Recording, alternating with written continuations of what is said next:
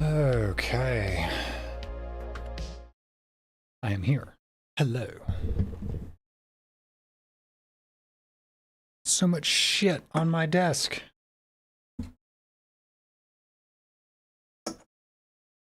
Hi.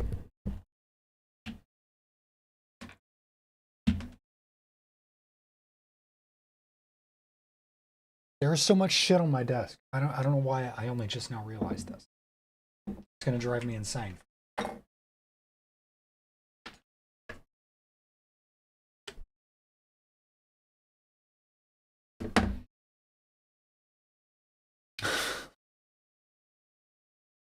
I don't know what's wrong with me.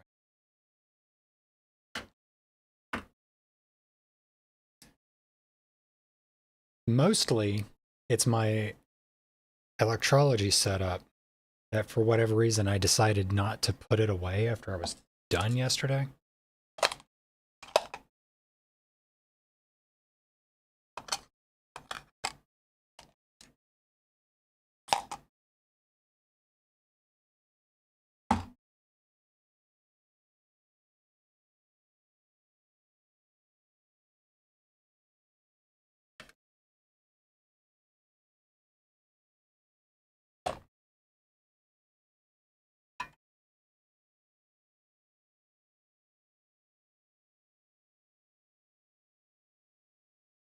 Okay, that's strange. The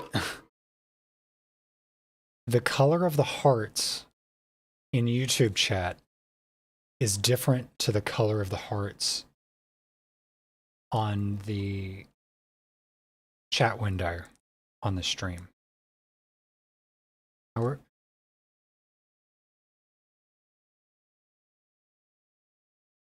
Oh, it turned the red heart into a white one. Why? Also, why the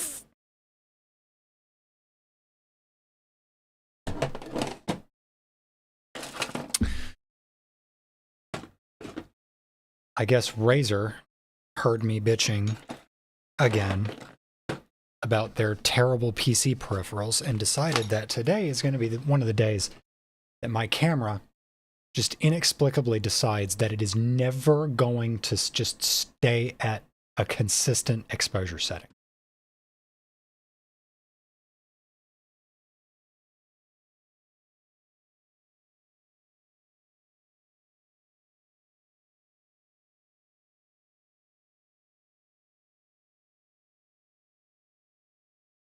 Okay, I guess every 10 to 15 minutes I'm just going to have to go into the settings and fucking refresh the exposure on my camera again.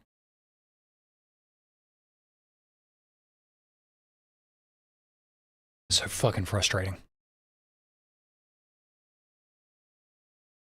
A growing pile of AR parts. There are worse problems to have.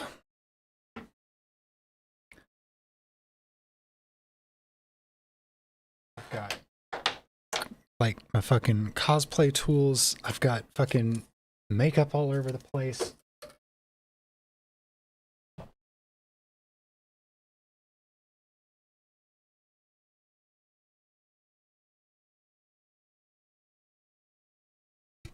Drink can, coffee mug.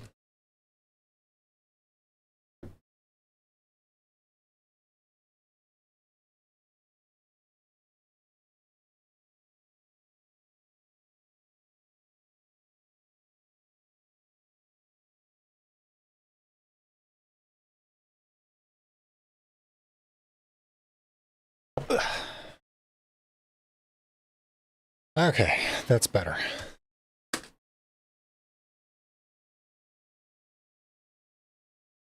See, it's doing it again. I can already see that it's doing it again. The fucking exposure on my camera is creeping higher and higher and higher.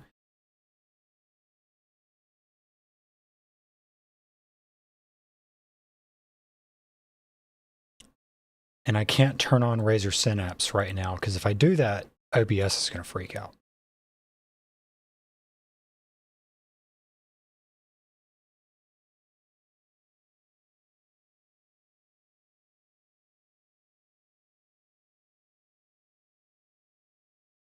Just stay at that setting.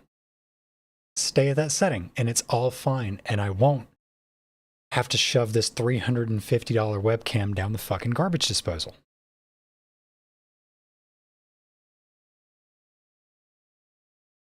That's frustrating.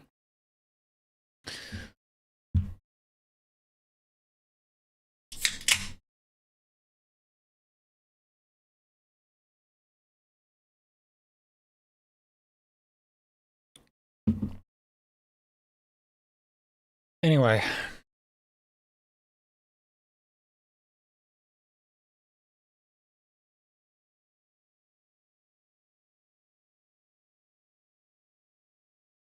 Camera. I will use you as a baseball.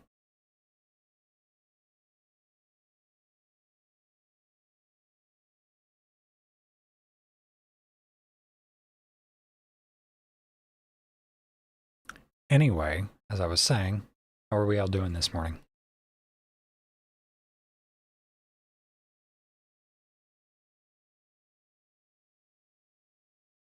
Ball? Ball?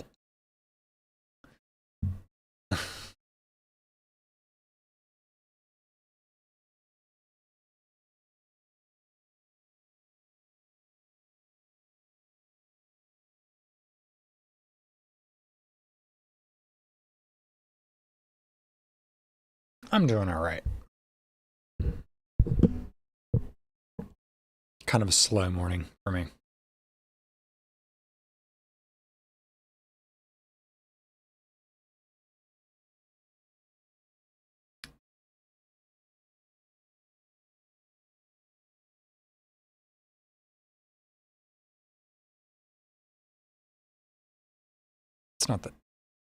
That's not the window I want.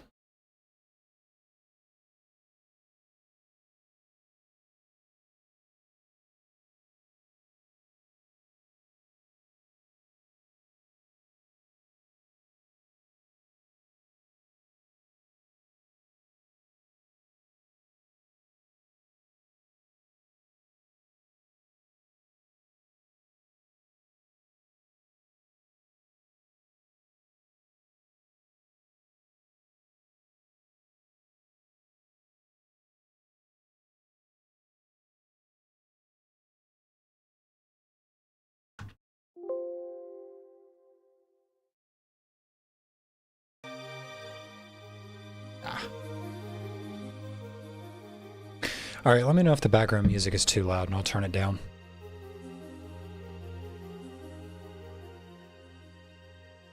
Or if I need to turn it up, as may be the case. And here we go again with OBS trying to tell me that my audio bitrate is 0 again, because that's a thing that it likes to do. I wonder, it's got to have something to do with the fact that I'm on HVENC.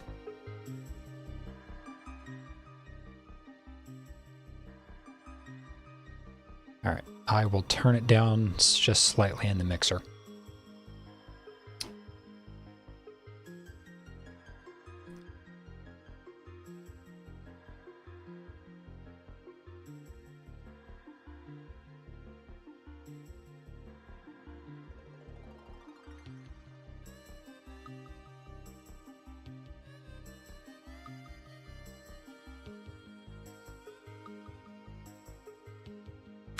I'm going to have to get some of the music from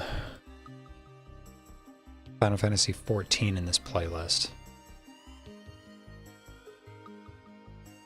Do that right now.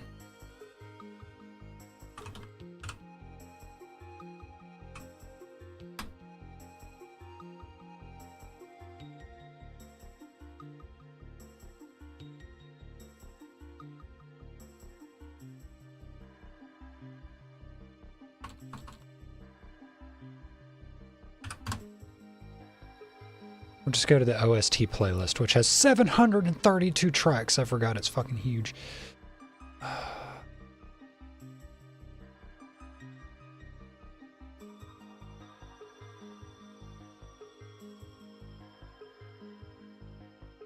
Okay, so we're not going to do it that way then.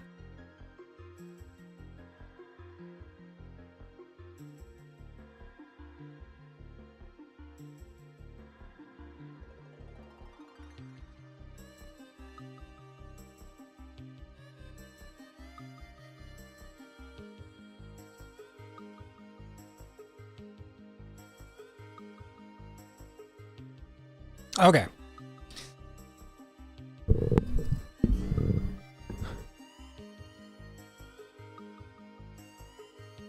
So, what's on the docket for today?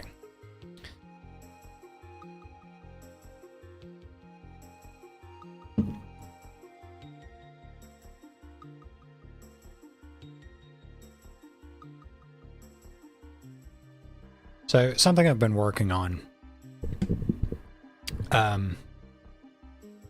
is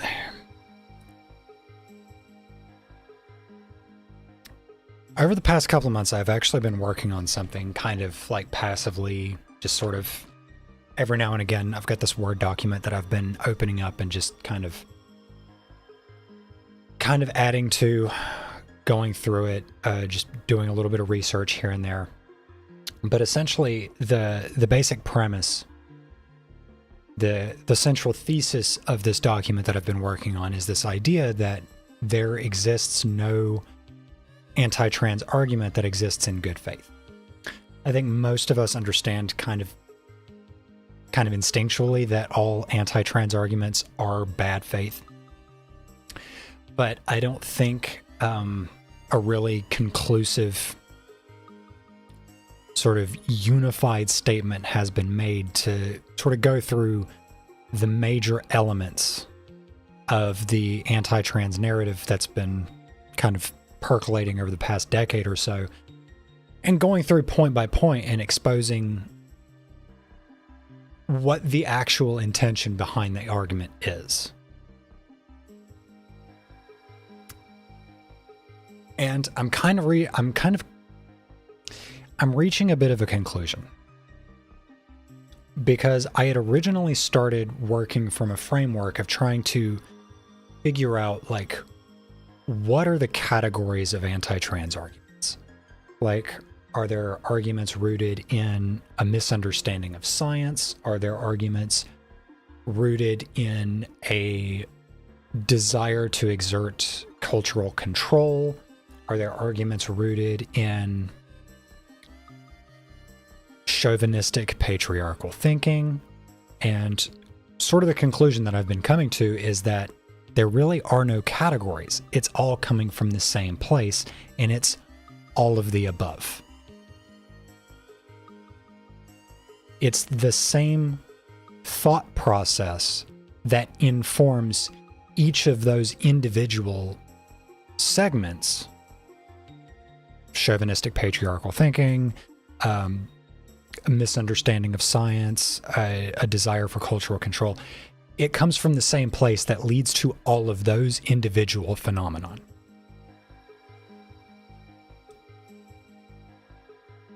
I guess the simplest way, the most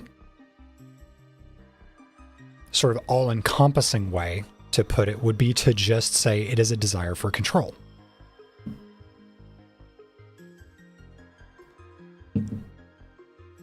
Now, you could go through and start to pick out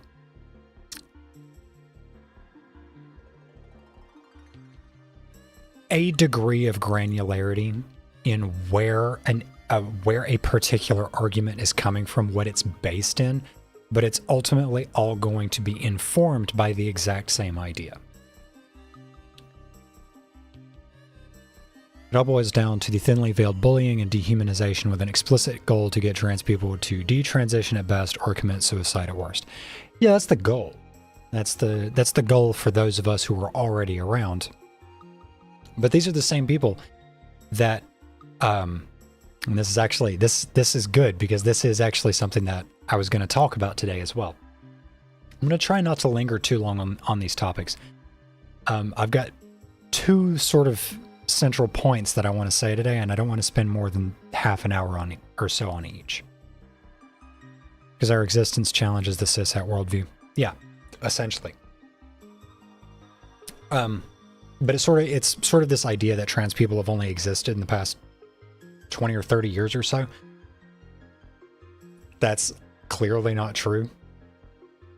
It's not even remotely accurate, and I'm not gonna do the weird thing where, like, start reaching back for, historical examples of like the Scythians and their alleged practice of some of their priests castrating themselves and drinking pregnant horse urine as a extremely rudimentary form of HRT.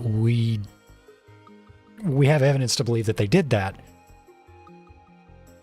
but that's not relevant to the current discussion. It is relevant to the idea that trans people have always existed, but there are much, much closer, much more explicitly documented pre-contemporary examples of trans people existing that we can reach for, that we know the people who are currently challenging our existence right now would have been exposed to when they were young. But we'll get into that. The thing that I want to talk about right now, though, is I kind of hit on a little bit of an epiphany. Bigots will still argue moronic semantics because of the evolving terminology. Like you said, it's all in bad faith. Yeah, and again, that's good because I am going to land on exactly that point when we start talking about the pre-contemporary examples. Because they've got an argument. They've got an argument, and it's just as wrong now as it was then.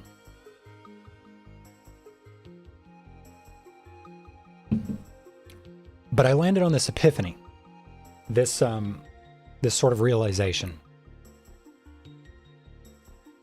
that I don't know who else has noticed this, but I would say in the past couple of years there's been sort of a resurgence in not really a resurgence, that's not the word. Sort of an effort, a reclamation, if you will, of the term transsexual. Now, I use the term transsexual all the time. And I've got a very specific reason as to why I use it.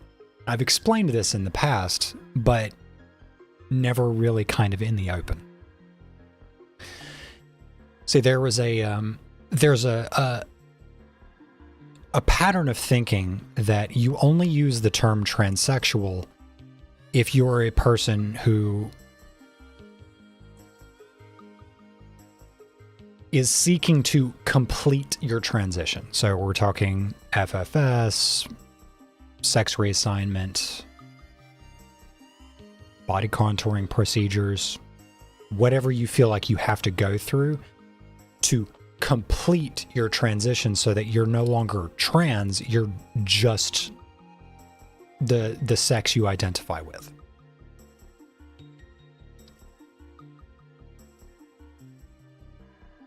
I use the term transsexual because I see it as a refutation of one of the more blatantly bad faith arguments that the bigots and the gender criticals and the transphobes like to spout.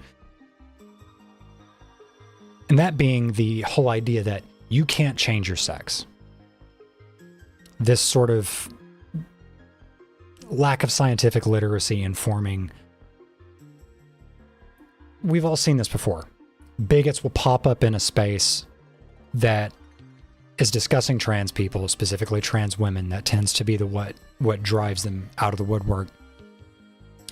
And they'll demand to be allowed to say things like, you can't change your sex, there's no such thing as changing your sex, you're ignoring biology, you're ignoring science, shit like that. First of all, who the fuck cares? Who cares? I know who cares, and I'll explain exactly who cares and why. But it's certainly not me. I'm not the one who cares about whether or not I can change my sex. Because I have no intention of ever being a parent.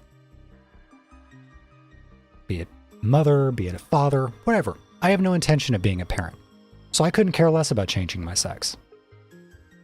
Now you may think, how does one thought lead itself to the other?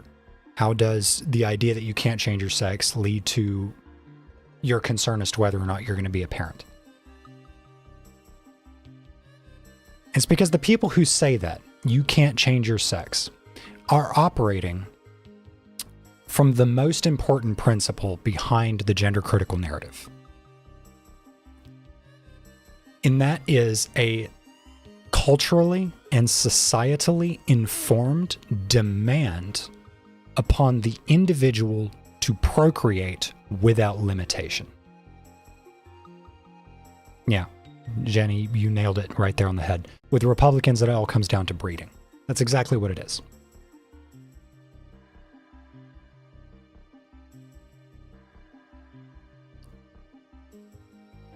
I use the term transsexual not because I'm interested in the debate as to whether or not I can alter my sex.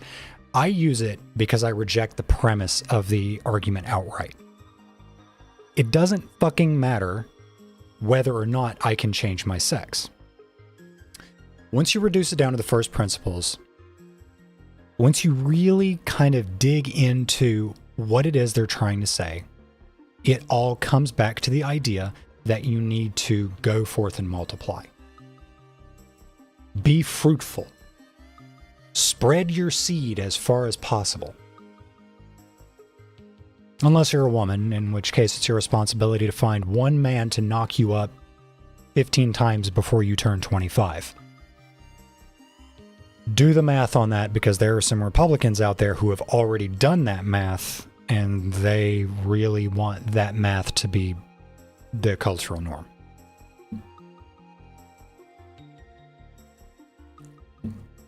The term ripe and fertile has more than once been said by Republican men talking about teenage girls. They wouldn't hate abortion if only non-white people had them. It's all about racial preservation.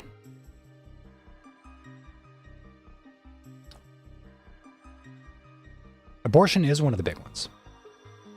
But it has to do with all forms of reproductive autonomy.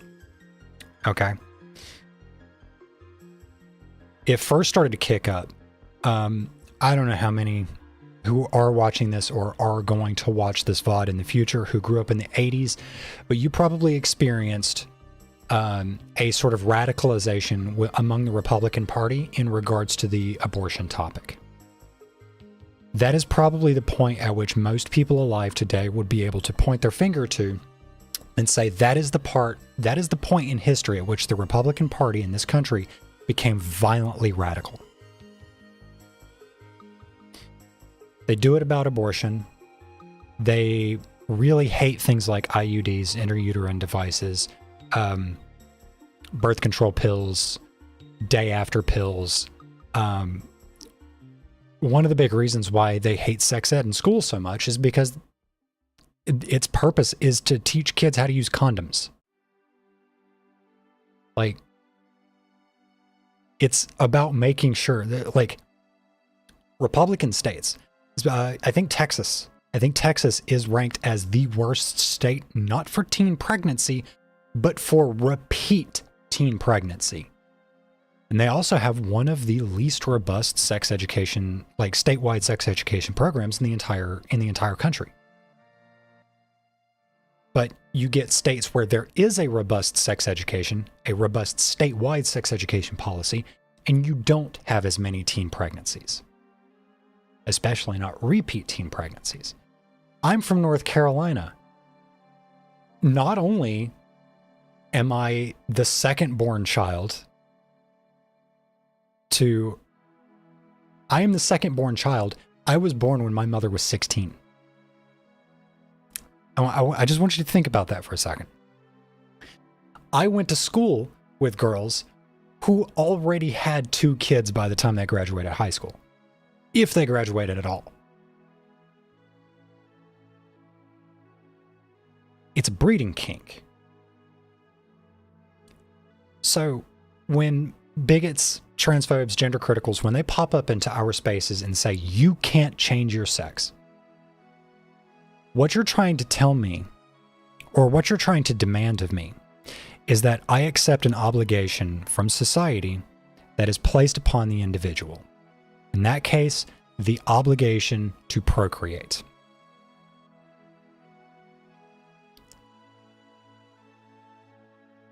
Two, that's why. Yeah. Yeah.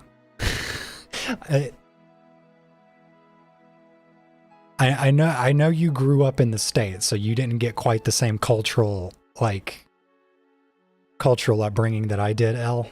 But yeah, over in North Carolina, the kids did some fucking, breeding like goddamn rabbits down there.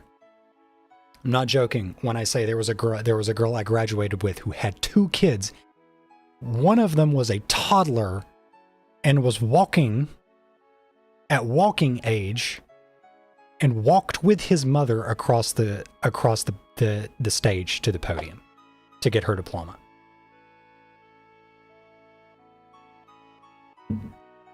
While her mother had the infant with her in the crowd.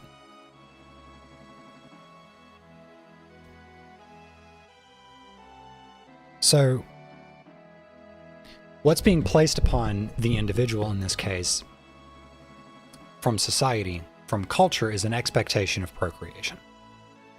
There's an obligation for the individual by their means to procreate as much as humanly possible. There's a reason why you have these pronatalists popping up, and they're getting money. They're getting monetary backing. That's why you're seeing the government is now like, what was it? Trump was like, we'll give $5,000 to every woman that like has a baby or whatever. The natalists are going fucking wild right now. And it has to do with their fear of white replacement. Or at least that's a big element of it. But there's also, you also can't discount motivations like the quiverful movement. Both sides of my grandparents had lots of kids, so I have lots of uncles and aunts. I never met the full breadth of my extended family. I know that I've got literally dozens of uncles and aunts. Like, the family is vast and extensive.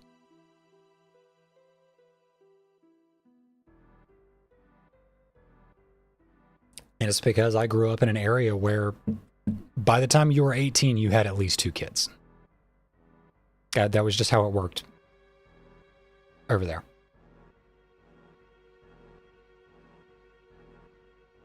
But that's kind of the point I want to land on, is you've got this idea that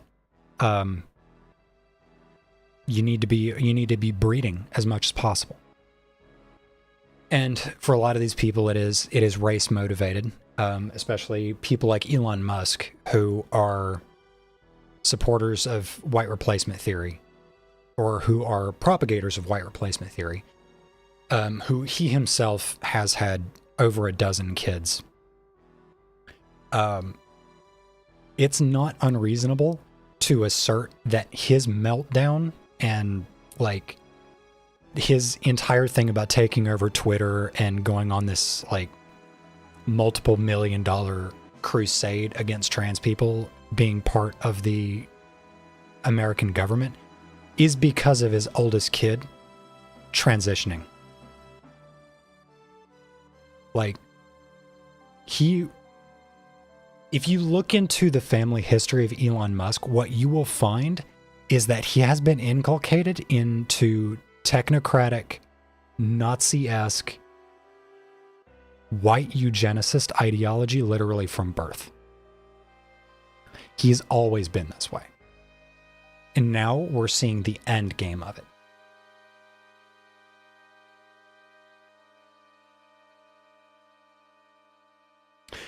So the question becomes, at what point do we shift from allowing society and culture to place upon the individual a set of rigid, blanketed expectations, to understanding that expectations placed upon the individual need to be informed by an ethical question slightly more robust than, well, what about what everyone else thinks?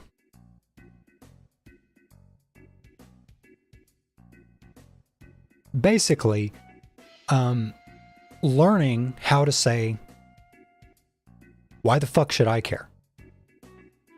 Why should I care about what society thinks? I think a lot of us are kind of abused of the delusion that we do that already, and that we probably hear people say something along those lines. Libertarians, for example. Libertarians are one of the people that will say, like, oh, well, you know what? Who gives a fuck what the government thinks? I'm going to do what I do. Well, these are people that want to cause harm to others and don't want the government being able to tell them not to do that. What I'm really talking about is, when do we get to a point at which we tell ourselves that we are in control of our lives? And that we are no longer going to let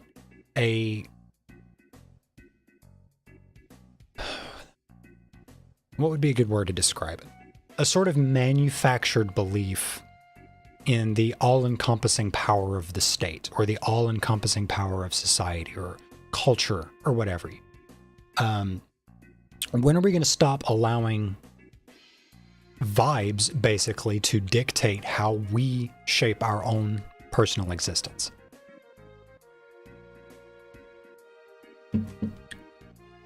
Any of this making sense so far?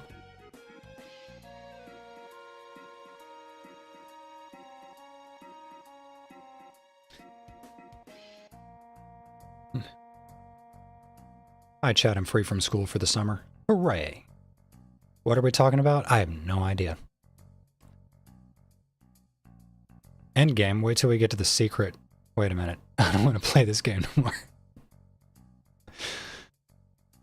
Oh, the only way to win is to not play it. Unfortunately, participation has become mandatory. Mandatory fun day, everybody. Yeah. I spilled my go juice on myself. Anyway,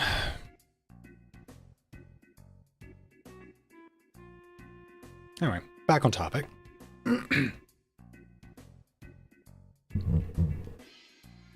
So, ultimately, the reason I fun fucked up nation. The reason why I use the term transsexual, why I'm not particularly offended by people using the word transsexual, and something that I'm secretly kind of excited about, because I've been seeing this idea coalesce in the larger trans community recently, is that we use the term transsexual because we don't give a fuck what anyone thinks.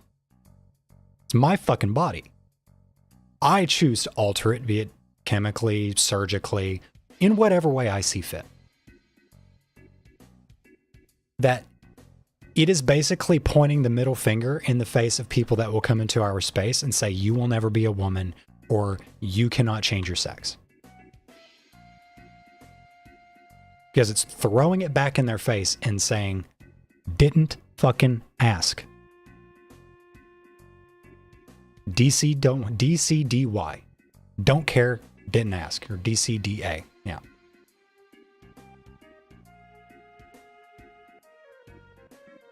I just worry about using it because it feels like a thing right-wingers say to sexualize us.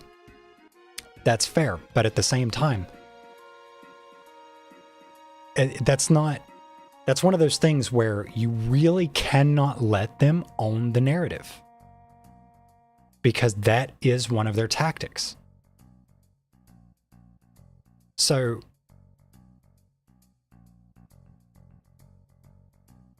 it all comes back to conceding the premise, right? Like, and this is another one of those parts that it's kind of side loaded to the revelation that I've had recently. I can't help but to associate it with transmed pick-me bullshit. Yeah, that's who was using it for a time, but like I said, I've been seeing a lot of people within the greater trans community use the term and use it specifically as a weapon against the gender criticals for exactly the purpose that I've been talking about, of using it as a refutation of the people who try to say that we don't understand biology and that we are fighting against science.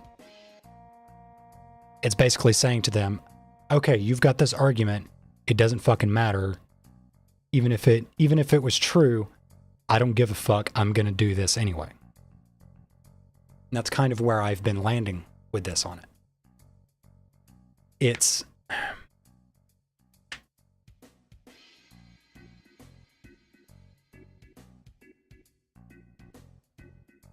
this whole idea, when the gender criticals, when they say things like that, when they say you will never be a woman, you can't change your sex, it's a demand that people procreate without limitation.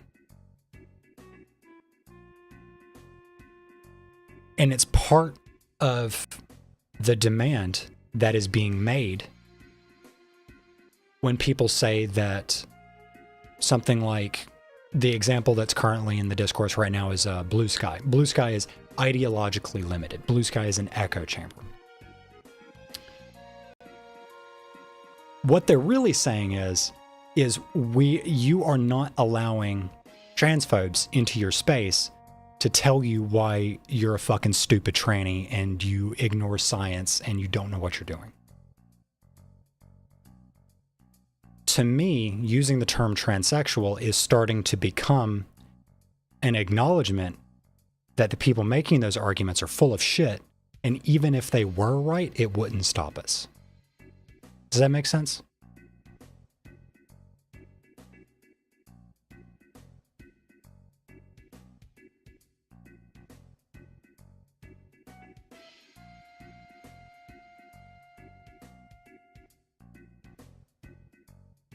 But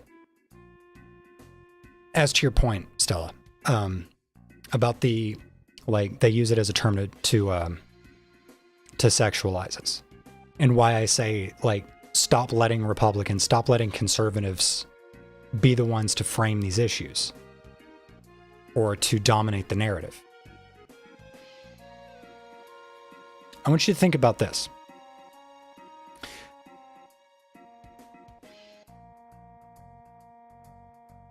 I think this is obvious, what I'm about to say, but there is a level of irony that I think very rarely actually gets pointed out when you've got bigots coming to us to say that we don't understand biology and that we are fighting against science.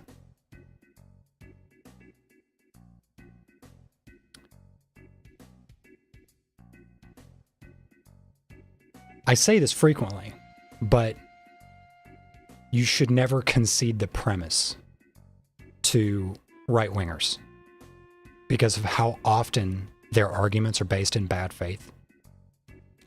But this is one of those times where chemtrails, weather control, flat earth, exactly what I'm getting to. This is one of those times where even trying to discuss how their understanding of transsexualism is wrong is conceding the premise to them. It is giving them validity, at least in their own minds, by trying to answer to their questions. Because it's just asking questions bullshit. It's jack-offery. Right? You're conceding the premise the second you allow them to bait you into a topic, into a discussion of the science.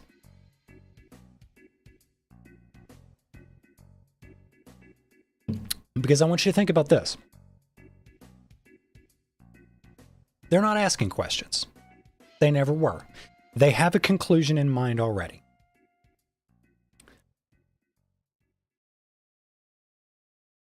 I'm just asking the Jewish question. Yeah, pretty much. They have a conclusion in mind already. They're not asking questions. And they're especially not interested in the science. They never are.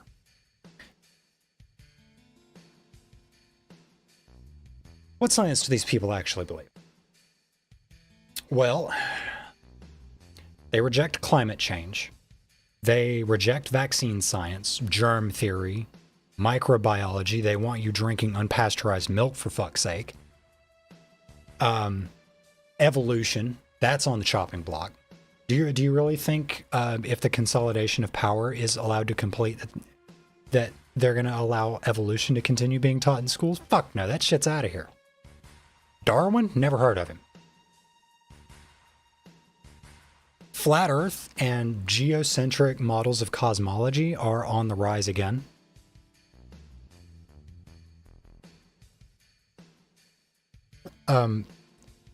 What about computer science? What about computer science? Well, computer science is increasingly dominated by people that are following the every whims of generative AI, almost as if it's becoming a cult.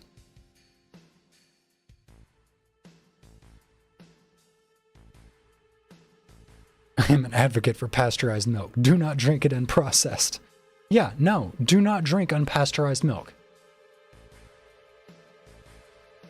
Like, you're going to fucking die of some easily preventable disease. So these people, they don't believe in science. They don't care about science, especially if it's science that is going to punch a hole in their social framework. They don't agree with science. They want science to agree with them. Does the name Galileo ring any bells? The religious institution, which just so happens to be the dominant driving force behind the current push for right-wing authoritarianism, when it has control, when it gains control, it suppresses the humanities, it suppresses the sciences. Why, if they are not going to engage with other scientific fields in good faith, would they engage with trans science in good faith? They won't. So you'll be like desperately trying to cite statistics and the work of scientists doing real research into the trans issue. Meanwhile, they can just fire hose a complete just avalanche of bullshit at you that you can't possibly all address. Something known as the Gish Gallop. I can't remember what's the guy's first name? Andrew Gish? Anthony Gish?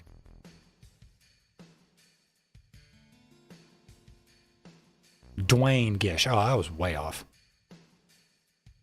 During a typical Gish Gallop, the galloper confronts an opponent with a rapid series of specious arguments, half-truths, misrepresentations, and outright lies, making it impossible for the opponent to refute them all within the format of the debate. Each point raised by the Gish Galloper takes considerably longer to refute than to assert.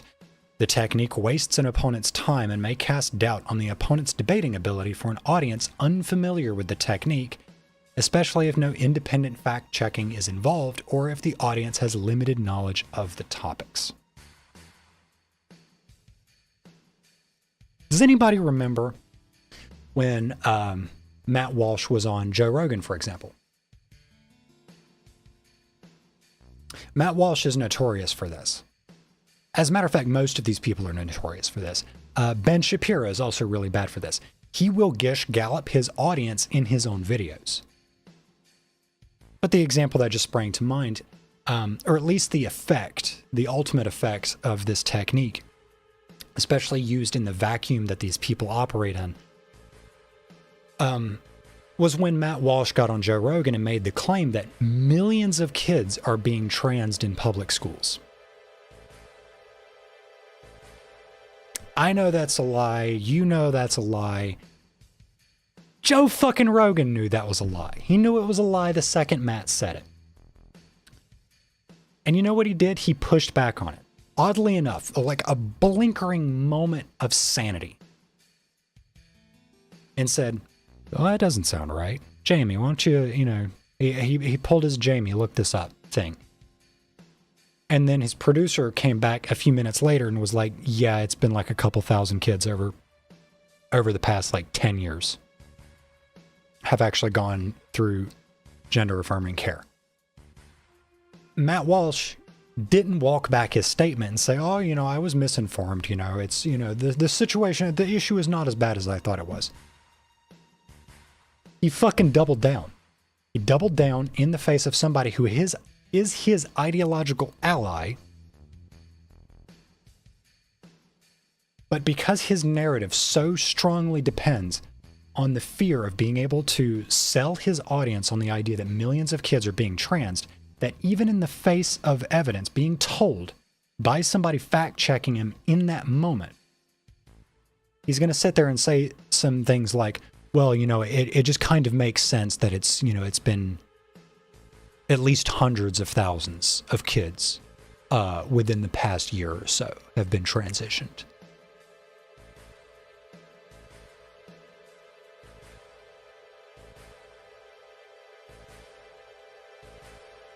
That's what we're dealing with. You've got people who are so comfortable with the act of lying about trans issues that even when they get fact-checked to their face, they're going to continue following the party line. They're going to continue following the narrative. Meanwhile, we, on the other hand, are bound by facts. They are not. So why engage them in a scientific debate? They're not going to address anything that we say honestly. So why give them the time of day? Now, obviously, I realize that that's one of those easier said than done moments. But it's why I constantly say don't concede the premise. You have to be really careful about how and when you actually interact with these people. Because they will not operate in good faith. They will lie. They will fire hose you with bullshit. They know it's bullshit, but they know you can't answer to every single thing in the amount of time that they are going to afford you. They seek to overwhelm you with bullshit because they have nothing but bullshit. And it's part of the reason why I say there does not exist a single good faith anti-trans argument. It doesn't happen.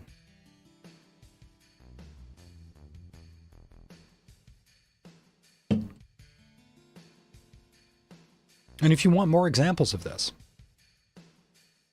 of how the facts don't matter, and as a matter of fact, facts are counter to what they want. Let's take the Cass review, and let's take the Utah State University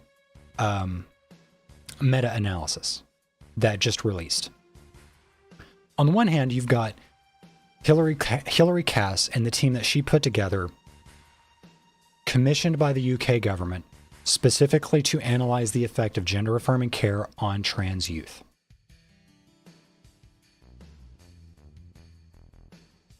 The scientific community said that the study was malformed and reached an incorrect conclusion. The medical industry has come forward to say that the study was malformed and came to an incorrect conclusion.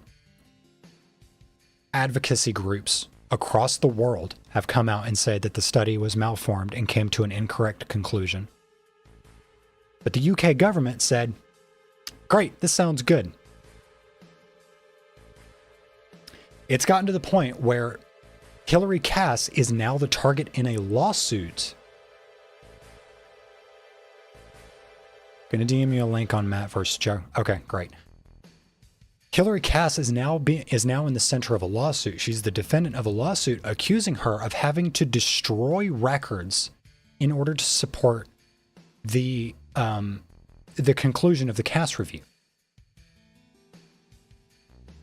The UK government is currently being accused right now through the NHS of destroying, or at the very least suppressing, records of trans minors committing suicide because of the lack of care. Because either the wait times are literal years, or because they're just now getting to the point where they can receive the health care that they really need. And what's been happening recently has pulled that away from them. And now they don't have that option anymore. So Keir Starmer, Queer Harmer, is allegedly urging the UK government to destroy that data, to suppress that data whenever possible. The data that trans kids in the UK are becoming increasingly suicidal in the face of things like the Cass Review and the UK Supreme Court judgment. On the other hand, you've got the study that Utah commissioned that came back and said, I just want to get my figures right.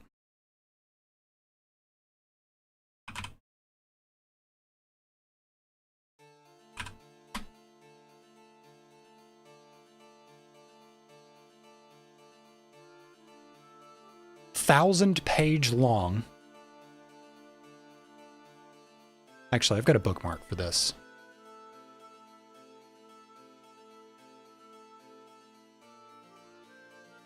I should have pulled this up earlier.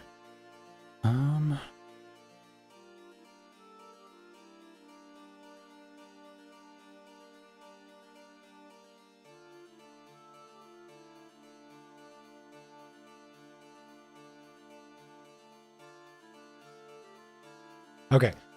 When Utah Republicans passed a ban on gender-affirming health care for children and teens in 2023, they argued it was needed to protect vulnerable kids from treatments that could cause long-term harm. Years later, the results of a study commissioned under the same law contradict that claim, and the Republican-led legislature is facing pressure to reconsider the restrictions. Utah's Department of Health and Human Services and experts from the state's leading health organizations concluded from a study of thousands of transgender people that gender-affirming care generated positive mental health and psychosocial functioning outcomes. Utah State is attempting to suppress this study because, again, facts are counter to their narrative. They can't be having them pesky old facts out there supporting trans people existing.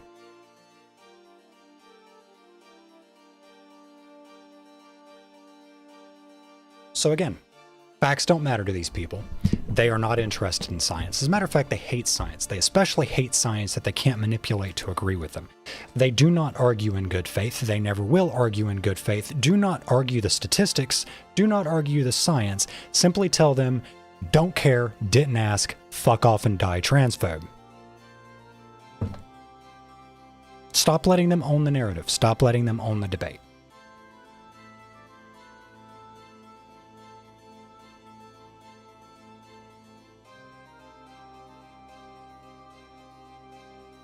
It's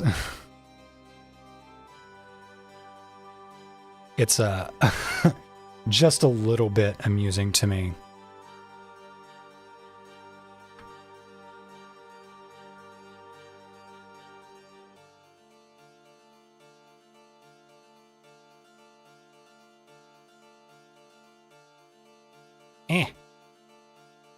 It's just a little bit amusing to me that I finish off my rant on the theme song for the character that I take my name from.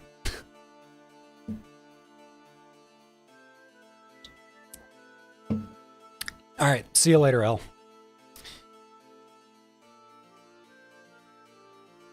Or rather, I'll see you when we both work next. Probably going to be Tuesday, I think.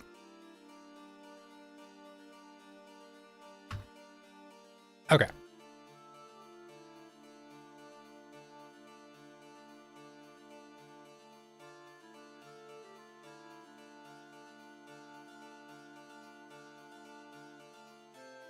Ah, yes. Yes.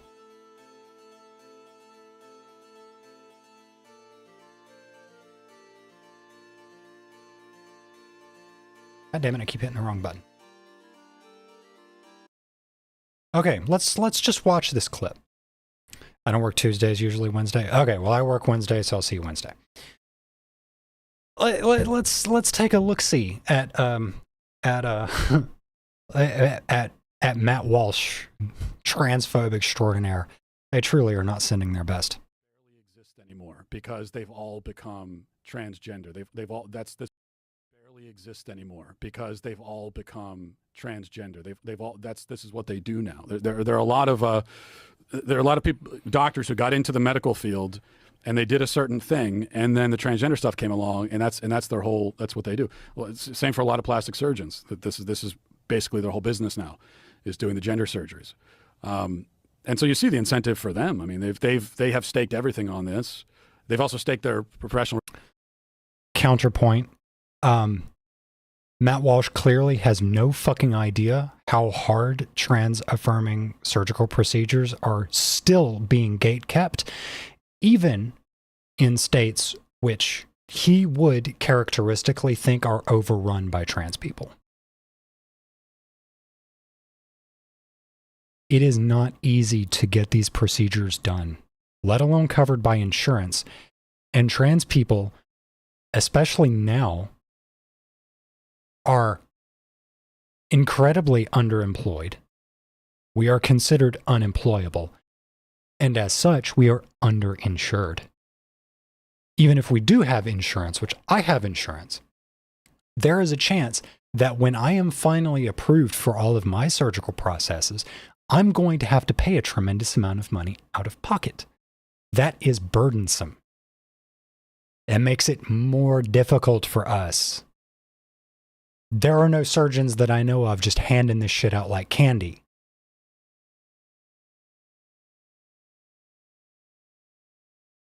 Insurance won't even cover hair removal. You think we'll get bottom surgery approved? I don't know. Because, like, my insurance, I can't get hair removal covered, like, out of pocket, but I can get it reimbursed as long as I meet my annual deductible. Reputation. Because that's the other problem. Not only is it the political incentive and the money, but if they admit that they're wrong, then they're also admitting that they have horribly disfigured and abused thousands, maybe millions of kids. How many people? There's the millions of kids claim. Watch this happen in real time. Have had this done? Depends on what. I don't think we have exact numbers, but if we're talking about the drugs, I mean, millions. If we're talking about he's talking about the HRT. Specifically, in this case, puberty blockers. Puberty blockers is the scare word that the Republicans are using right now. Matt Walsh has been on this puberty blocker shit, like, this came out 2 years ago. That's how long this has been going on. You're talking about hormone blockers? Yeah. Millions of kids have been on hormone blockers? Really? I'm sure someone's going to fact check me on it, but my... Did you see what just happened? All Joe Rogan had to do was like, millions of kids, really? And then immediately Matt's like, well, you know, I'm sure somebody's going to fact check, but you know, it's got to be a lot. It's got to be a lot of kids. Let's keep watching. My guess is that we're into the millions now at this point. Yeah, that would be my guess. I can say for double mastectomies, I read a report recently that there were over 1,000 done between 2016 and 2019. And when you compare that to how many were done between, 2008 and 26 to 2019, over 1,000 double mastectomies.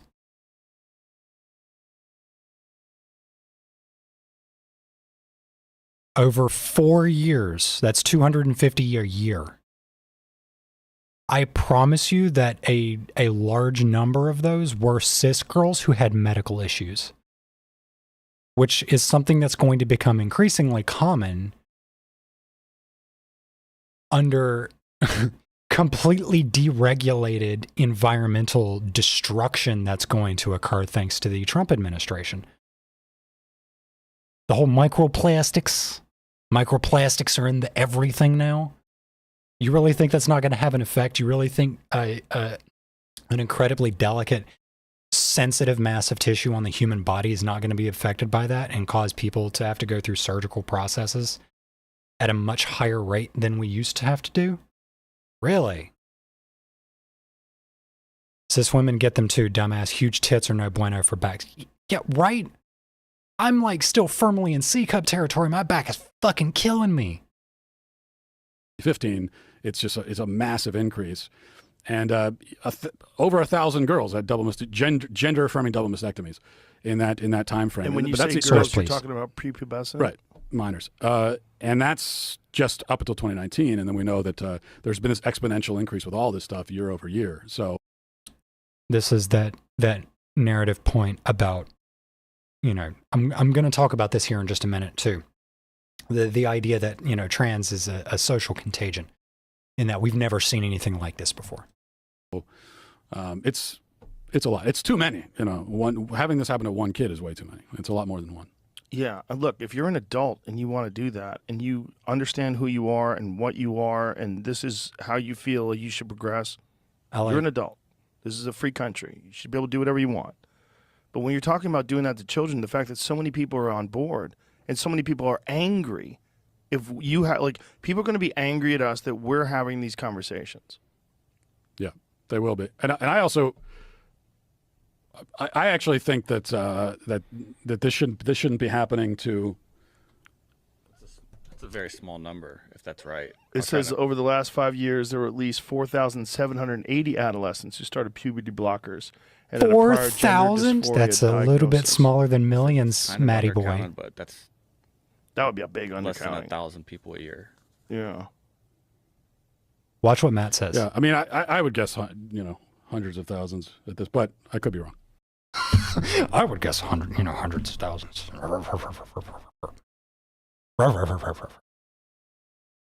Again, facts don't matter to these people. These people don't fucking care about facts. Matt Walsh is a fucking idiot. Really? Oh my God. Yeah, Matt Walsh, ladies and gentlemen. The transphobes are sending their brightest. It just so happens to be Matt fucking Walsh. The arguments haven't changed either. It's still about protecting the whammons and you know the mutilation, the kids being mutilated. It's the same tired bullshit they drag out every time.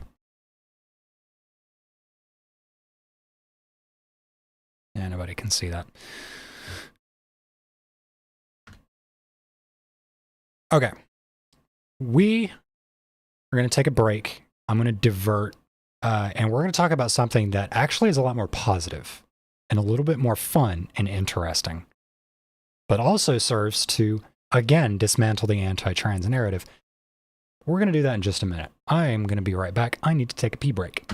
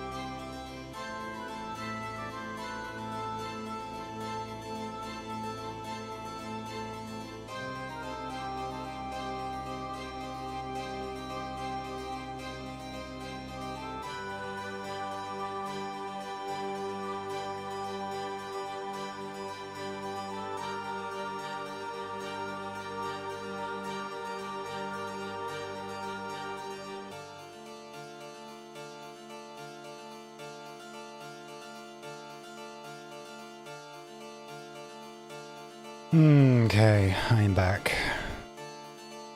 As soon as I can find the right button. There we go. I was so good with my hotkeys once upon a time, and it's just leaked out of my brain.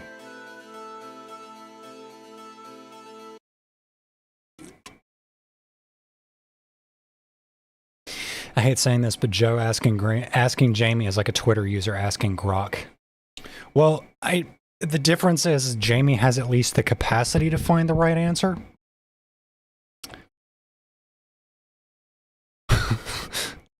Like, the option is there. With Grok, it's like it's whatever Elon wants it to say that particular day.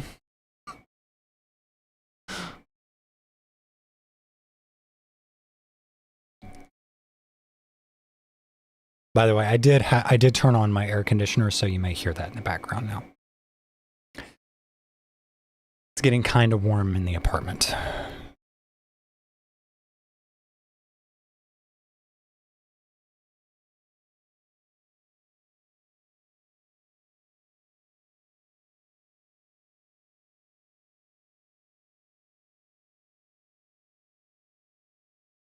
Okay, so at work, they've been playing this. This David Bowie song, and it's normally like, God, what's a Bowie song that typically gets played on the radio? Rocket Man. Was that the actual name of it?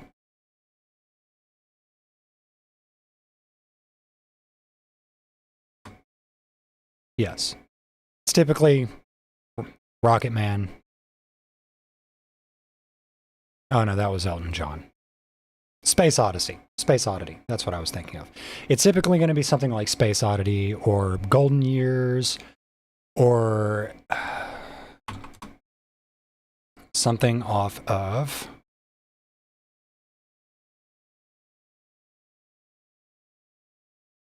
Black Tie White Noise. That's the album that I tend to see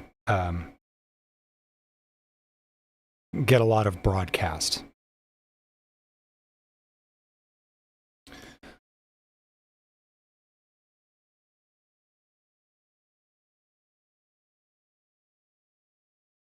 But they've been playing this David Bowie song over the radio where I work, and it's a song by the name of Rebel Rebel.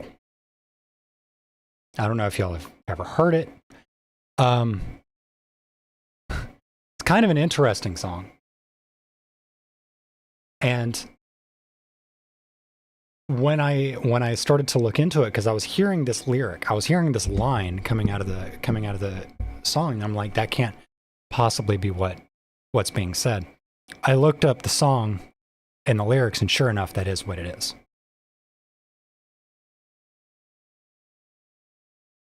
Come on.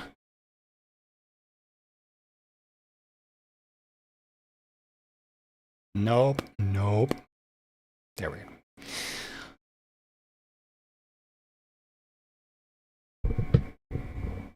It's the song Rebel Rebel by David Bowie. You've got your mother in a whirl. She's not sure if you're a boy or a girl. Hey babe, your hair's all right. Hey babe, let's go out tonight. That's none of that is super important. But that line, she's not sure if you're a boy or a girl, that jumped out at me. I did not leak DMs. Okay, I did show you linking that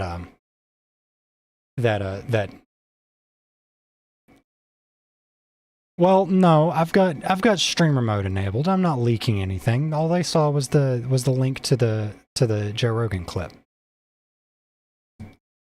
Anyway, this song got me kind of rabbit holing because I had to think to myself, the song came out in 1974, right? And we've got what I feel is a fairly explicit statement of gender nonconformity. Now, as I was looking into this song originally, I kept coming across statements that, you know, oh, it's about Bowie's bisexuality. Which, I mean, first of all, Bowie was extremely performative, and it's highly contested whether or not he actually was bisexual. Because at first he claimed he was gay. Then he claimed he's bi. Then he claimed he's straight. And then he says things like, I've got a spiritual connection to bisexuality. There's some evidence to suggest that he may have had a couple flings with a dude here or there.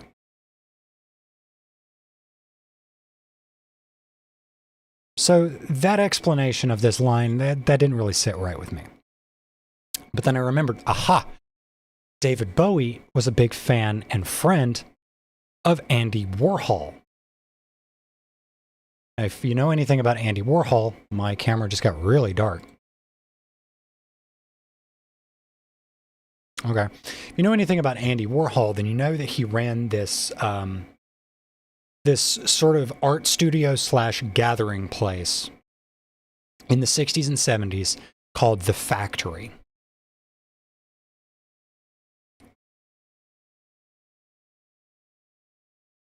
And it's where he worked on a lot of his art. It's where he would bring in other artists that they could work on their projects. He brought in a bunch of actors and actresses so that they could spec script, you know, plays and musicals and stuff like that. It was a place where he brought artists and people connected to artists together as a sort of collective.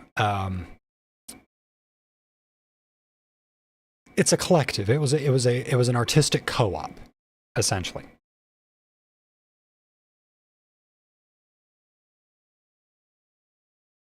A certain type of people were very common in the factory, those being trans women. Now, the semantically inclined among certain people may attempt to say, oh, well, you know, back then they just called them drag queens. They were just drag queens. It's you modern wokies that have got to turn everything into saying that everybody's trans. They were just drag queens. They didn't think they were actually women. As I've continued to do research on this, these two names right here, Holly Woodlawn and Candy Darling, absolutely trans women. Irrefutably trans women. These are people that lived their lives as women. Everyone around them knew them as women, not drag queens. They were two of a rather large group of other trans women who were associated with the factory. Again, David Bowie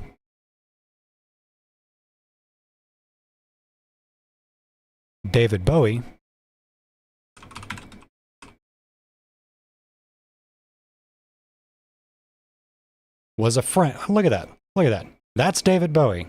And he's got his characteristic pupil there. That's David Bowie at a premiere for one of Warhol's projects. But again, he took a small but pivotal role as his friend Andy Warhol in Basquiat, artist and director Julian Schnabel's 1996 biopic of Jean Marc. Okay, that sentence just read weird for me. He took a role as Andy Warhol, who was his friend, in this biopic. But again, he is a friend of Andy Warhol. He is an associate of the factory. Let's say a factory.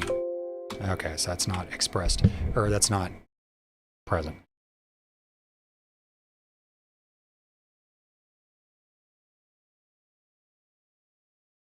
So we have gender nonconformity from Bowie. We have him being an associate of Andy Warhol. who ran a social co-op that featured a shitload of trans women, again, in the 60s and 70s.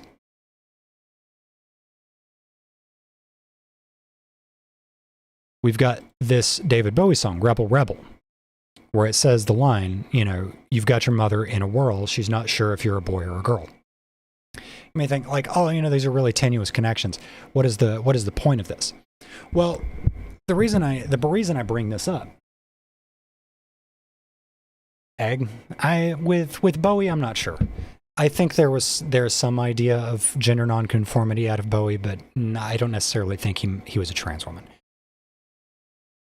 Kurt Cobain, on the other hand, that's a topic for another discussion. Kurt Cobain was a huge fan of David Bowie. The reason I bring this up is this idea that trans people are a new thing, that trans people are a new phenomenon. We are not. Transphobia is. Gender criticalism is. We are not new. We've been around forever. Now, certain people will like reflexively reach for these really stuffy, damn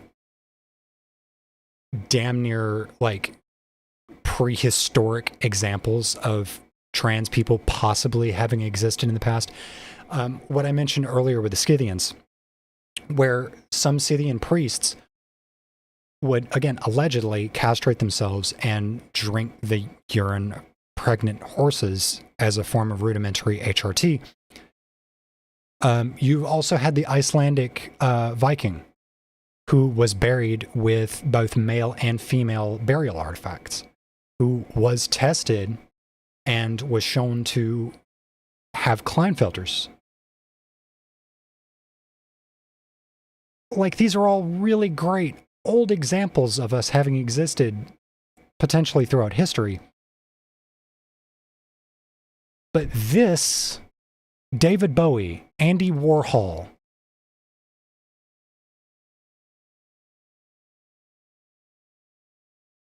Holly Woodlawn, Candy Darling, these two are really important. These two names are really fucking important.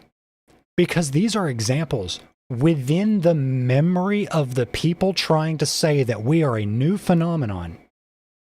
They would have had exposure to their fucking names. Do you want to know how? Candy Darling was the subject of a Rolling Stones song called Citadel. This song came out in 1967. You mean to tell me that some 80-year-old geriatric in Congress trying to sign bills talking about the social contagion aspect of transsexualism didn't listen to fucking Rolling Stones when he was a kid? Candy Darling was one of several transgender performers, or drag queens as they were known then. No. I'm going to explain why that's wrong. Sponsored by pop art superstar Andy Warhol. Taffy, also a drag queen, was her friend. Candy recounted a story of how she and Taffy once met Mick Jagger and Keith Richards. Let's see.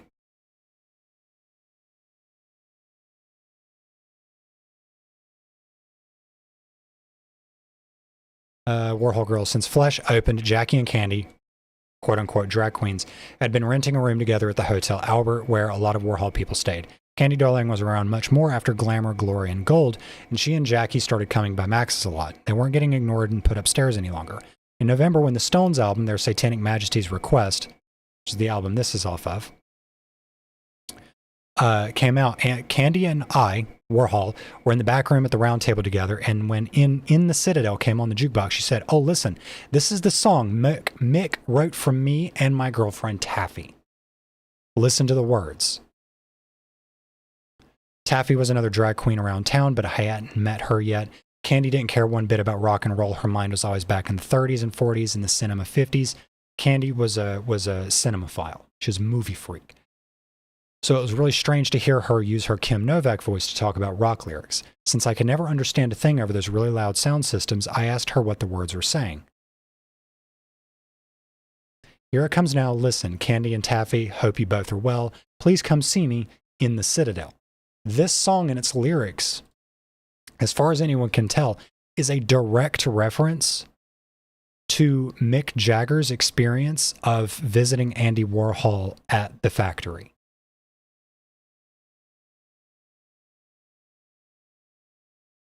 So,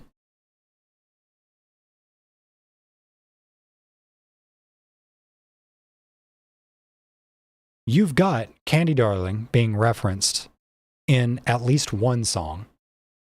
Actually, she's been referenced in a lot of fucking songs. A lot of songs from the 70s. Darling is the subject of the song Candy Says on the opening track of Velvet Underground's self-titled album in 1969, written by Lou Reed. Lou Reed has written, it's got to be 3 different songs specifically about Candy. These people can't tell me that they don't know about the Velvet Underground.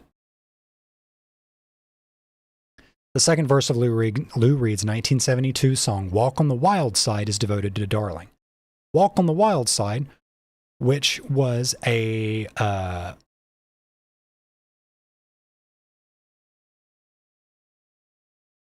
was a line here. Walk on the Wild Side became a worldwide hit. The single peaked at number 16 on the Billboard Hot 100 singles chart in early 1973. This is a song that expressly and explicitly talks about multiple trans women. It was also very risque just in general.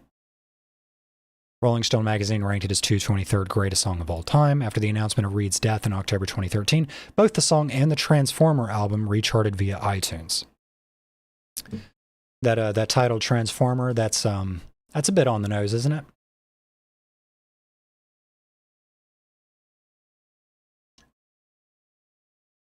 That's a bit on the nose, isn't it? I wonder why the word transmission or fuck, where did it go? Why transformer, transmission, why words with trans keep coming up in these songs about trans women?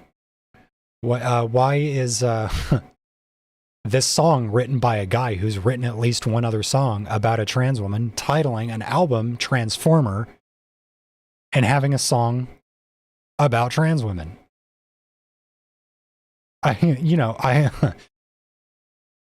If you were a conspiratorial sort, you might start drawing conclusions there.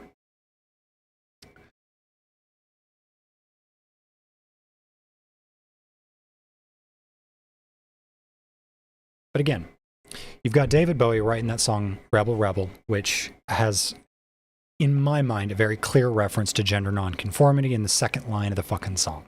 Talking about a person whose mother can't figure out, is my kid a boy or a girl?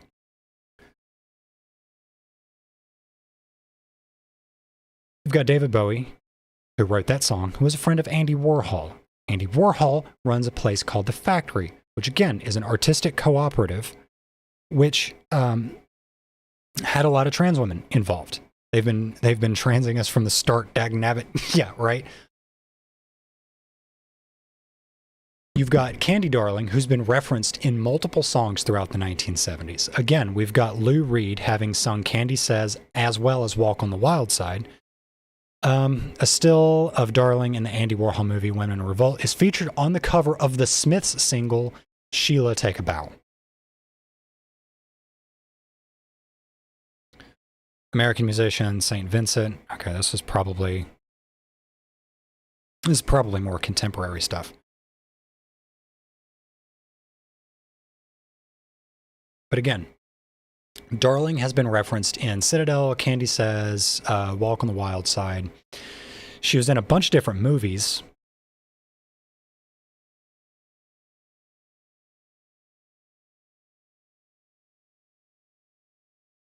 Let's see, where was the... Warhol was enamored by Darling's beauty and cast her in a short comedic scene in Flesh with Jackie Curtis and Joe D'Alessandro. After Flesh, Darling was cast in a central role in Women in Revolt. Women in Revolt was first shown at the first Los Angeles Film X as Sex, under the title Sex. It was later shown as Andy Warhol's Women. The day after the celebrity, where did it go? Darling went on to appear in other independent films, including Silent Night, Bloody Night, Win Chamberlain's Brand X, and a co-starring role in Some of My Best Friends Are. She appeared in Clute with Jane Fonda and Lady Liberty with Sophia Loren. Some big names. She went to Vienna to make 2 films with director Werner Schrader, The Death of Maria Malibran, and another film that was never released. Darling appeared in Vain Victory, The Vicissitudes of the Damned, directed by Jackie Curtis at La Mama Experimental Theater Club in May/June 1971. So she's been referenced in a lot of different music, and she's been involved, or she had been involved pretty heavily in the independent film scene in the 1970s. But again, trans people are a relatively new thing.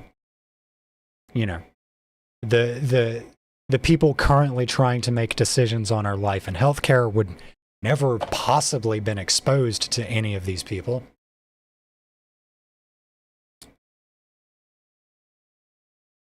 Because, you know, they've never listened to David Bowie.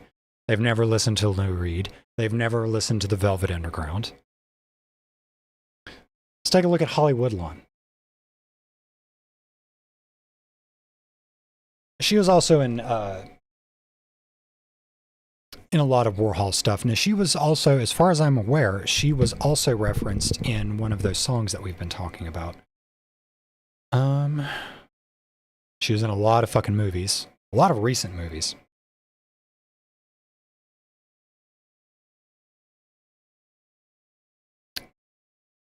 She died in 2015. Yeah, just a drag queen. Just a drag queen. Not actually a trans woman, just a drag queen. You know, because the whole trans thing is a modern invention. And drag queens, you know. But prior to 2014, you were a drag queen. After 2014, you're a tranny.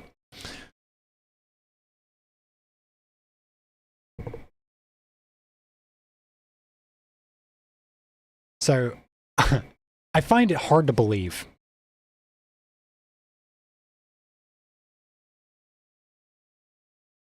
Where was that? Where was that? Actually, I do need that tab.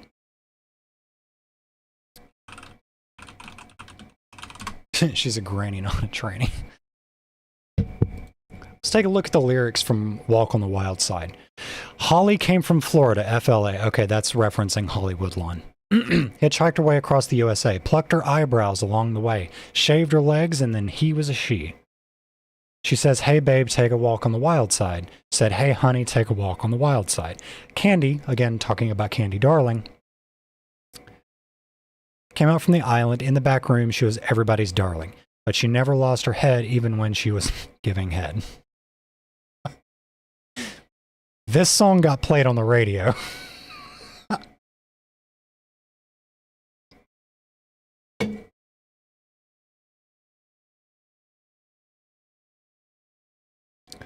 Lou Reed, singer of the Velvet Underground.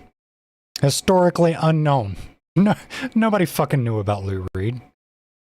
It still is played on the radio. Yeah, I know. I've heard it somewhat recently. Again, uncensored. I fucking straight up heard it say the giving headline. Like, trans people are not a new thing. They've been talking about us for fucking decades.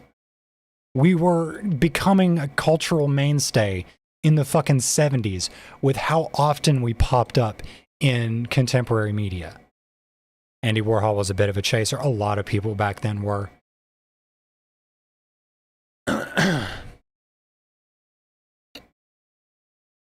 But again, you've got David Bowie, who I'm pretty sure was to some degree gender nonconforming, who wrote a song whose lyrics pretty explicitly talk about gender nonconformity. You've got all of these people connected to Andy Warhol through the factory. Andy Warhol is not an unknown name. Andy Warhol will be known among people in their 60s and 70s. Comes the nature of girl with dick. Well, yeah. Hollywood Lawn, Candy Darling, all being referenced in Velvet Underground songs, in fucking Rolling Stones songs. Say she was also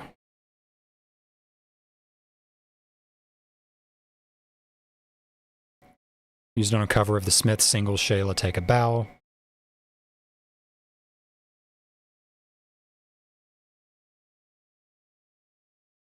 And then all of these movies that she was in while she was alive. And then again, the same thing with Holly Woodlawn. All of these movies that she was in while she was still alive. Like, the cultural exposure to trans people has been going on for a long time now.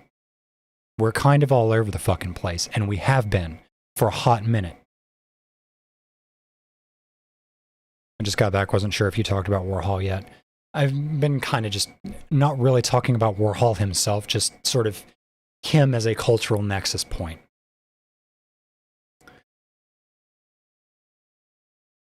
But these are two examples of trans women that are knowable historical figures within the living memory of people who would have been exposed to the media that referenced them when it was new, who are currently trying to say that trans people are a new phenomenon, that it is a social contagion. These are songs that came out in the late 60s and the early 70s. You cannot tell me that these people had no exposure to trans people and didn't know about it. Of course they did. Of course they knew. They just didn't care until recently. Trans people are not a new phenomenon. Not bigots, transphobes are a new phenomenon. Now, obviously, they didn't like us all that much back then either. But it was more of a sideshow distaste. Like, oh, look at that strange person over there. Instead, now what we've got are entire political movements are being judged upon how harshly they want to go after trans people. Again, we are not a new fucking phenomenon. Transphobes are.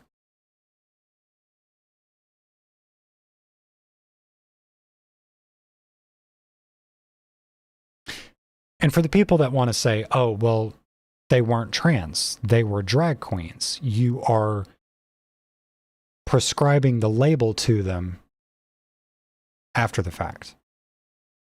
That, you know, transsexualism wasn't a thing, that transgender didn't exist back then. Well, you're wrong.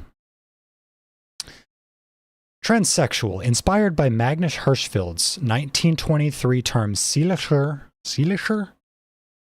I don't know how that's pronounced. Transsexualismus. The term transsexual was introduced to English in 1949 by David Oliver Caldwell and popularized by Harry Benjamin in 1966. Around the same time, transgender was coined and began to be popularized.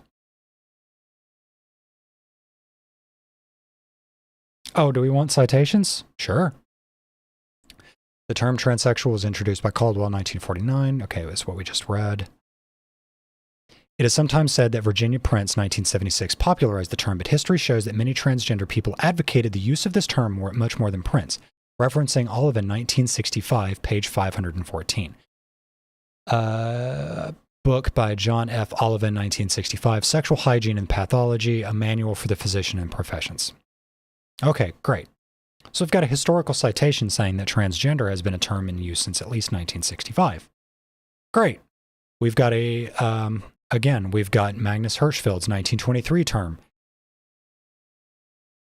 The Road to Inclusion, Transgender Healthcare in Canada. Okay, that's not a reference to Hirschfeld's work, but whatever, we'll look at it.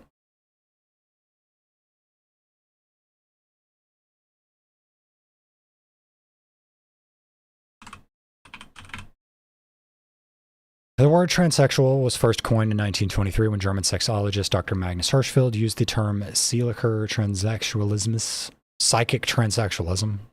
Huh. wow, in a journal paper. Since Hirschfeld wrote about a wide range of topics in sexuality, it wasn't until another German-born sexologist, Dr. Harry Benjamin, published The Transsexual Phenomenon in 1966 that transsexuality truly entered the medical literature.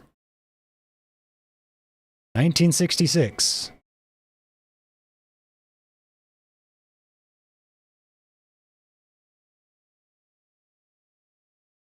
Where was that other one?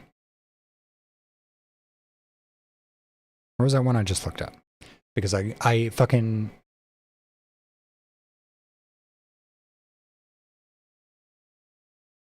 Aha. Okay.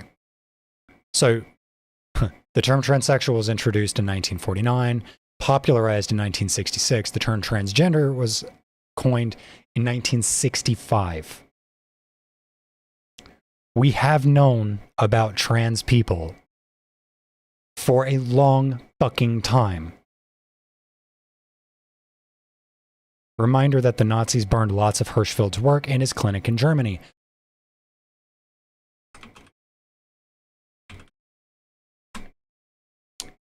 The image that you're about to see is of the Nazis burning the books from the Hirschfeld sexology clinic.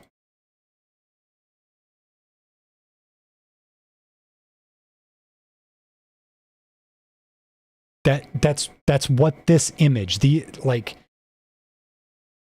this one right here is from the sacking and burning of Hirschfeld's clinic. One of the most popular images of the Nazi book burnings was when they attacked Magnus Hirschfeld's clinic.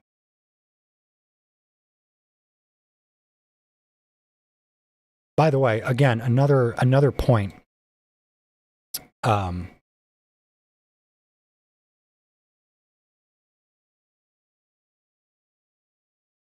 need to find her name. Dora Richter. German trans woman and the first known person to undergo complete male to female gender affirming surgery. She was one of a number of transgender people in the care of sex research pioneer Magnus Hirschfeld at Berlin's Institute for Sexual Research during the 1920s. It was previously thought that she was killed in the attack on the clinic. However, recent evidence to suggest that she actually lived a long and happy life up until her 70s. Yeah, Richter died at the age of 74 in Allensburg, Bavaria, on 26th of April, 1966. So she actually got to live a long, fulfilling life. She managed to escape the Nazis. But again, we are not a new phenomenon. Transphobes are.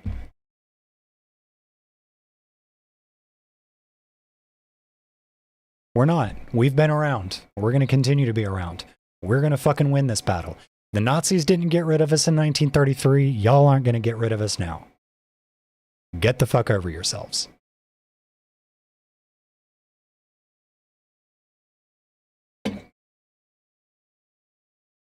Okay. How do we feel about playing some video games? Let's play some video games, shall we?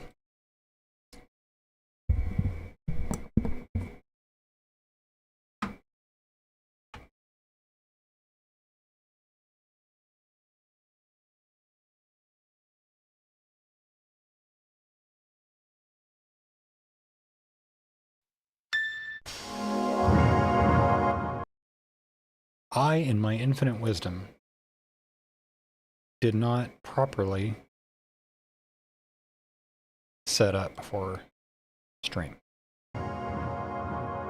There we go. It works. Great. Okay.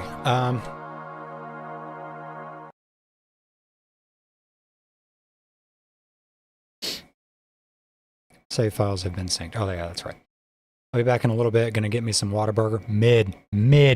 Whataburger is mid. Sorry, I have strong feelings about Whataburger.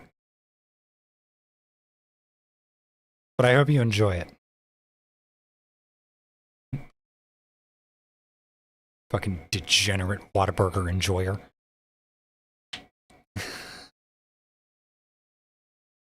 Okay, then what do I suggest? I don't know, Five Guys? It's on the way home from my local game store. Oh, come on. Did the game crash? Did it crash because I tabbed off? God damn it. Damn it.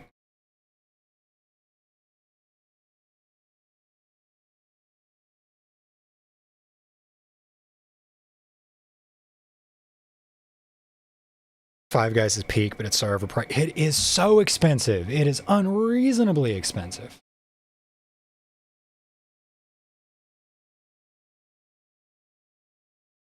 Damn fucking tasty burgers, though. And yes, the game crashed. God damn it. Oh, it's because full screen is on. I need to make sure full screen is off.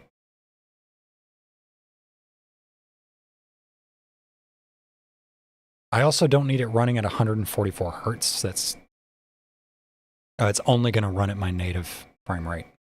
Okay. Whatever.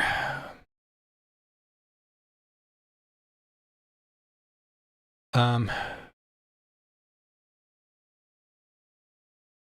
right, let's just see if it works now.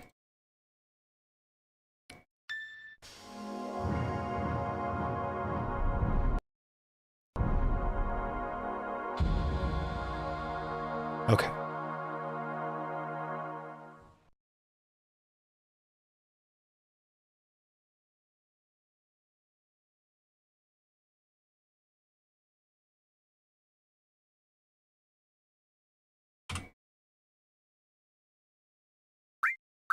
Oh, that's right. I have to use the fucking joystick. No.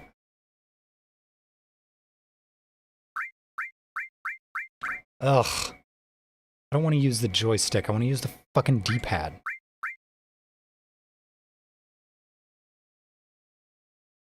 Okay, is the audio too loud? Like, does it sound like it's going to overpower me? Testing, testing, testing. Because I'm looking at the mixer and it seems like it's not too loud. But I just want to be sure because I don't have much perspective on this.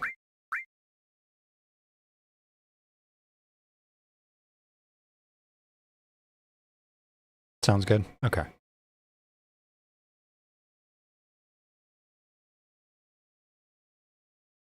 Oh, fuck it. Oh, wait. Fuck it. I can just get lunch at Quick Trip since I got to get gas it anyway.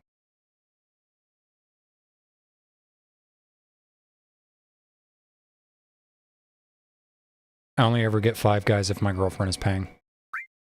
Yeah, it's so expensive. It's unreasonable, but it's so fucking good. Those French fries, like, have you ever had the Cajun fries that they've got now? Holy fuck. Anyway, Stella, you're going to be excited about this because I know that there was a lot of confusion about the story in Final Fantasy VII Rebirth. So we're going to start the game over. We're going to do new game. So that way you can get some context. They smell so spicy. They smell spicy. I wouldn't say that they're spicy. They've definitely got some warmth.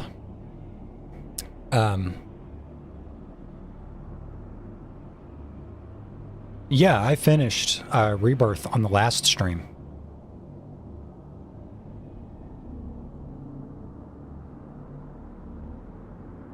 So now that it's over, I've kind of decided that I want to play the OG again, but start it over from the very beginning. Because this scene right here is very important to that, to what I'm about to say. I've got theories on what's going on in the remake continuity.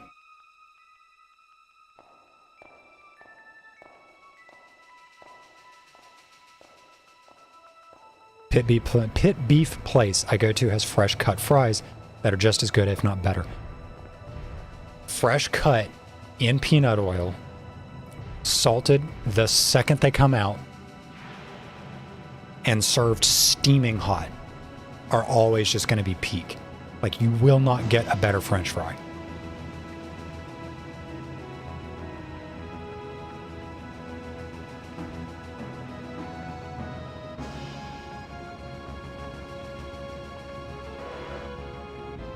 the best video game opening theme ever, I will hear no arguments. Especially once it kicks in.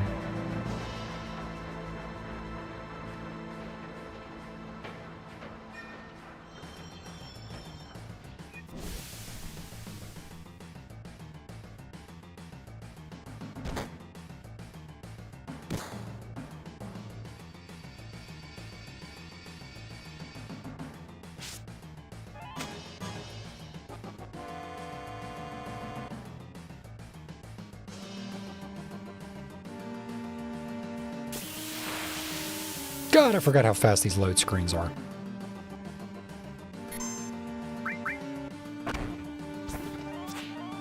What? Is it just me, or does the Buster Sword kind of look tiny now? Like, it feels like they scaled it up for the remake.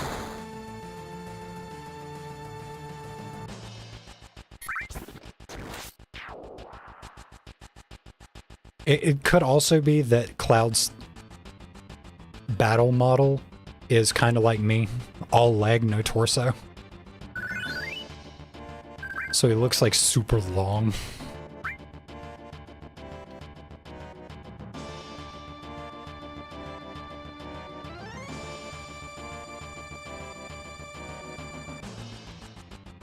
Used to be in Soldier Hunt, not every day you find one in a group like Avalanche.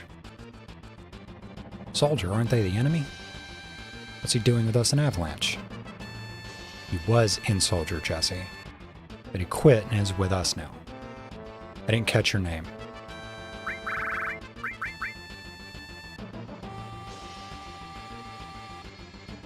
I've always been weird about naming the characters. I like to just leave them at their default names. I don't care what your names are. Once this job's over, I'm out of here.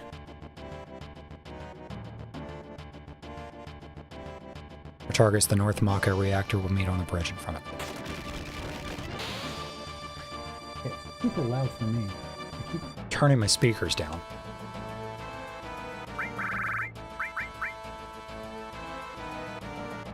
Yeah. Love the PS1 graphics. I do too. There's just something so charming about the way this game looks. Especially when it cuts into that blend of FMV and rendered graphics.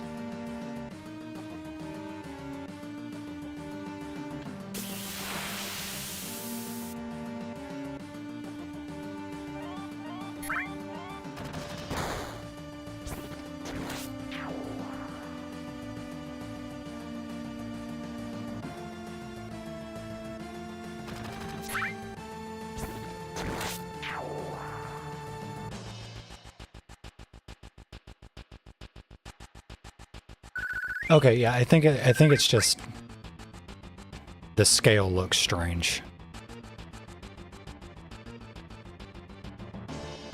I think it's just because Cloud's model in this on the battlefield is not very proportional. Makes the Buster Sword look smaller than it does in the remake.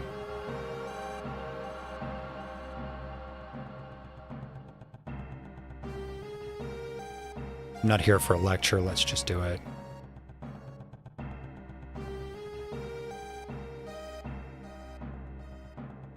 Also, this is something I'm just now noticing. Jenny, does that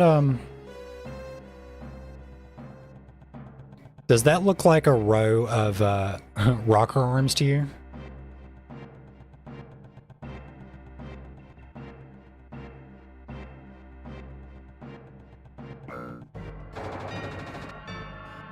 This right here?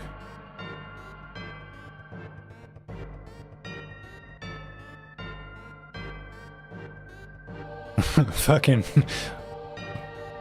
Yeah, it looks like the rockers for a, like a gigantic, like, inline 10 diesel engine.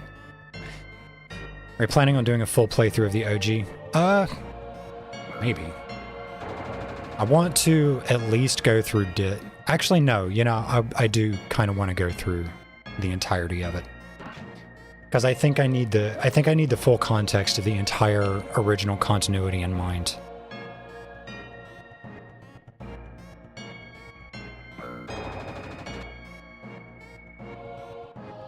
Because again, I got some theories on what was going on in the remake continuity.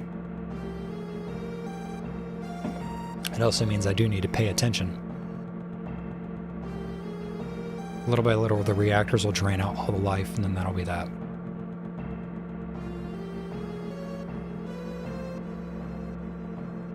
I'm gonna see if you'd play any of the game I recommended. Oh, the one that you linked me. The name of which I still can't remember. I was a teenage exocolonist.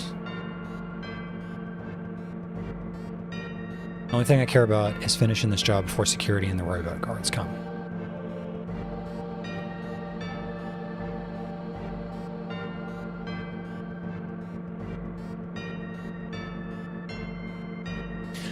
I mean, at some point in the near future, if I can get my housing shit situated,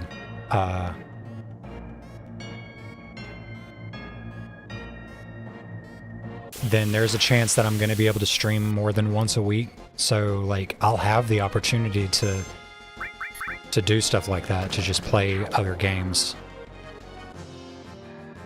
But for right now, I'm limited in what I'm able to do.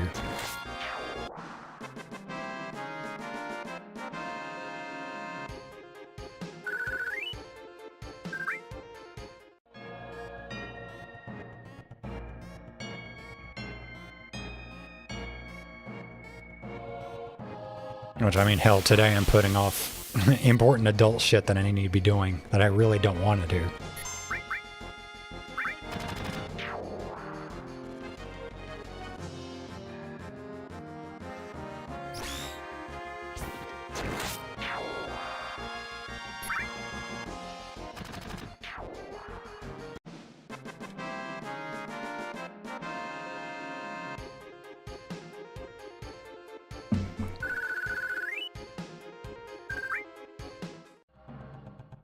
Look, I'm stressed, okay? I'm stressed about things. Cause like I gotta call my pharmacy, and then I gotta deal with my lease renewal application shit this week. Ugh.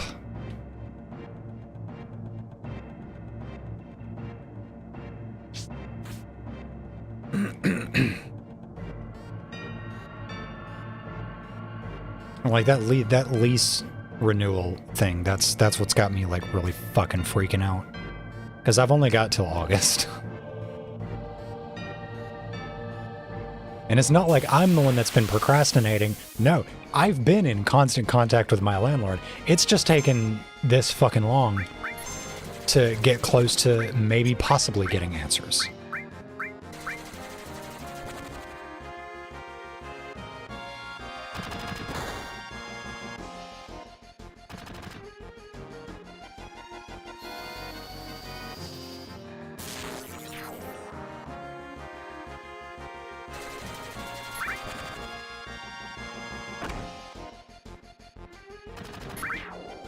Fuck landlords? Yeah, no shit. And like...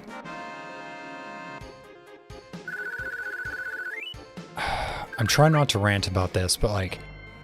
I'm worried that because of my credit history being as limited as it is, that my landlord's gonna want somebody to co-sign. Going to save on slot 2. Is going to want me to have a cosigner, and I don't I don't have that right now.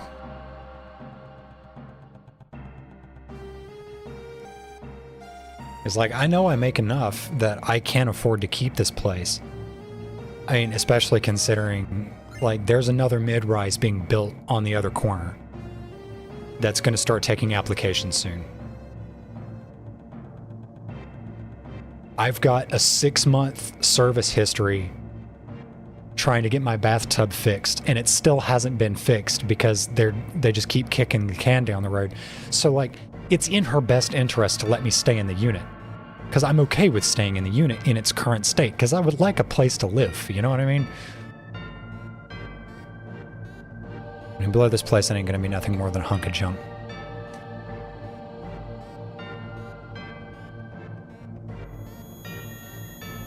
Everyone should start with a full credit score. Credit scores shouldn't exist.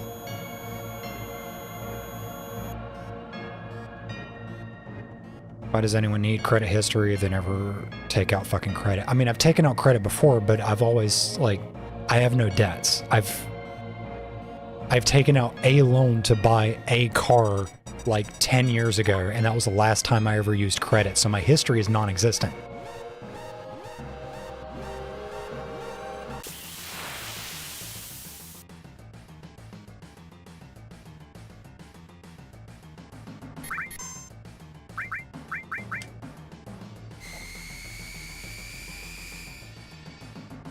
Yes, good. Lock onto Cloud. I can limit break you.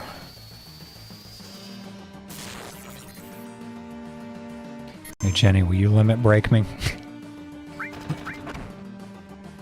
I don't even know if she's in chat right now.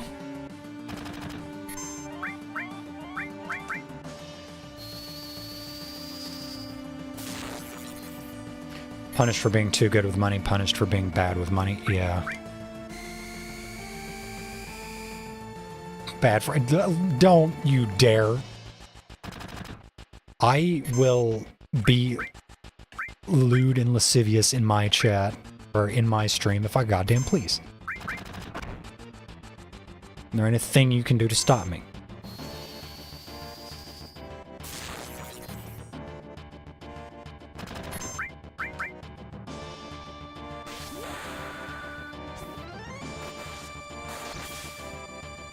Oh, you keep shaking your head like that, it's just gonna roll right off your neck.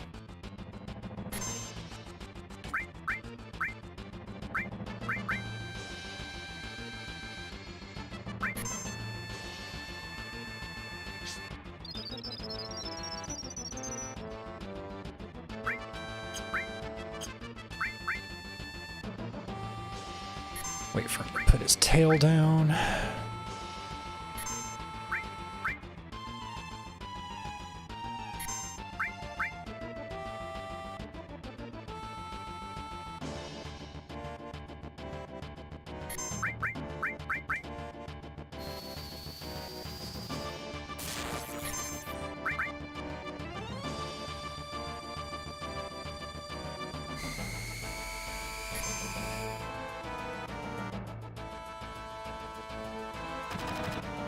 I will spin up a bearing with compressed air and let it loose in your room while you're away.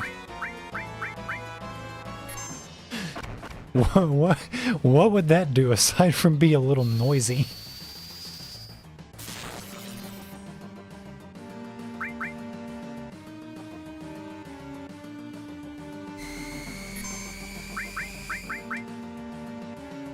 I feel like this thing's got way more health than it should.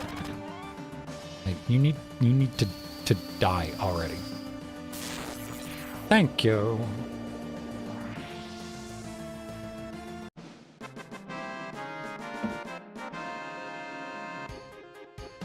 Have you seen what compressed air can do to shit? Yeah, I have, and it's fucking scary.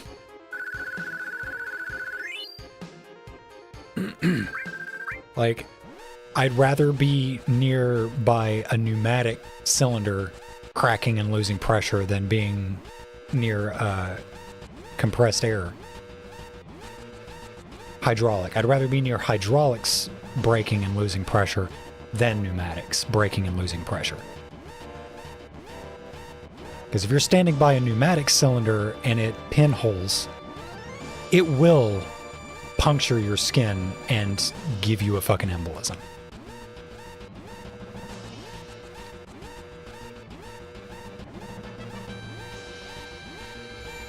I don't need to save. Heard a story of a gun barrel being spun by compressed air to take out chunks of concrete.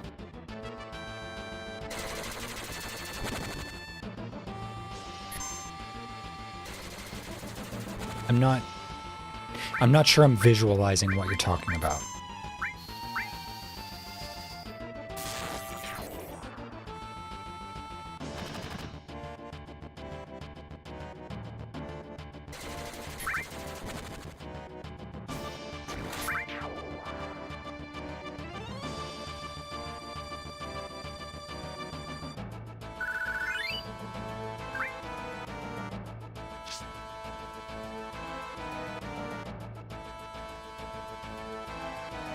Yeah, like if hydraulics lose pressure, then the hydraulic fluid just kind of pitifully leaks out of wherever it loses pressure from, because you can't compress, you can't compress water. It just loses pressure. But if you compress air enough and it breaks containment, it'll kill you really fucking quickly.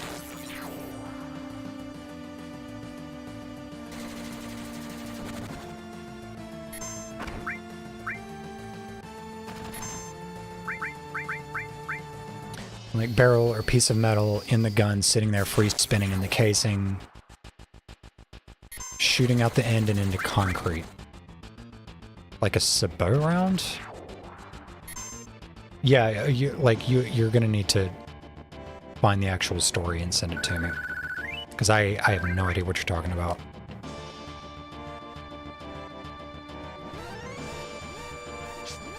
But I mean, that's how a bullet works. And bullets will go through concrete. It's expanding gases.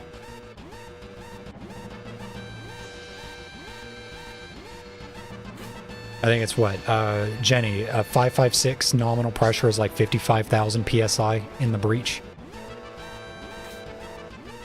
So like, air pressure will fuck you up.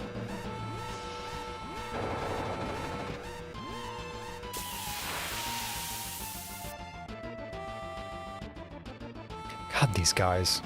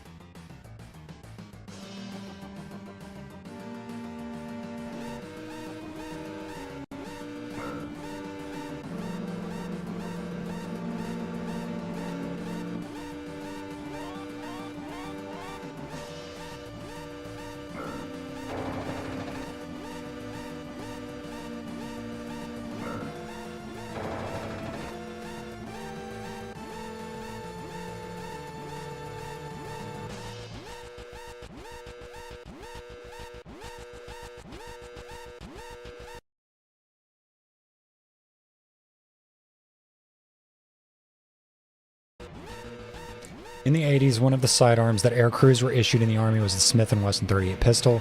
After weeks out in the desert, we would often clean our weapons in the big power recirculating solvent tank they had in the sheet metal shop. Afterwards, we would dry them off the quickest way, and the quickest way was the compressed air nozzle in the main hangar. Flash forward to me listening to the changing pitch of the cylinder when you blew air across the chambers to get it spinning. Oh no. I had the pitch to an almost inaudible tone when the wrist of the hand I was holding the pistol with jerked suddenly. I looked at the pistol and the cylinder was gone. I then heard a thump as it hit the floor of the hangar about 4 feet in front of me, taking out a chunk of concrete. When the spinning cylinder hit the concrete, it launched another 15 feet under an aircraft in for hourly maintenance. The third time it hit the concrete, it launched at least 50 feet and wound up wedged under one of the big sliding hangar doors.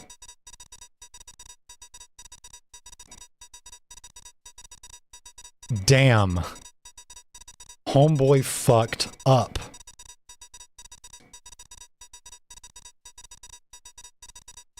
Like, one, you broke your weapon.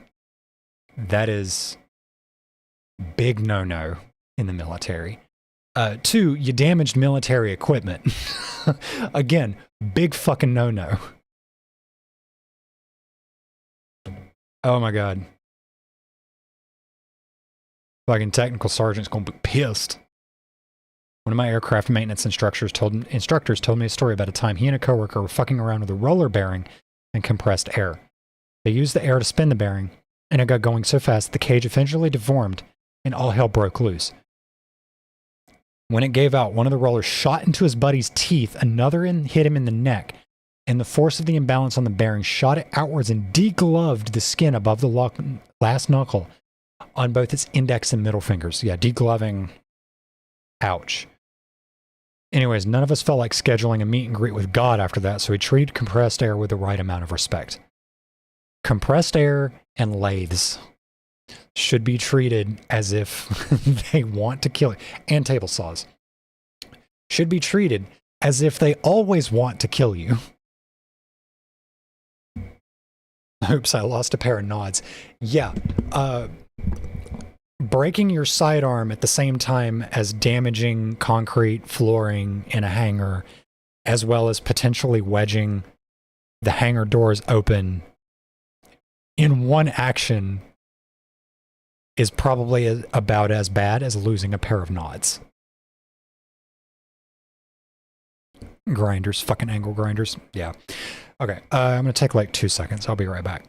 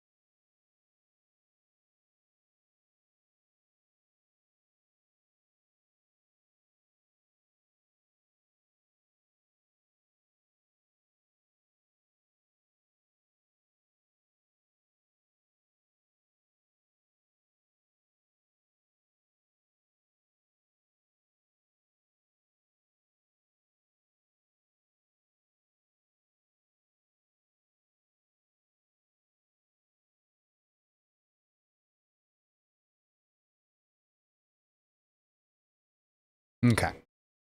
Actually, yeah. I'm gonna go get my other drink.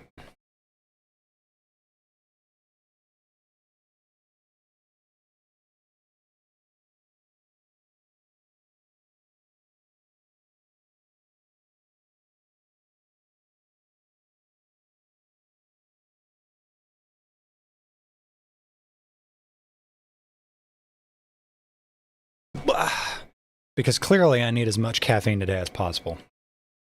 Look, I have ADHD.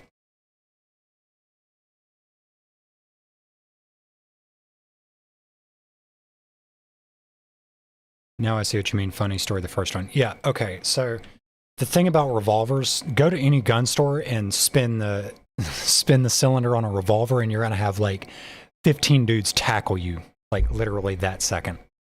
You don't fucking spin the cylinder of a revolver.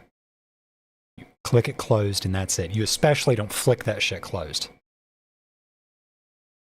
Jenny will tell you, she's got a fucking performance center, Smith & Wesson.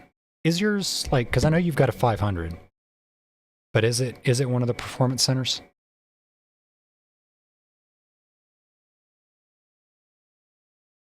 I know you've shown it to me. Jenny, show me your Magnum.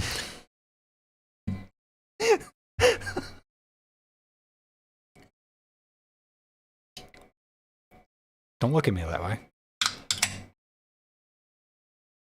Not a performance center? Okay.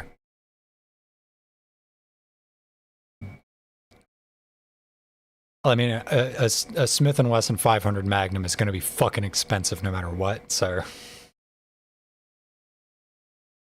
Please explain why not to do that. Okay. The arm, the cylinder arm, is the weakest part of a revolver because it doesn't need to be strong.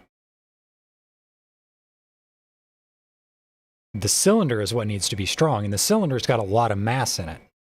So when you go to spin that thing, what you end up doing is you end up smacking the cylinder, putting a lot of energy not just into the cylinder, but also flexing the arm.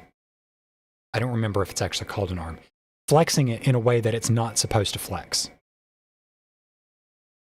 And then when you flick it shut, the yoke, that's what it's called. When you flick the revolver shut, when you flick the cylinder to the closed position, again, you're putting a lot of momentum and strain onto the yoke in a direction it's not designed to handle. And again, it's not the strongest part of the revolver. It doesn't need to be. So what you'll end up doing, if you do that enough, you'll end up changing the timing. You'll fuck up the timing of the cylinder. So what you can end up having happen is excessive amounts of gas escaping the pistol, more so than what would normally happen, because the cylinder isn't perfectly lined up with the bore of the barrel. And if it's really bad, what it can end up doing is actually shaving the bullet. And you have like chunks of lead spewing out of one side. And that's super fucking dangerous, because that means that gun is eventually going to explode in your hand. Can also create strikes. Yeah, like the bullet will literally, like, I don't have a revolver, so I can't demonstrate this. But yeah, because it's two tubes next to each other. And eventually it can come out of alignment. And there's a lot of pressure behind that bullet. So when it tries to leave the one tube and enters the other, and it smacks the side of the barrel, or smacks one of the rims of the barrel, your accuracy is going to go out the window. Your bullet velocity, muzzle velocity is going to go out the window. And eventually the gun's just going to fucking explode. Think of it like a baffle strike, but on the edge of the barrel. Well, she's not going to understand what a baffle strike is. A suppressor. The bullet strikes one of the baffles inside of a firearm suppressor. It can cause the suppressor to explode. But yeah, it's bad. Don't spin the fucking cylinder. Especially don't spin it with compressed gas, like compressed air, because that shit's, the yoke is definitely going to fucking break when you do that. Yeah, that's what happens. It explodes.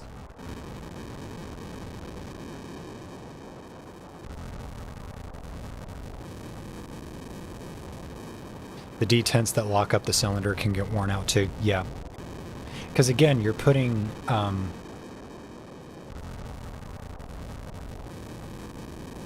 You're putting stress on the firearm that it wasn't designed to handle. So same story with a minigun, but reversed. If the turning isn't the right speed, it'll misfire. Yeah, that's what we would refer to as timing.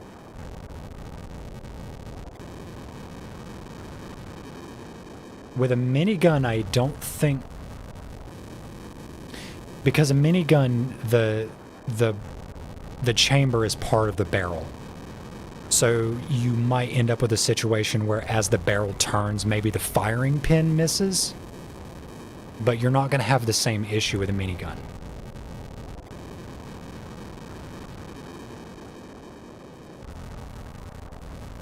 Okay, because think of it like this. The cylinder where the bullet sits inside of a revolver is a single contiguous piece with the rest of the barrel in a rifle.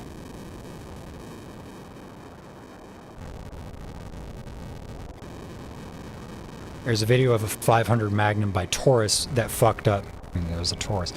Because the cylinder didn't lock up well enough. I bet that was spicy. God, imagine 700 grain hard cast in a poorly timed 500 Magnum. Holy fucking shit. That would be a fucking hand grenade. That would literally be an explosive device in your hand.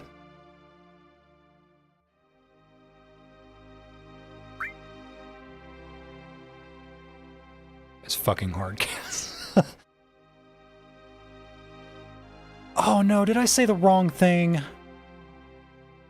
Damn it, I said the wrong thing to her. I wanted to be nice to her this playthrough. I'm nice to her every playthrough, but...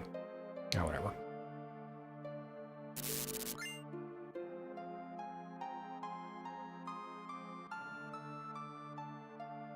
I need to get the molds for those.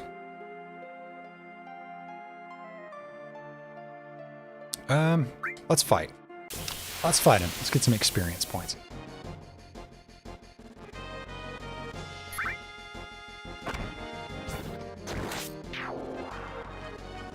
I'm failing dialogue options with girls. Yeah. Look, there's no rhythm with the tism option, so naturally I'm gonna fail.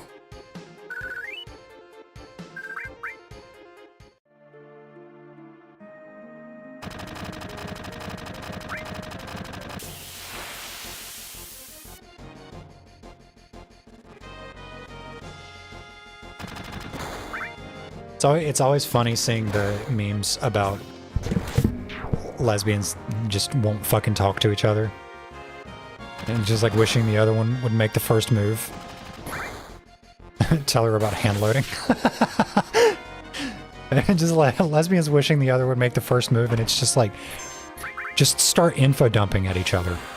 Just start autistically info dumping at each other, and eventually magic will happen. That's how Jenny and I got here.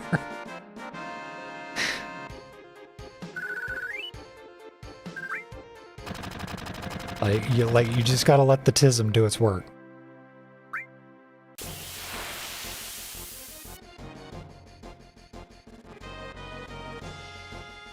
Attack from both sides. I didn't know my chat was in the game.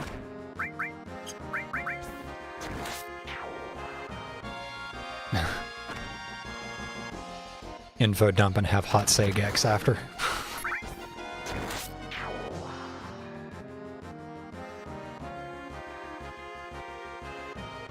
Why, yes, I am a good friend of Sesby and Lex. How did you know?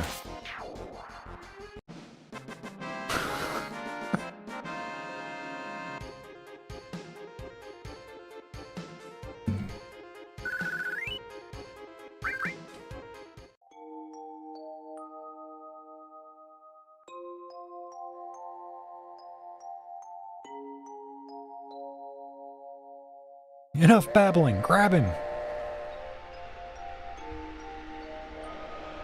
Fucking pigs. A-cab. Fuck them cops. Sent you a vid of a 500 exploding. Oh my god. Smith & Wesson 500 going grenade is always a good time. It makes the wallet cringe, because those guns are fucking expensive.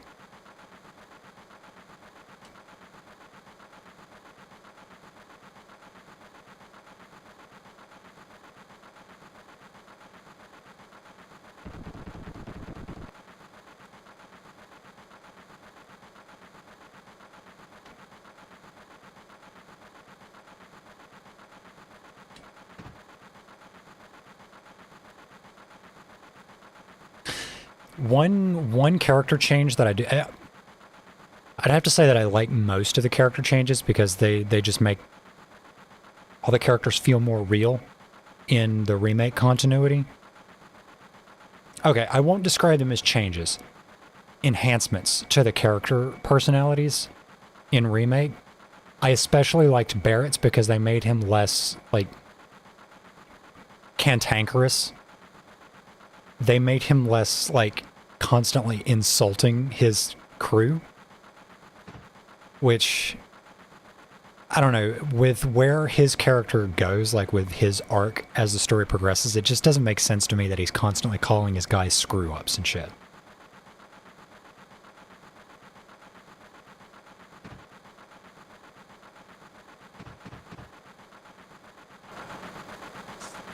Mine was like $1,600 back in the day. The performance center was closer to $2,000.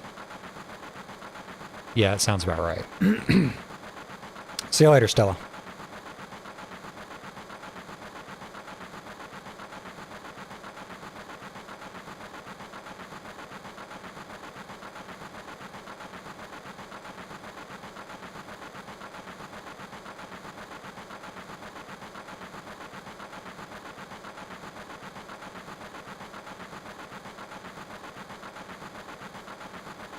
Also, that was an important line right there. with Cloud saying, "Oh, you were worried about me, huh?" Because you've got an entire contingency of Final Fantasy VII fans that have convinced themselves that they truly understand the kind of person that Cloud is and nobody else does. And one of the things that they will frequently land on is that Cloud is not like a smarmy, moody, like emo boy. And that he only acted a certain way because of like the trauma and the repressed memories and the conditioning and shit like that. And I'm thinking, you don't understand him either. Because he is a snarky shit the entire time. The reason why he's like standoffish and reserved half the time is because he doesn't fucking know himself. He doesn't know how to act. He's not like, he doesn't turn to stone because he's trying to put up a brave face. He turns to stone because like he doesn't know how to respond to shit. He's autistic as fucking hell. But like that line right there where he kind of like quippishly says, "Oh, you were worried about me, huh?" That's like that devious nature that he's got, that he's always had, and you'll see it throughout the entire game. He is a devious little shit. When he has the opportunity, he will reach for that.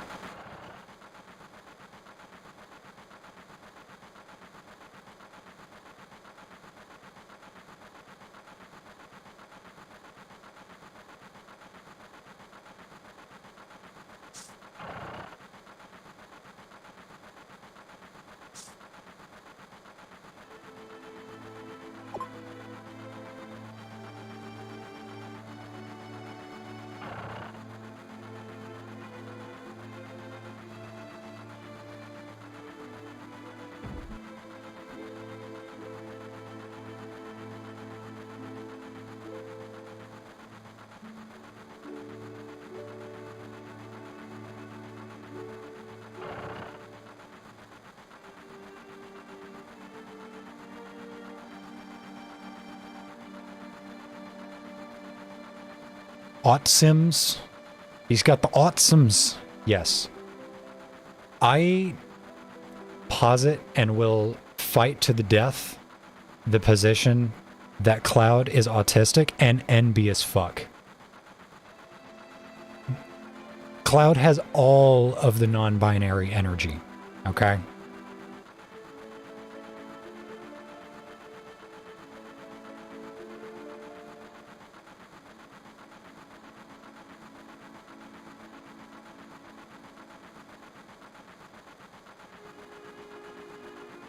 So when the option to either storm Don Corneo's mansion with force versus just sneaking their way in by dressing up as a girl, Cloud could have easily just like been, fuck it, I'm going in there guns blazing. What the hell can any of these people do to me? And he could have done it. It's fine. But you see, Aerith gave him the option. And that was all it took.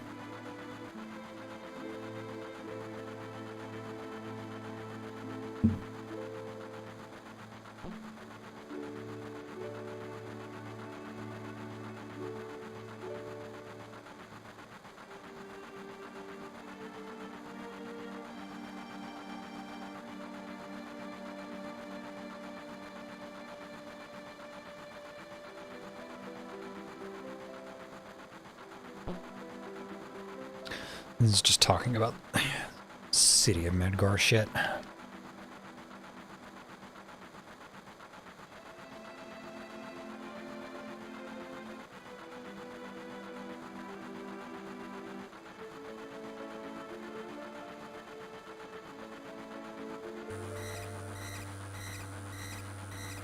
I do not like that sound.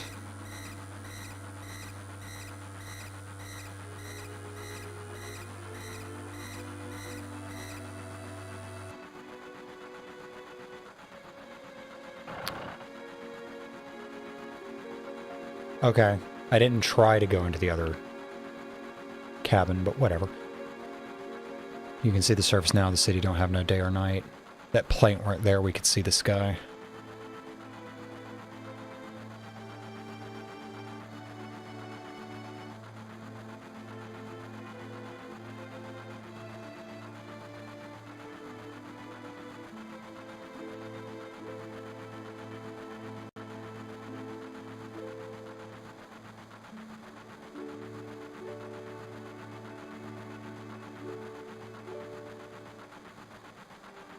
That line right there, Cloud describing a city on a floating plate being pretty unsettling to look at, is another, and not specifically the fact that he said that line, but Barrett was surprised that he said that line.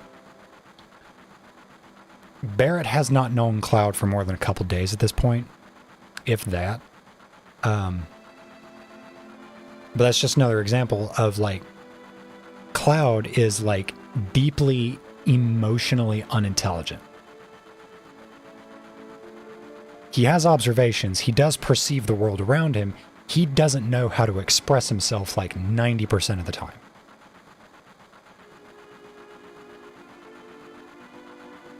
Like what he's saying right now about people living in the slums because they have no other choice. It's like this train. It can't run anywhere except where its rails take it.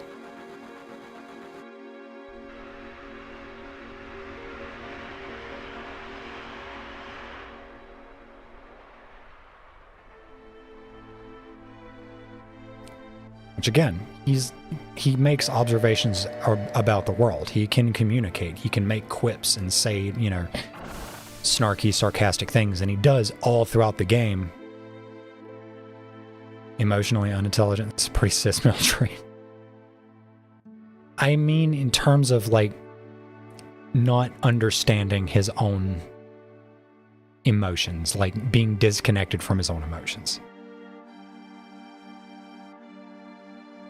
And considering the shit that he's gone through, kind of makes sense.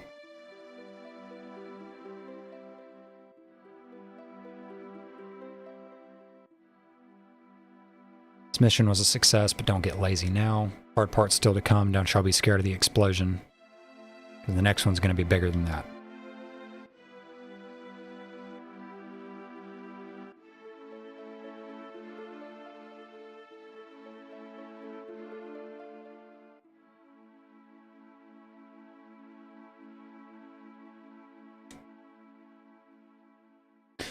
Because I've seen a lot of people say that the real Cloud is the one that you meet after he and Tifa fall into the live stream. No. During the Medial sequence. But I think you start to see Cloud's personality coming out throughout the entire game as he becomes more comfortable with the people he's with. Because again, he's a deeply repressed kid who's been through a lot of traumatic events. And then finally, he's suddenly now surrounded by people he can consider friends, which he has never had in his entire life. So he has to rely less on his defensiveness and is able to just express himself. And like his time around these people that he eventually begins to consider as friends, he's able to learn how to do that.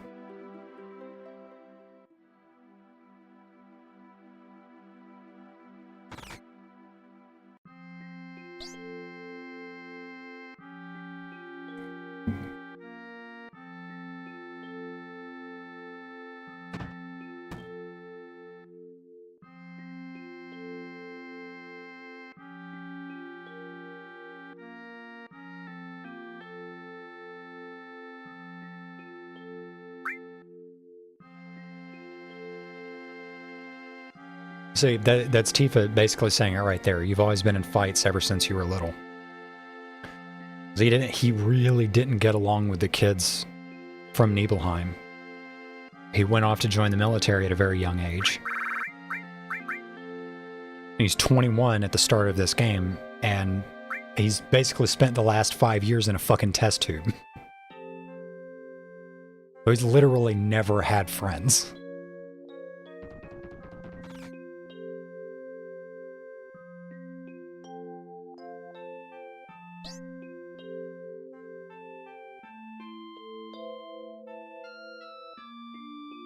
And then look at this. He goes to leave.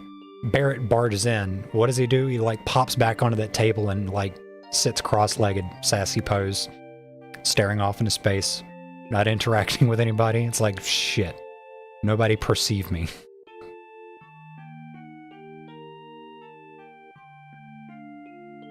Like that entire time, he's literally just been staring at the door.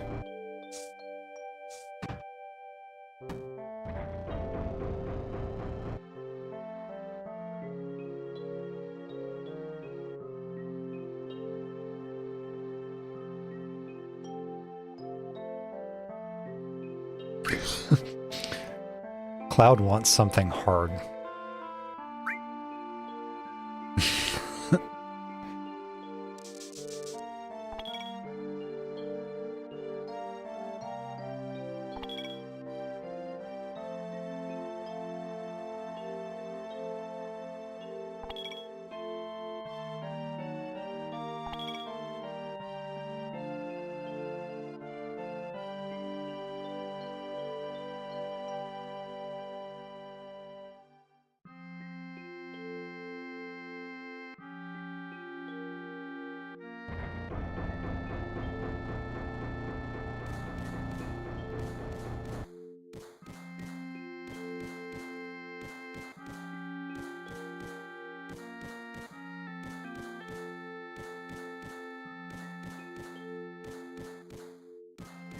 She made the bomb too good.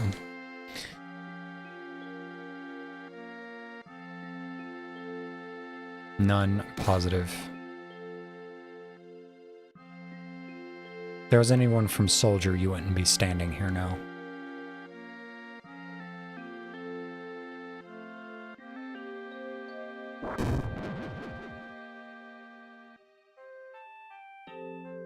Yeah, like it just doesn't make sense to me that Barrett would like hit his crew member like that.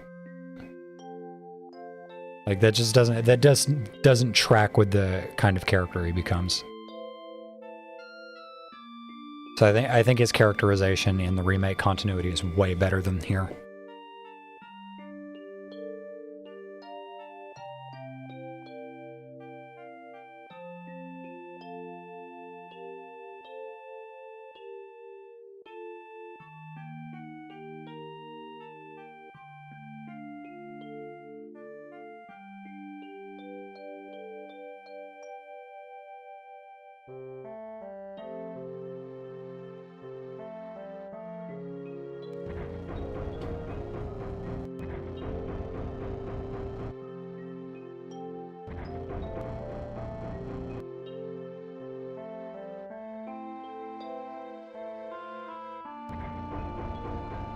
I am here, but for real this time. Where are the birds? There are no birds. Not right now, anyway.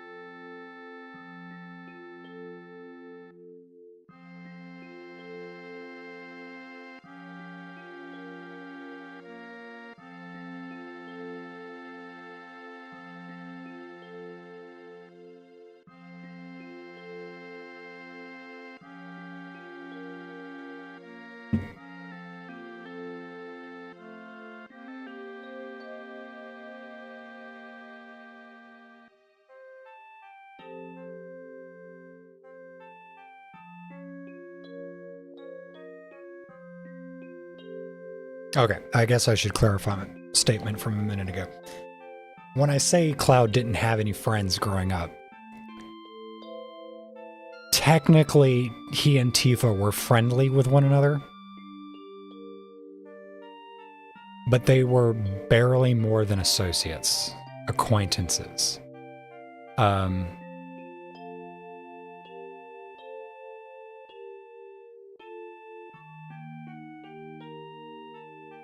Like, obviously, Cloud has a thing for Tifa. You can see that, like, throughout their interactions throughout the game. I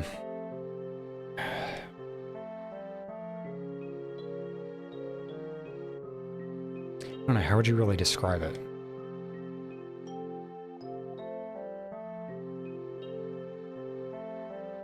I guess more than anything, she kind of takes pity on him. Maybe not in that strong of terms. Like, because she ran, like, she was friends with the kids that didn't really like Cloud. But she was nice to Cloud. She felt bad for him, right?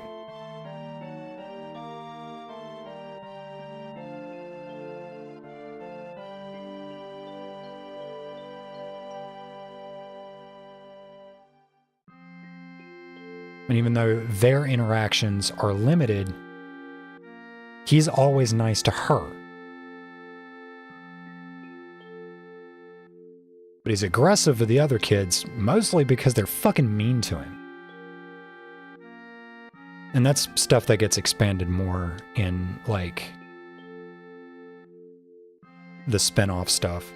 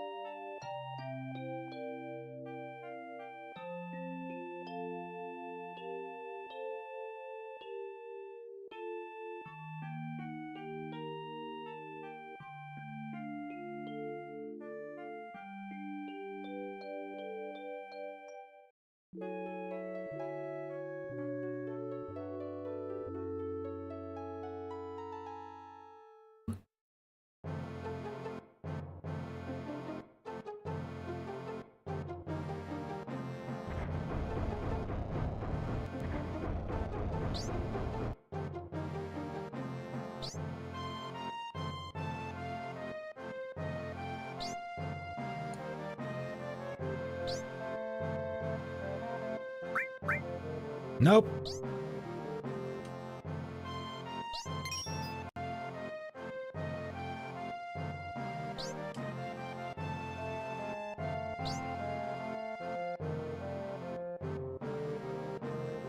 I don't need a materia tutorial. I know what I'm doing.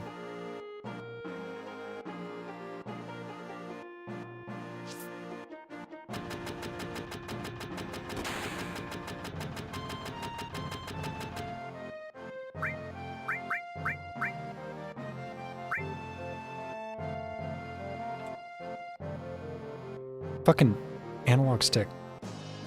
Do I go ahead and buy these? Hold off. I'll get one.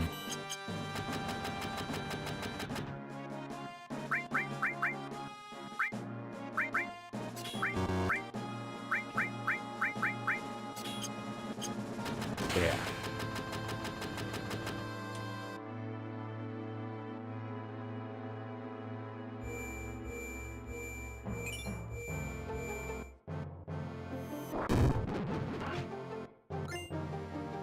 Okay, that's all I need from here.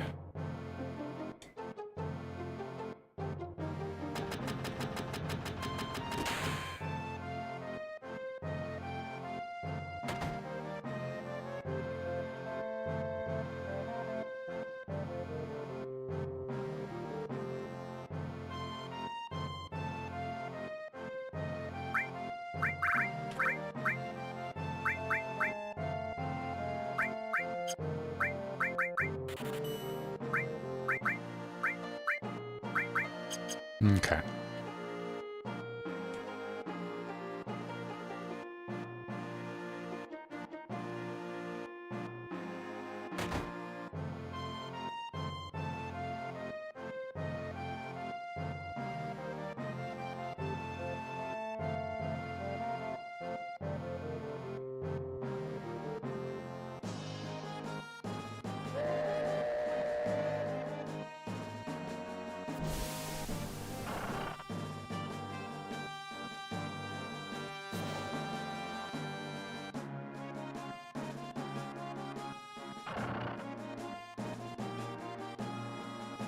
Hoodlums.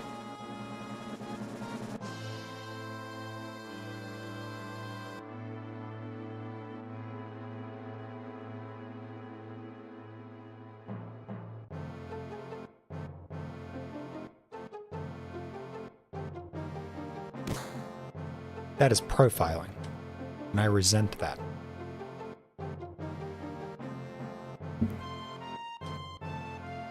Only devoted employees like me would go to Midgar on a day like today. Fucking bootlicker.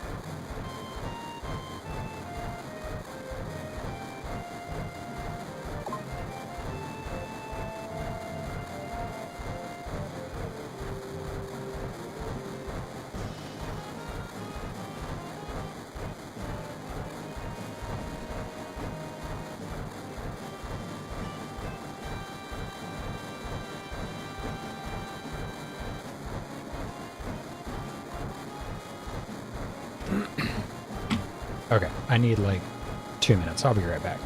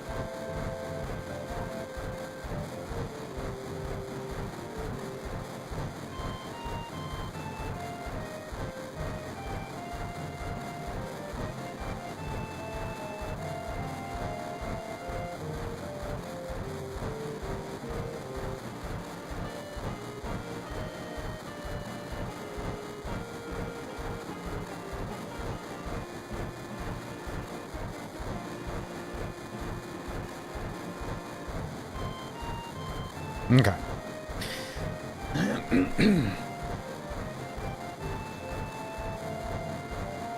God damn it, I've got something in my eye.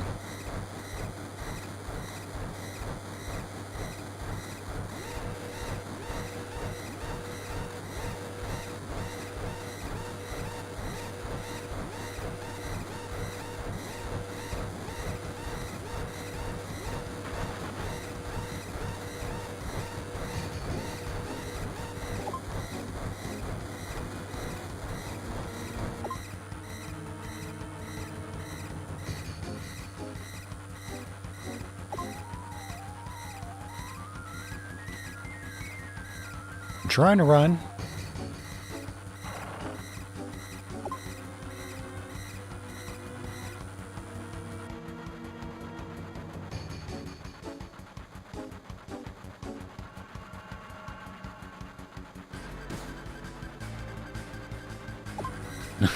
I always forget she just straight cold cocks that dude in the fucking face.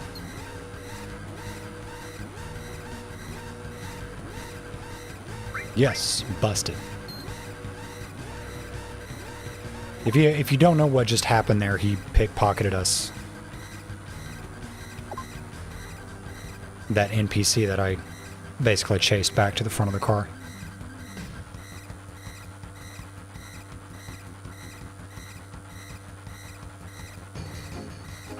And if you catch him and you get the right dialogue option, you'll give your stuff back.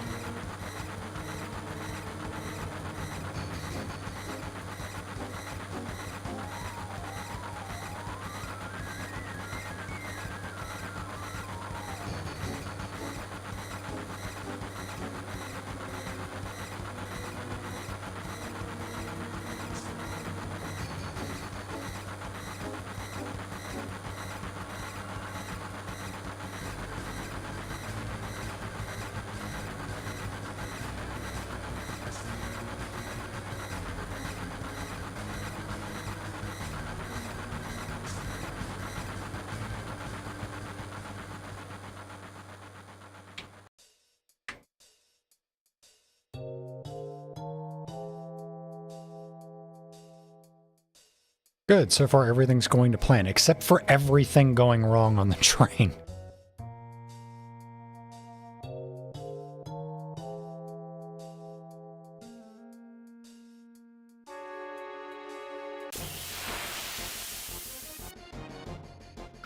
If it seems like I'm speeding through this really quickly, I know that this isn't going to happen, but I'm kind of trying to get to the escape from Midgar sequence by the end of the stream.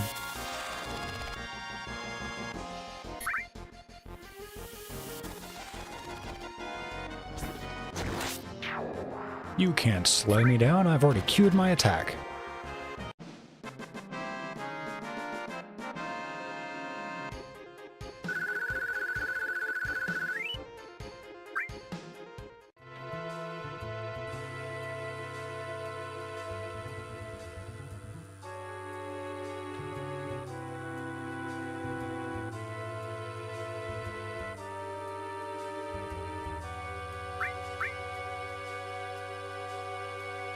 Too bad, Barrett, you're going in the hole.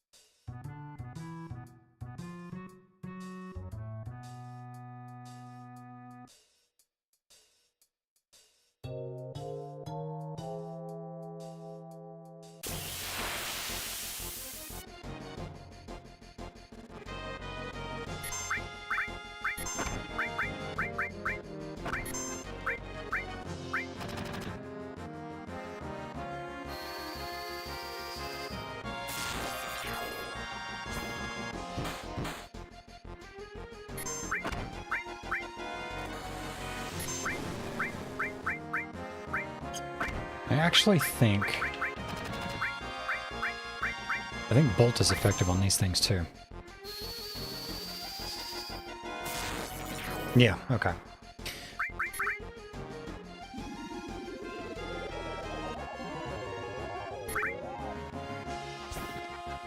Because it's weird, unlike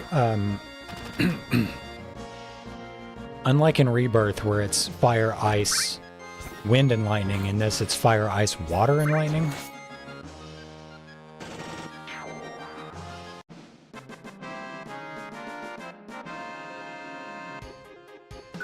But you don't get water spells. You have a couple of enemy skills, or at least one enemy skill that's water-based. You get a summon that's water-based.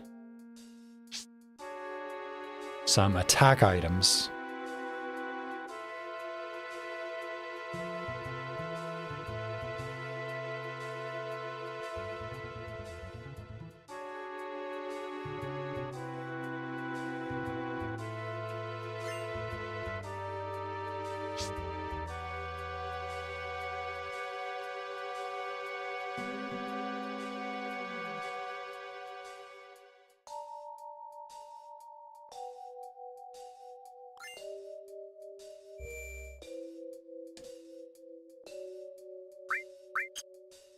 No.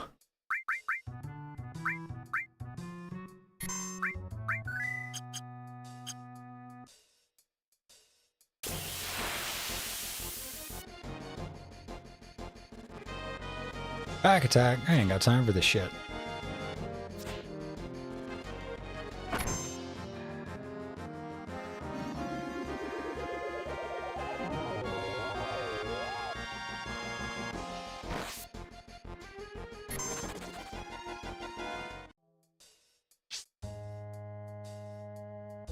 Like I said, I don't think it's going to happen, but I want to try to get to the escape from Midgar sequence by the time I have to cut stream today.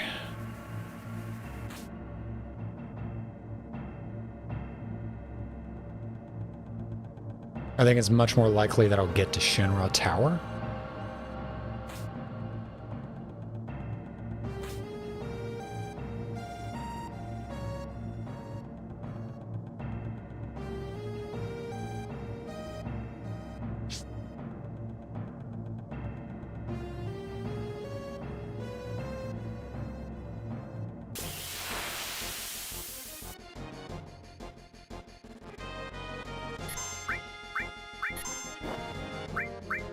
These guys, I'm pretty sure, are weak to ice.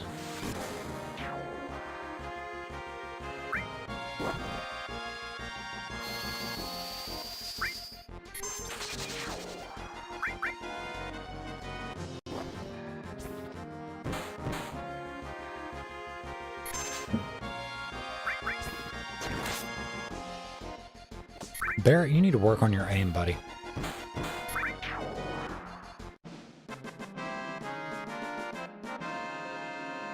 Guy can't shoot for shit.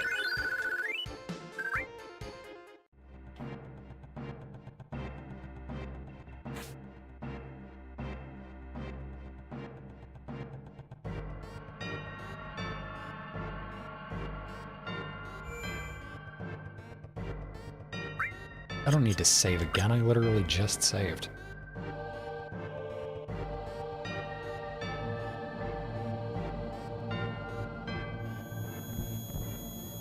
Bad sound. Bad sound. Make it stop.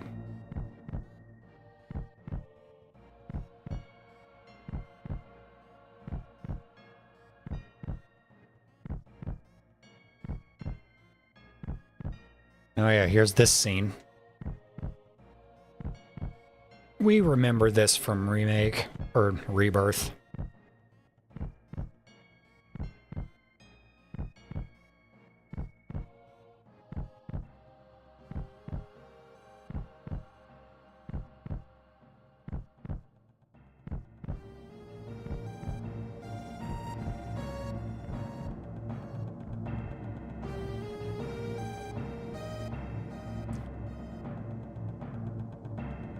I actually don't remember if they play that flashback in Remake Part 1 at that point.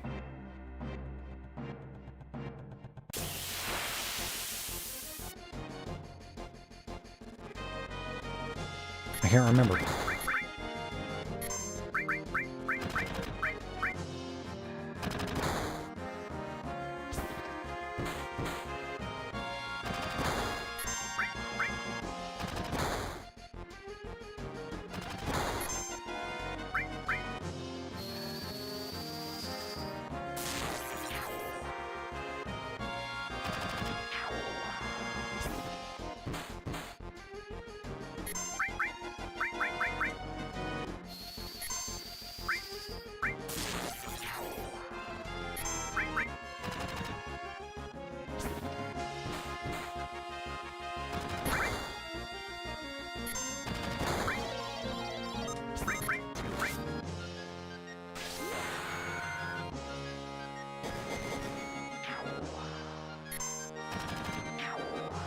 Welcome back, Johnny. You're at O'Reilly's.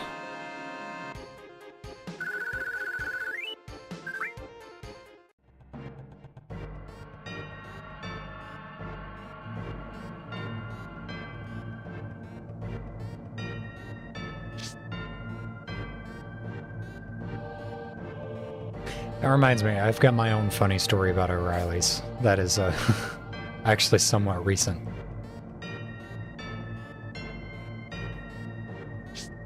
But I'll wait until you regale me.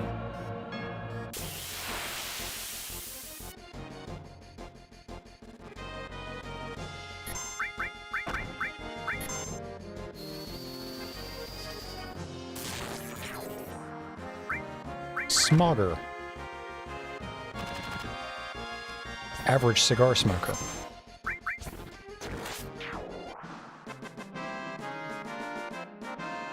I got hiccups.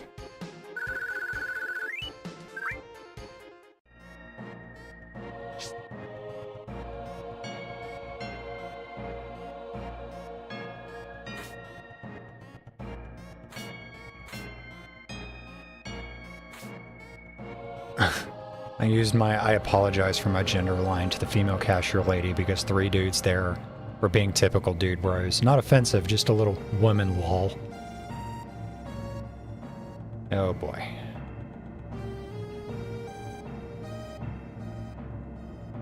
I'm guessing she either didn't appreciate it or they got really fucking bent out of shape.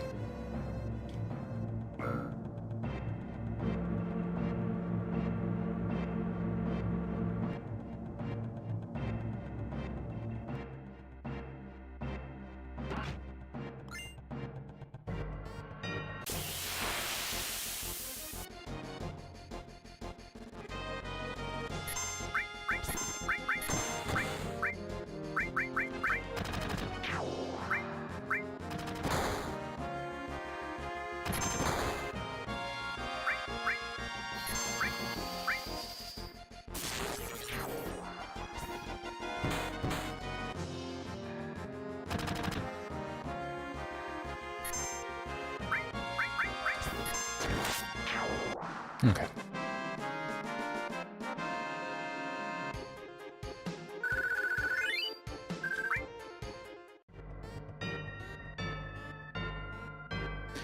One older guy joked about not apologizing. The older male cashier laughed and said he'd use that from now on. She laughed.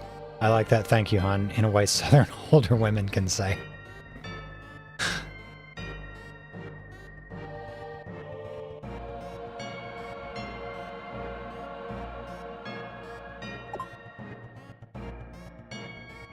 One, two, three.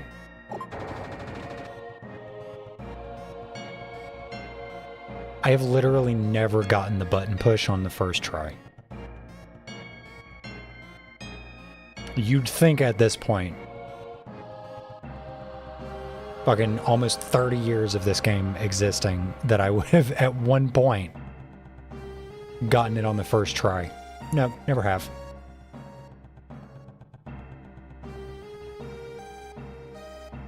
Yeah. Last year, actually, around this time last year, I had to go. I was with my now ex, then partner, still unfortunately roommate, to an auto repair shop to pick up parts to get his brakes done. And I'm like, okay, let's make this super quick. I know what parts you need because I'm the one that diagnosed the issue with his brakes, right? His brakes were being real squishy. And even though I tried to bleed them, they weren't bleeding properly. The brakes were still real fucking squishy, so I knew that the master cylinder was going bad. So we go into this auto parts store and I'm like, okay, I need a brake master cylinder and sending unit and some new line for 2015 Dodge Challenger Hemi V8. And the guy behind the counter, I'm like full on boy mode. I've got a hoodie on. I'm like barely, I'm a little over a year into HRT at this point. Guy behind the counter, I can see it in his eyes. He's doing the like look you up and down thing. You're like, woman detected. Bitch don't know nothing. Like trying to be like, are you sure that's what you need? Kind of shit. And I'm like, yeah, I'm sure that's what I need. Here's the parts. Like, I'm not even trying to bring my voice up or anything. I'm like, yeah, these are the parts that I need. It's because the brake master cylinder is going out. And it needs to get replaced. And he's being like weirdly like trying to diagnose the issue for me on the spot, and he's not even fucking seen the car.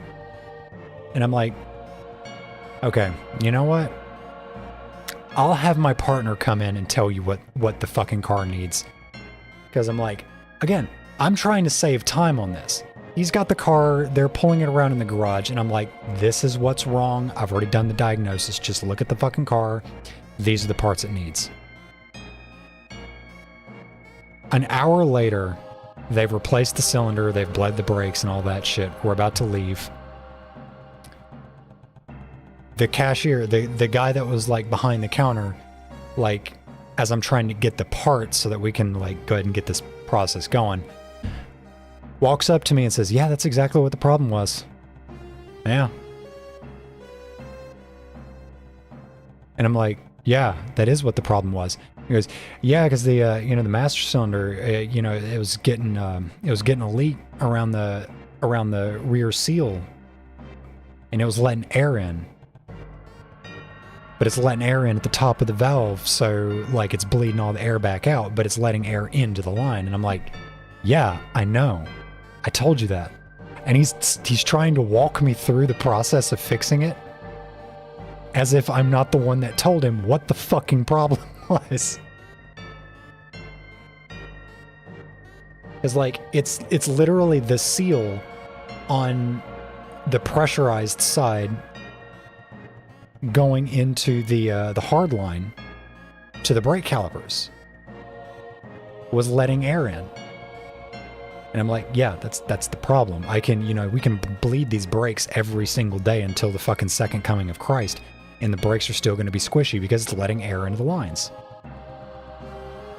Like, all you had to do was fucking listen to me from the get-go.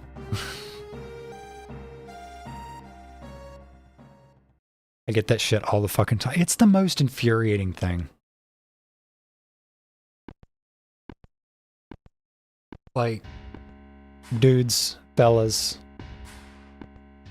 menfolk, sometimes we do know what we're talking about. Sometimes we, like, sometimes we know more than you do. Like, don't fucking take a woman knowing things as a hit to your own personal ego, you fucking weirdos.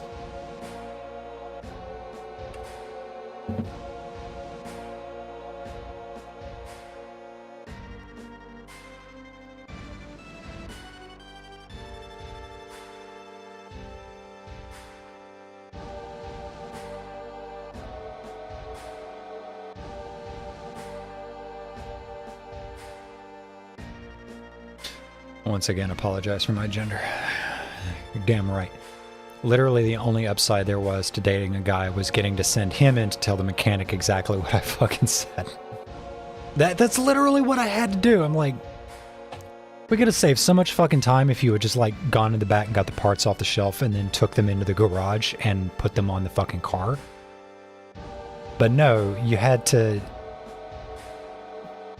give me the line, give me the look, make me go outside, wait for my then partner to bring the car into the garage and talk to the guy and be like, yeah, the brakes, all that shit. And have him come in and talk to the guy again to have him be like, okay, yeah, this is what the issue is, so that they can fucking diagnose an issue I've already diagnosed.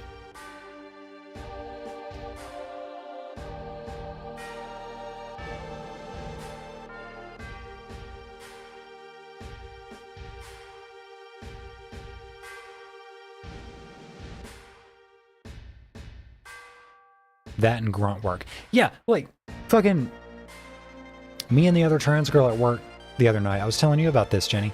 We're at the back of the line during the unload, waiting around because they're not offloading the truck quickly enough. And the vast majority of that truck were the two sections that we were sorting the line from. Like, the front of the line is like shoving shit down as quickly as they fucking can. And it's barely like, we're sorting that shit as fast as they're sending it to us. Yeah, they need motivation. They need a fucking swift kick in the ass. But on the flip side, the other night at work, last night at work for me, unfortunately that motivation usually involved dick. Yeah. Ugh. The last night I worked before my weekend, she was actually the one unloading the truck, and she was unloading it solo. Now I'm in the front of the line, and again, I've got the majority of the shit coming off the truck. I'm sorting as fast as it's coming down and pushing down as fast as I can, and the back of the line is getting backed up. They've got like a quarter of the truck is their shit, and they're getting backed up. Like, God, y'all fucking suck. And it's literally one trans girl in the truck unloading a 2,500 piece truck by herself. The other trans girl at the front of the line sorting the two heavy departments. The trans guy on the other side of the line sorting the other two heavy sections. The rest of the line just standing around with their thumb up their ass. It's every fucking night with these people. And like, he was in chat earlier, LSD, he'll tell you that's exactly what happens every single fucking night.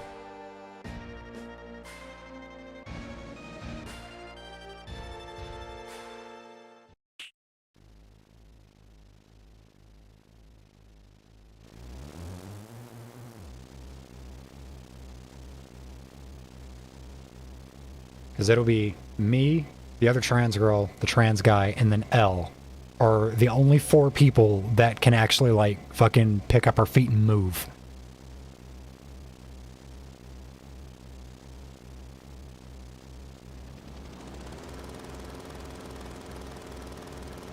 That helicopter sounds like a lawnmower.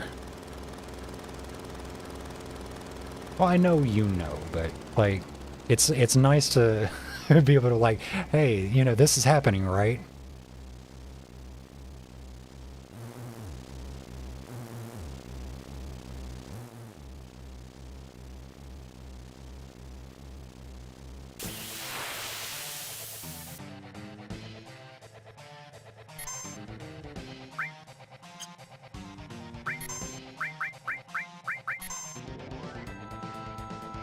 There are 2 types of people in the workplace, those who work with a sense of purpose, and those who learn that working with a sense of purpose gets you punished, so fuck it. Basically.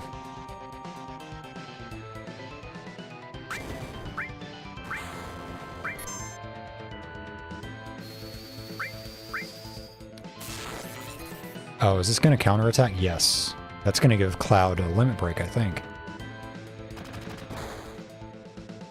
No. Close, though. I went into this fight without healing.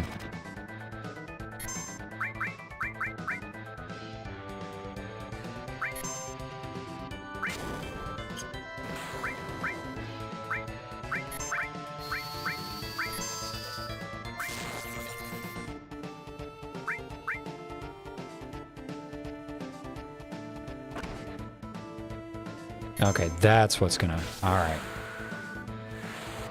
Although... Yeah, he's gonna counterattack.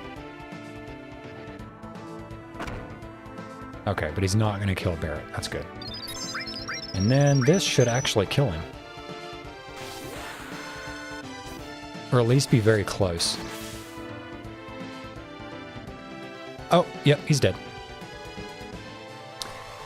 God, this fight is like... actually a fucking kind of a nightmare in Remake.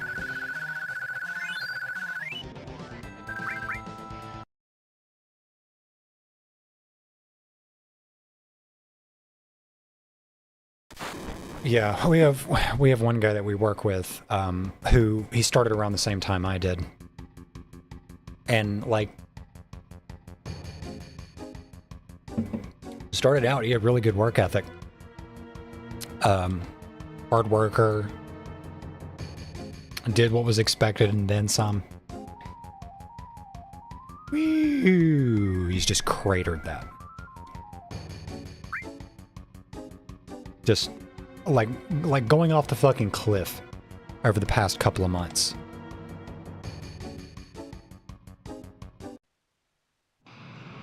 Pretty sure he comes in stoned out of his goddamn mind. But I'm not gonna bitch about work too much. He figured, yeah. See, I'm one of those delusional freaks that doesn't like half-assing my job or leaving work unfinished. So, I'm gonna bust my ass. Sorry, it's a character flaw.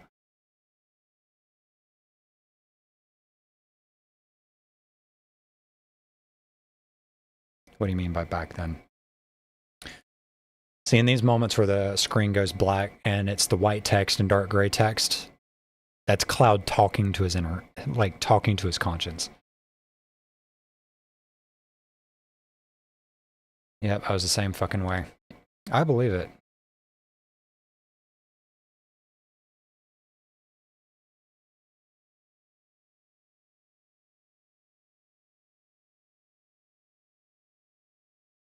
I absolutely considered it to be a character flaw on my part too.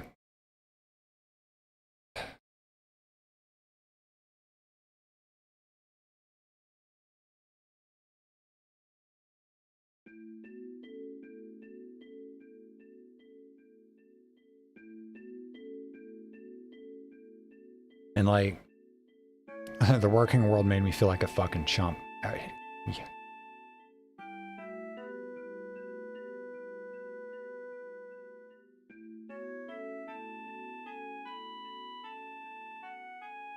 I think part of the reason why I don't necessarily get taken advantage of quite as harshly as I might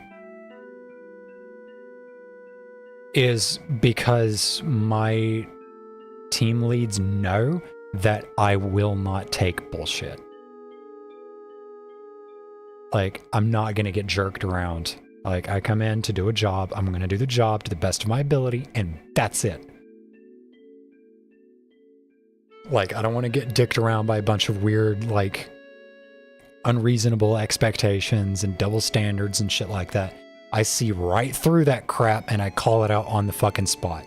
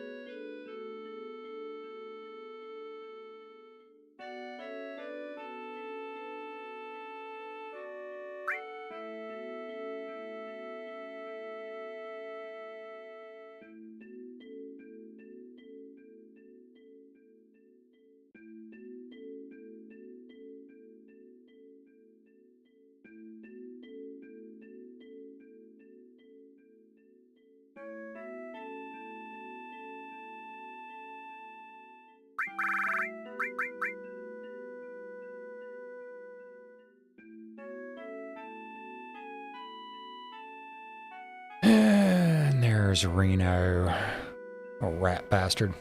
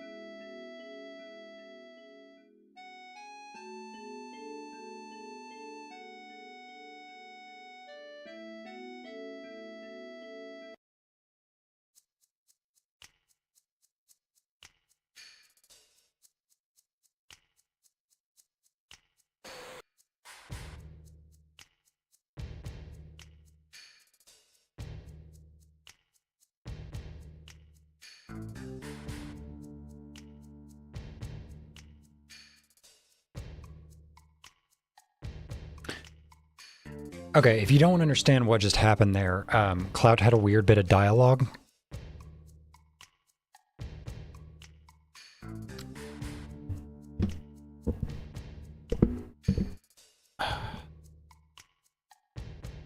Essentially, Reno's a Turk. He works for Shinra. The Turks are... Think of them like the... Think of them like the Secret Service for Shinra. That was Cloud, like the fact that his mind is like essentially fractured. That was one part of his mind having to remind the others, like, oh, that's Reno, he's part of the Turks. You do know who this guy is. Even though Cloud would never have met Reno.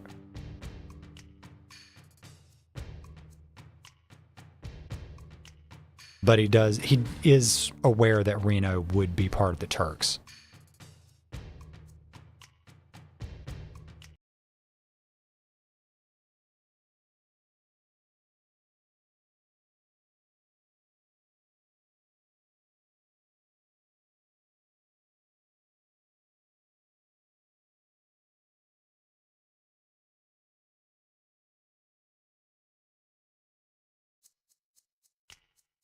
All right, I am actually going to bring up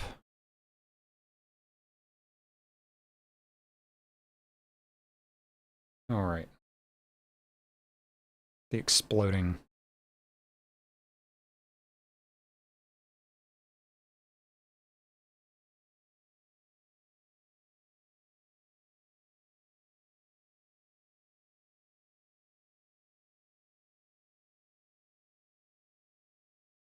All right, let's take a look at this real quick. Yeah, we're gonna do. No. Yeah.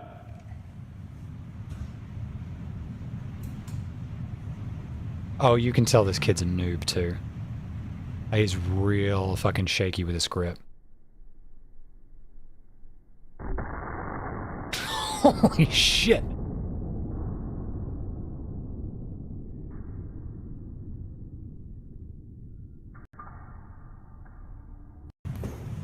Yeah.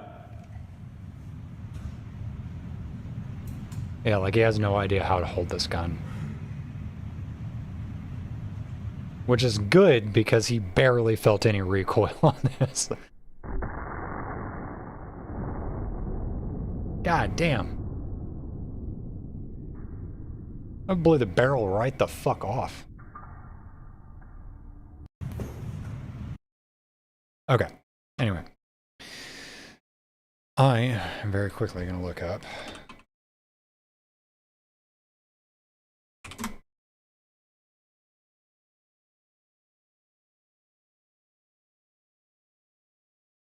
Squib or bad lockup, I'm not sure. It kind of looked to me like bad lockup. I don't know, what? Yeah.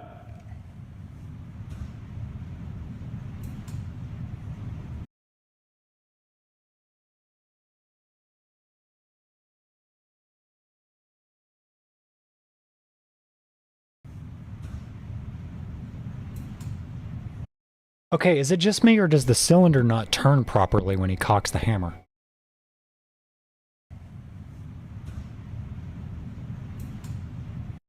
Yeah, I'm convinced that it's bad lockup. Like the timing is really poor on it.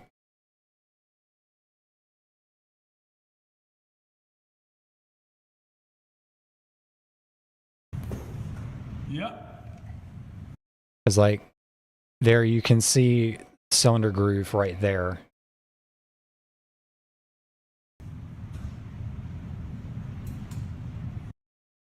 Yeah, it doesn't look like this. It seems like it only like half. It turns into the chamber enough that the firing pin could hit the primer, but definitely a timing issue.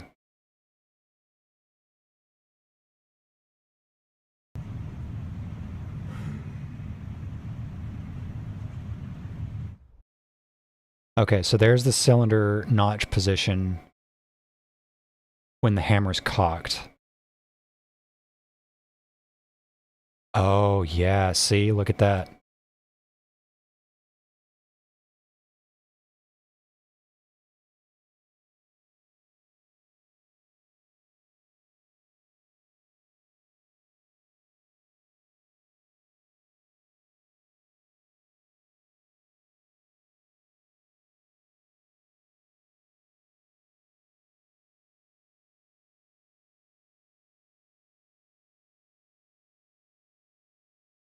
Okay, there's a good shot of it. Obviously, the perspective's a little bit wonky because it, like the position of the gun in the frame changes. But there it is right there, that cylinder notch.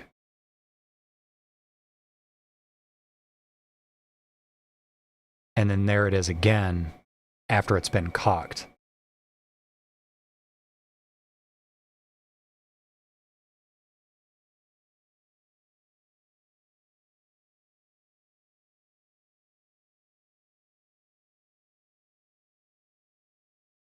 Because I'm trying to think, what direction does the cylinder turn on a Smith & Wesson?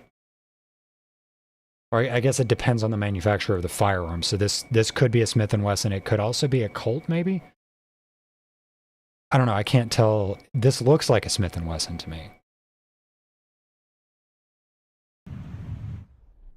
Or at least the frame looks, I don't know. It turns counterclockwise. Okay, that's what I thought.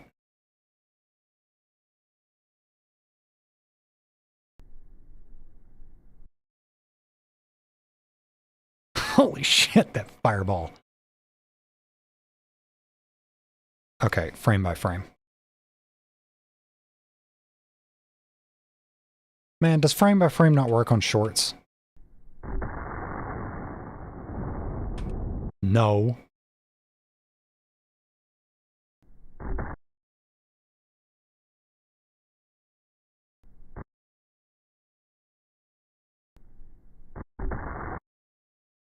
God damn it.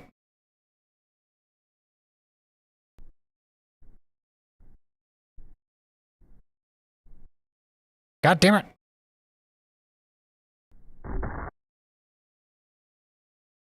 Okay. Because I want to get the frame right before it pops. Fuck. The top of the cylinder blue? Yeah. That's what it looks like to me. It does look like a bad timing issue. Like the cylinder didn't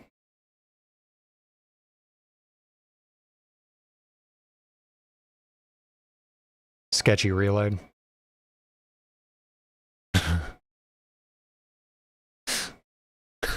I got some of them Bubba's blistering hot reloads.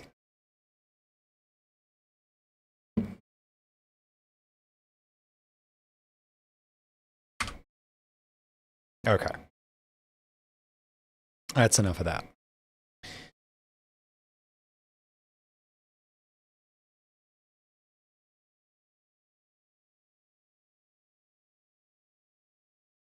The bullet wasn't seated properly. It could have fucked with the timing. Yeah, because like the bullet could have not been seated all the way down as it needs to be. And it created friction in the cylinder, like as it, I don't know. You're the one that knows revolvers. So your opinion on this is probably going to be closer to reality than mine.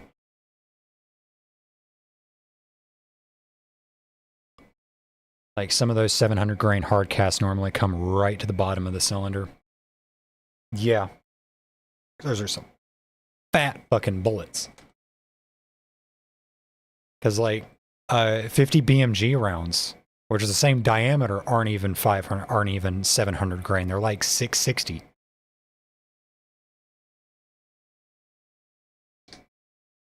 So you've got like, God, that's got to be close to like a full inch of hard cast lead, half an inch in diameter for a 700 grain hard cast. And then, of course, a 50 BMG round is going to have the steel penetrator core. So that's going to reduce the grain weight. That's a fat fucking bullet. Like,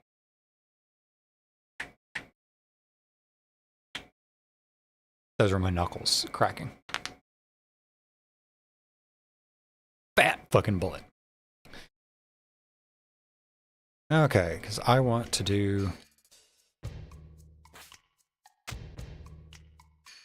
barrels correctly this time, because I never get them right unless I look at a guide.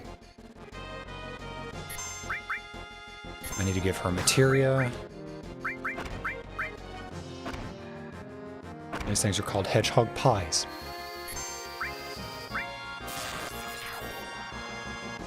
And there's funny little guys.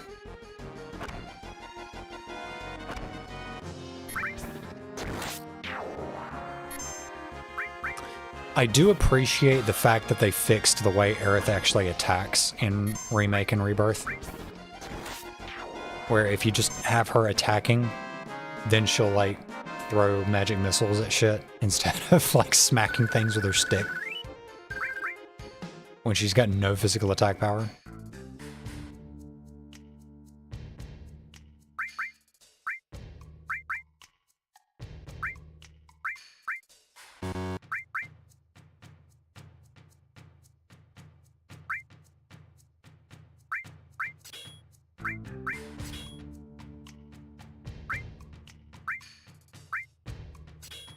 Fire.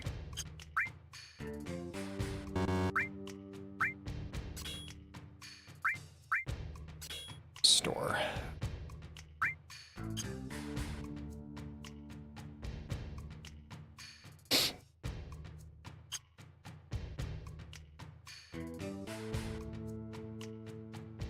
Oh yes, because I know the joke also crossed your mind as well. I'd let you hit me with your stick, Jenny.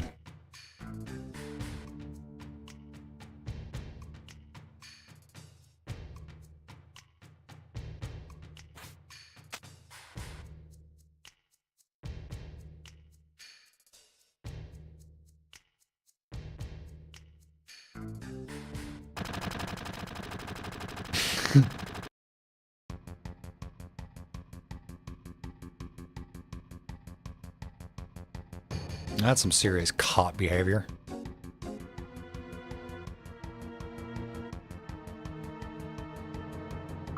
Okay, tell her to hold on. And then go to this barrel. I think.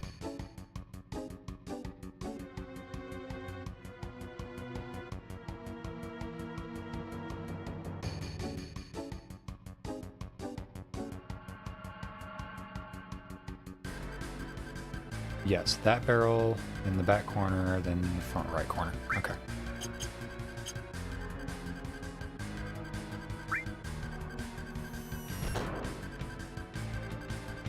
I found a very similar blown up 500 that was caused by sketchy hand loads.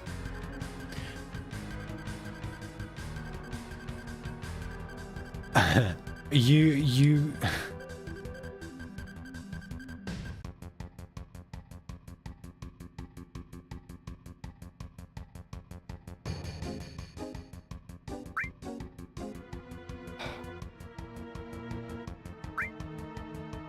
500 Smith & Wesson, like certain calibers,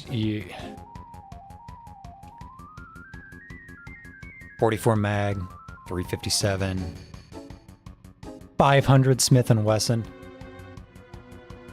You got to be on some serious, like, hardcore trust levels to just trust some random fucking hand loads.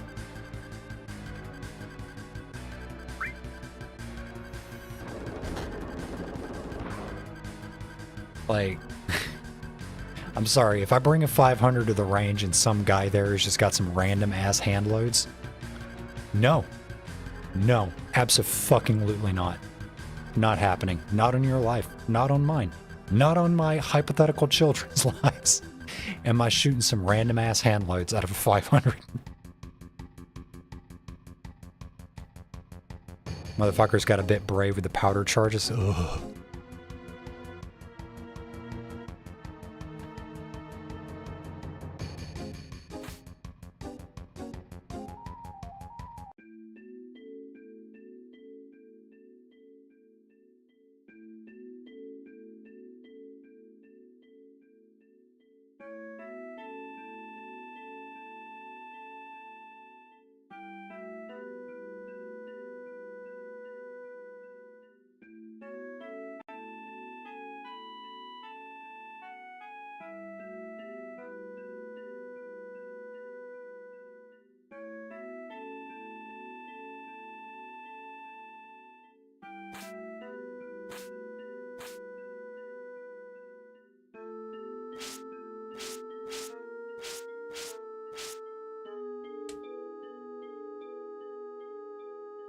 You don't want hand loads from the random guy at the range?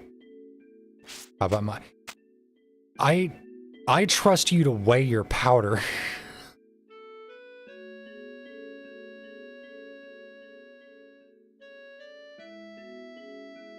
And, you know, properly anneal your brass. And seat the round Use high quality primers.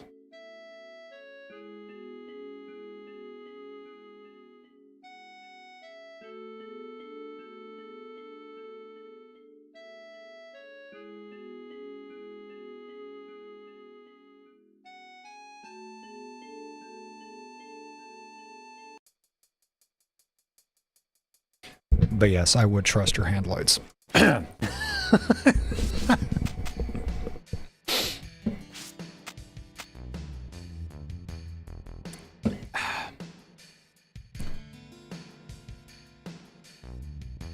That could have been bad. I just kicked my computer tower. Realistically, I don't see me getting back into reloading anytime soon. I don't have the equipment.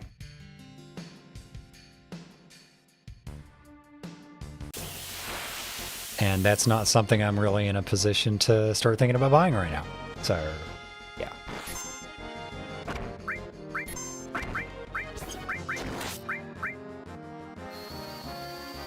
I had to make at least one hand load joke.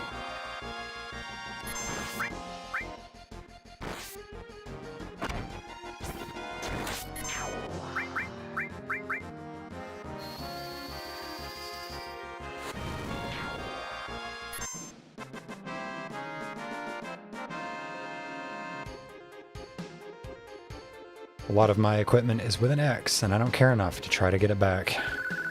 Ain't that the fucking truth?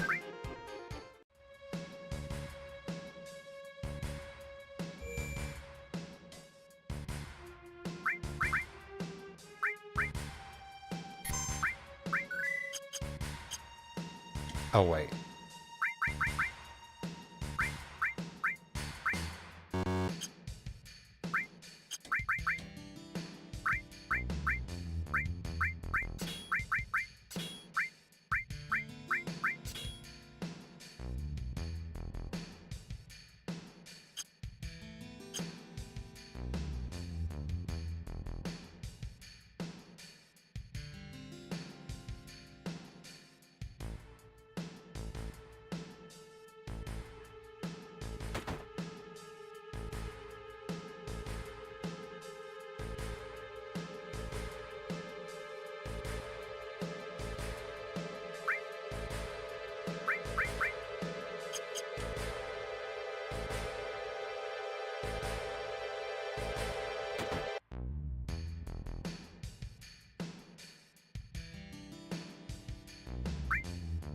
Sometimes it's better to let shit go, unfortunately.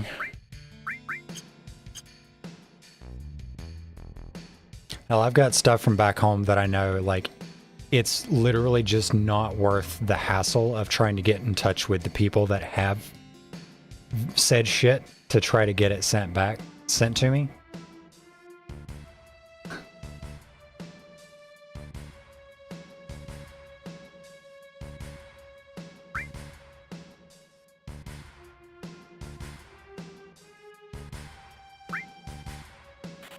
Get one of these.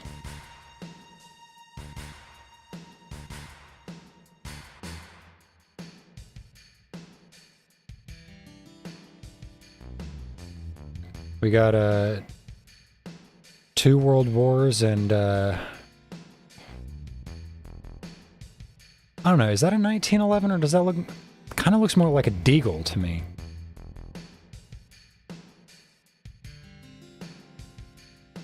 And then we got a Glock on the other side of the Coke can there.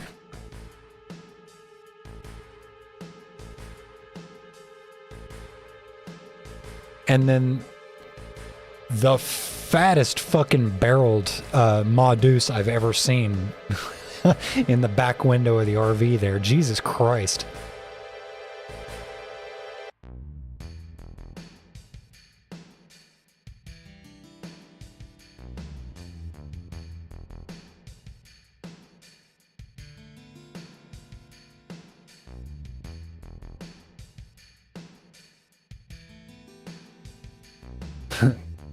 The bar on that chainsaw, right?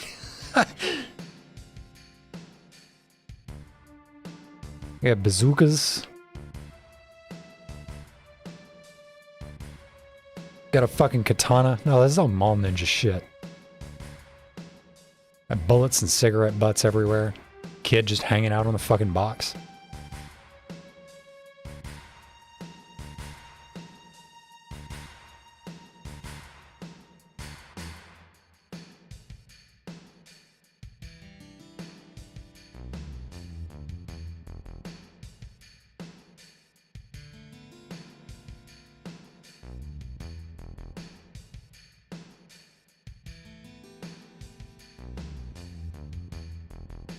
Flea markets if America was still free.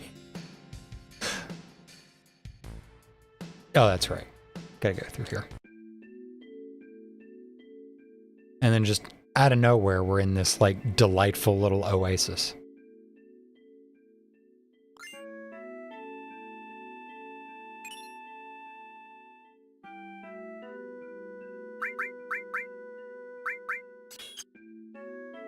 Wait a minute.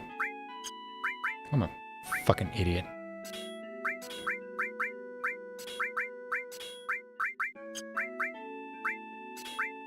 The material's got to be paired if I want to use all.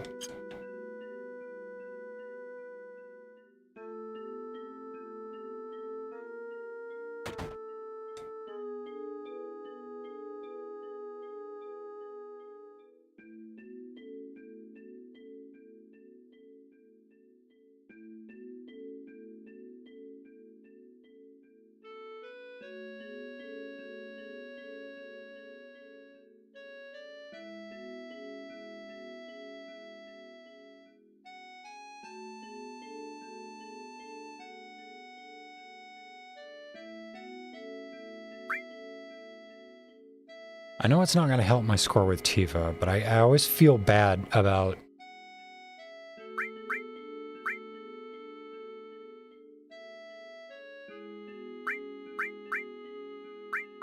This is the one dialogue choice in the entire game that I like. I feel bad no matter which direction I go.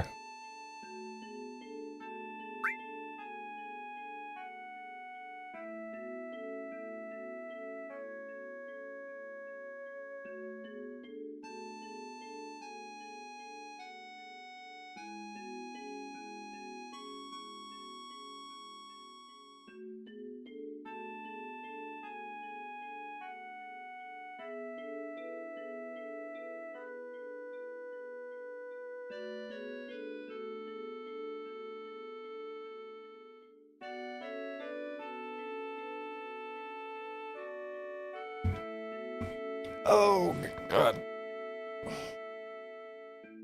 I don't know if you all heard that, but my shoulders just popped.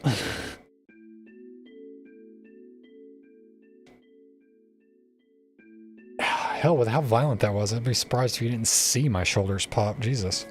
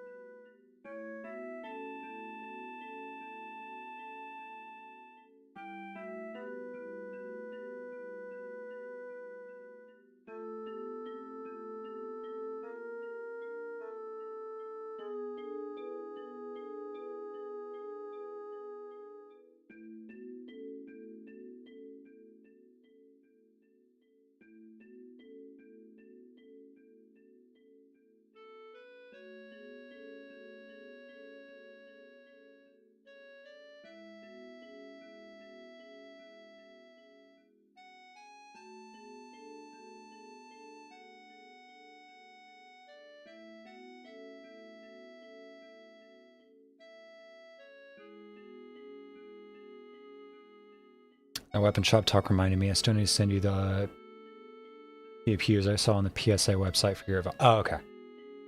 I may have found that they sell AKs. They also sell AKs in 5.56, which is a much better option considering 5.45 is getting increasingly difficult to get your hands on. As well as 7.62. Well, 7.62 by 39. You can still get 308 any day of the week.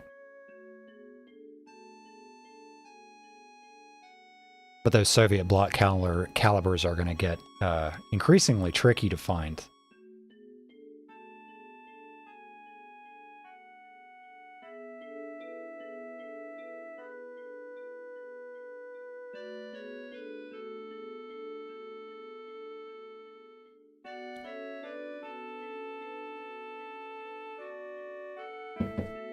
That was one of the things when Trump first got elected. I'm like, shit's gonna start getting dicey because this fucking moron. So I ended up offloading like literally all of my Soviet caliber stuff.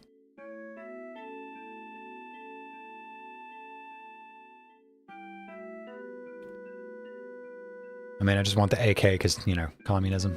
Yeah, it's fair. The first thing I want to do with my... Fuck it, I'll say it. The first thing I want to do with my 80% jig is an AR-10 lower. Nice. Shit, I ran, didn't I? I made the floor squeak.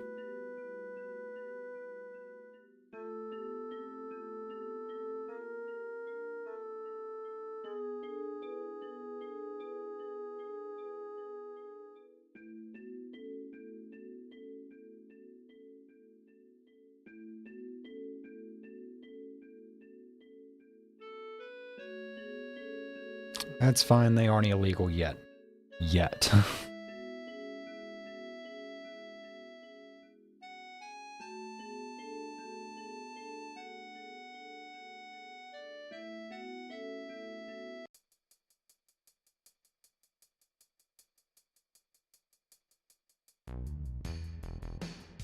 Does somebody want to explain to me how this happens? This fucking cartoon physics ass shit with her popping up in front of me.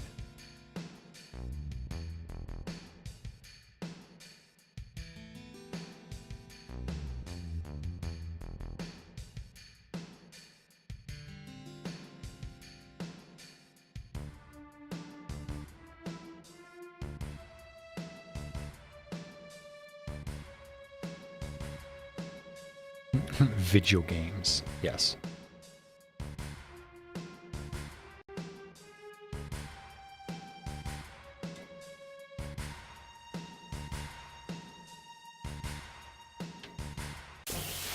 Yeah.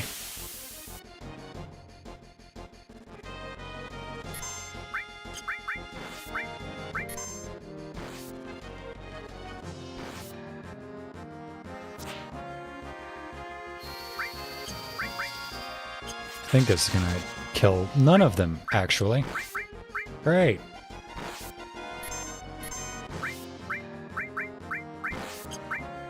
And I've only got one ice, or one all per encounter. Fuck it.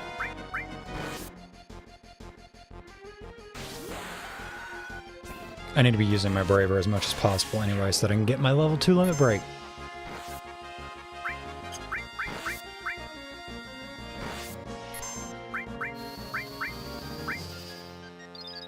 No, wait, I had her cure herself, damn it.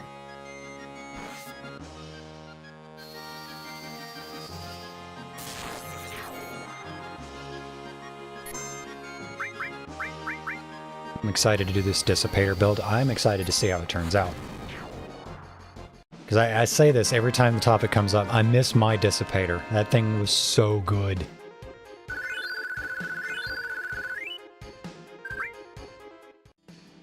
Like, I'm sure I'd like my A4. I'm sure I'd like my A4 just as much as I liked my old Dissipator, but Jesus fucking Christ, the chonk on this barrel. Because I didn't know this when I bought this upper from Arrow, that it's a fucking government profile barrel. So this thing's heavier than sin. Although it's still 20-inch government profile barrel. Still not as heavy as the M4 because of that fucking Daniel Defense handguard. Like, their handguards are so fucking ridiculous.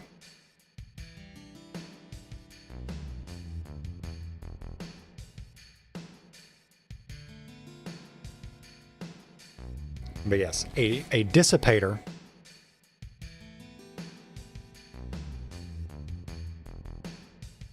so this is an M16A4.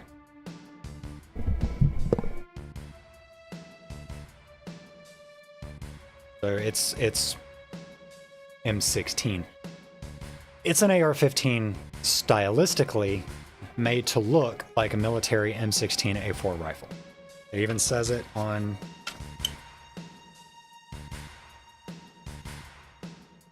It's got the property of U.S. government stamping and all that shit. Property of USA, M16A4. I'm covering the serial number because y'all don't get that information. But it's meant to look like a military rifle. These things are not supposed to come with government profile barrels anymore because they realized that the government profile barrel was unnecessary. Is mine? No, it's not the stock that's loose, it's the handguard rattling.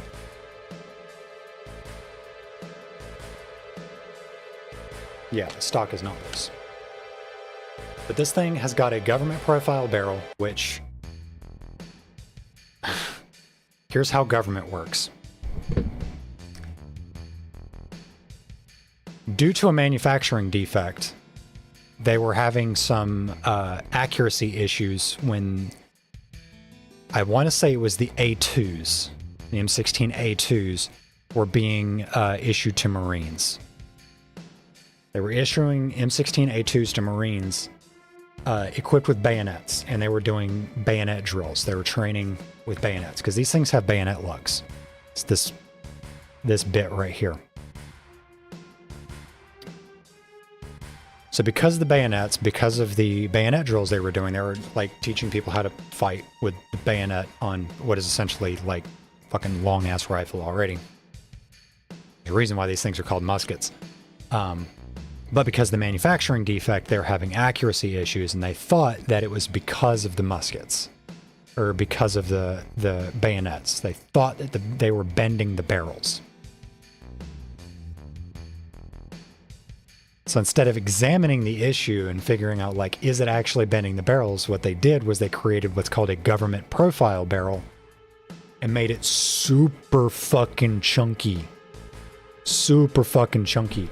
Like, I can't demonstrate this because I actually can't take the compression ring off because of the way I've got the strap. It's like tied around the delta ring. So I can't take the handguard off. But the barrel from here to here is actually like really thin. But up here it's super chunky because that's where they thought the barrels were bending. And it added a lot of unnecessary weight. Meanwhile,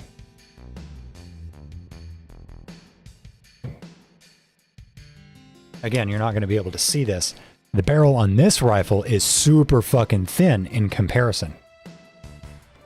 But even though this is a 16-inch barrel with a lightweight profile, it's even designated. It's the priDEMOnth V7 with the lightweight barrel profile. So that's what that says right there.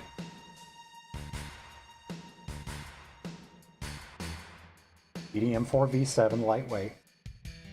Even though it is the lightweight barrel, and a 16-inch barrel, which is 4 inches shorter than that one, with the same flashlight, the same tack light on the end. This one is crazy heavy in comparison. Like, I'm already struggling. This thing is so fucking heavy.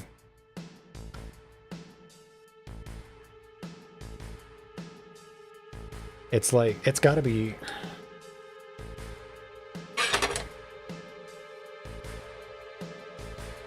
No, I'm not muzzle flashing myself.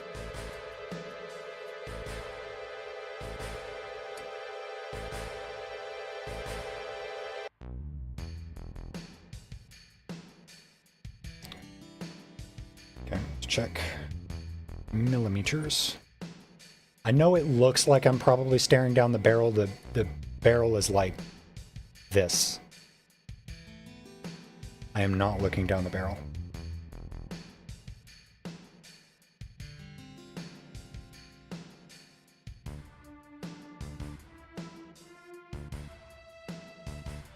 Okay, so the handguard sidewall is 3 millimeters thick.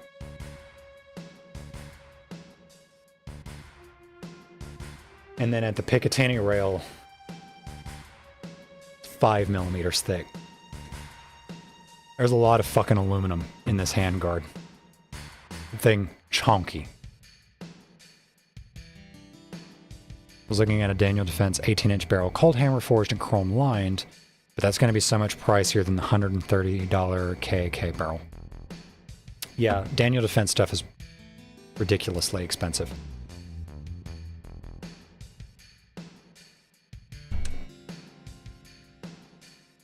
Also, the dust cover.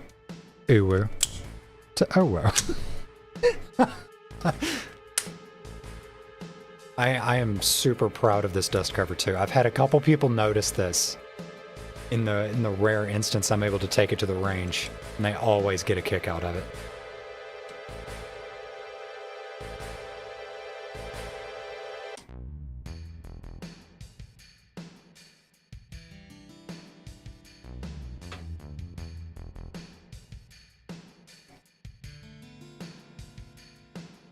God, my wrist hurts now. Trying to hold that fucking rifle out like that. God, that thing is so fucking heavy.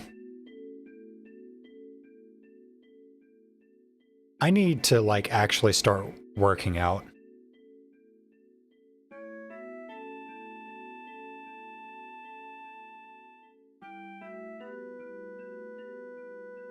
You got me to buy one? Oh, the dust cover.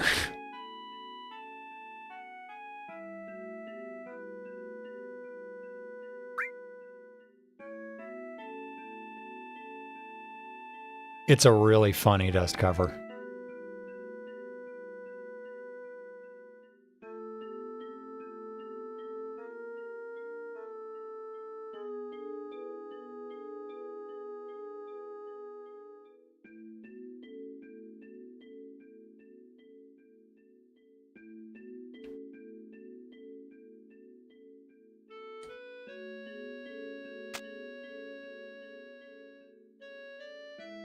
I've been trying to think of one to get for the M16. I just haven't decided. I haven't found anything that I really liked for it, and I haven't decided what I'm looking for. Like, because I could like stencil it and just rattle can something myself. Owners of that site were awesome. They wrote a sweet little note on the receipt telling me to stay safe in these scary times and all that. Oh yeah, they're fucking super based. Like, they've got Pride morale patches and shit.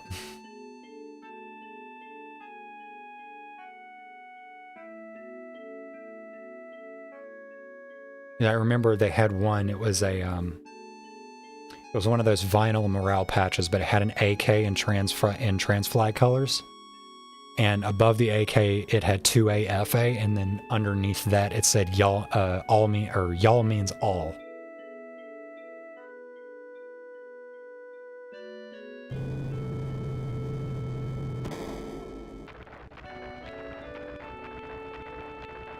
I don't know if it's still on their website, though.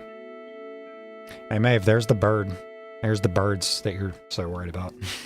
I don't know if she's in chat still.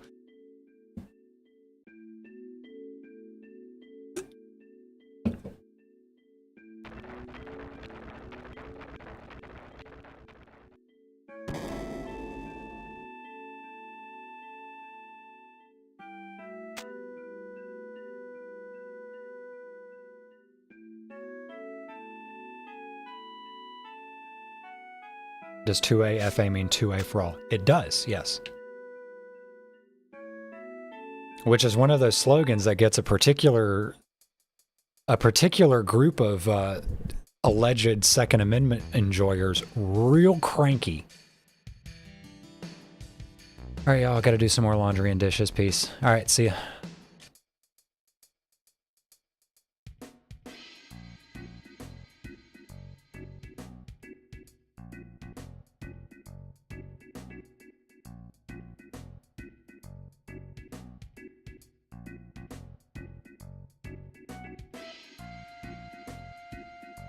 Place scary in a lot of ways, especially for a girl, so we've got to find Tifa fast.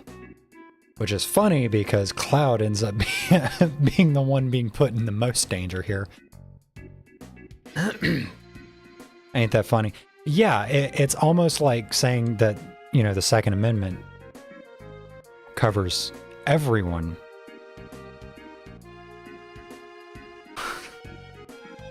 I don't know why there would be, you know, a certain group of people in this country that think that the law should only apply to one group of people in this country.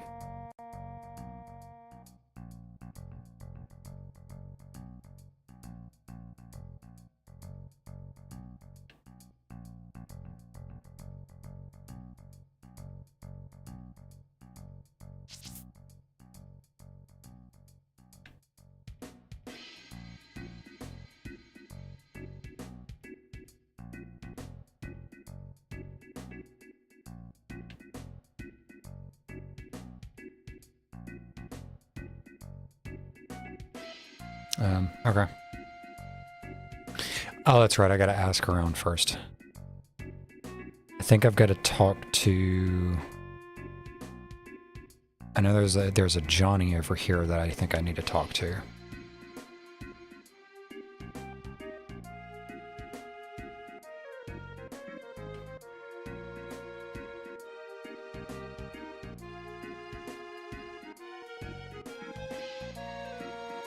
Oh, yeah, right here.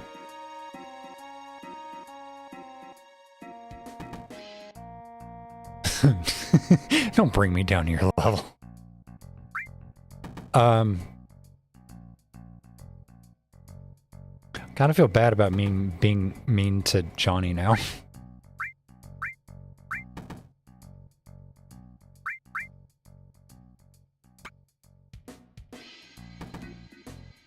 Your Tifa's childhood friend and you brought a new girlfriend to a place like this. Johnny, we know what you're here for. Don't give me that shit.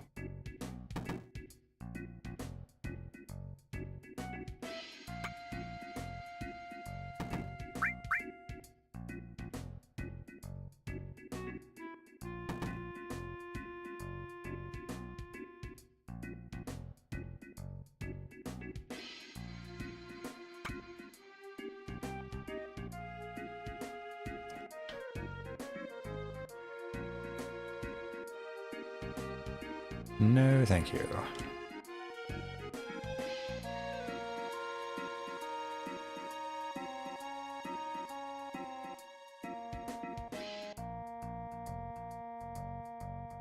Gotta be one of these people. I'm just forgetting who. I need to talk to them before it actually, like, lets me do the fucking quest.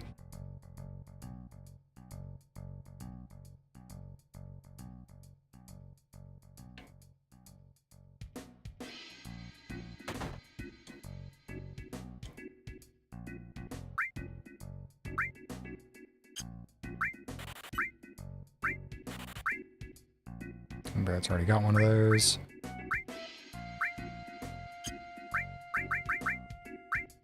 Get one of these.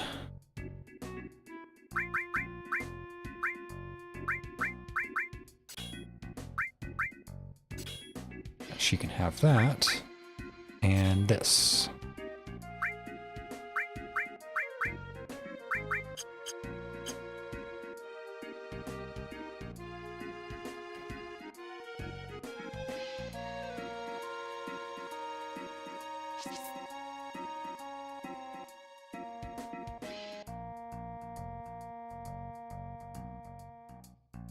Okay, yeah, whatever.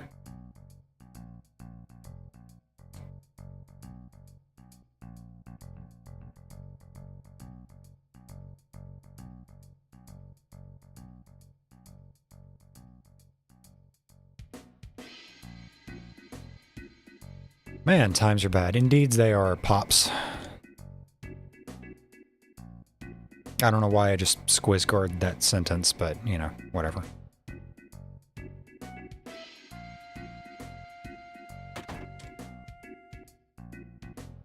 Okay, I'm supposed to talk to one of these guys, and...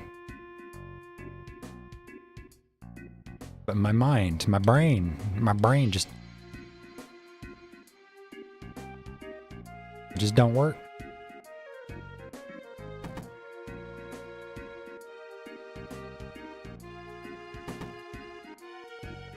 Oh yeah, this one. God, these people are so fucking gross. You're at the Honeybee Inn. It's customary for all the new girls to be taken to Don Corneo's mansion. Don Corneo is a famous dilettante, and he wants to settle down, is in the market for a bride. Ugh. I watched my alcoholic father fill out a 4473 for a 22 and answered no to the question about alcoholism. It was 11 in the morning and he was already drunk. Everyone lies on the 4473 anyway. Yeah.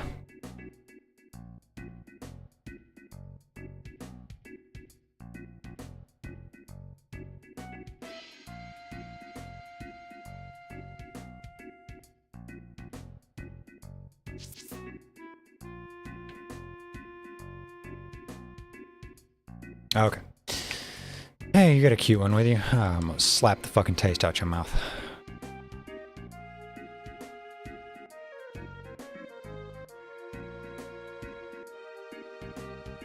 Yeah, I want you to pay attention to just how easily Cloud accepts Aerith's the solution that Aerith comes up with.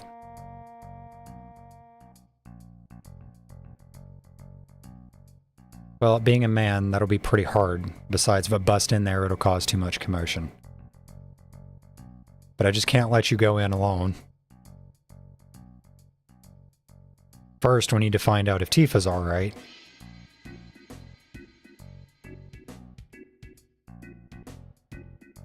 Why don't you dress up like a girl? It's the only way. Just wait, I've got a cute friend I want to bring. Aerith, I can't. You are worried about Tifa, aren't you? Then come on, hurry. And just like that, he's accepted it. And like, that's a thing that he's gonna do now.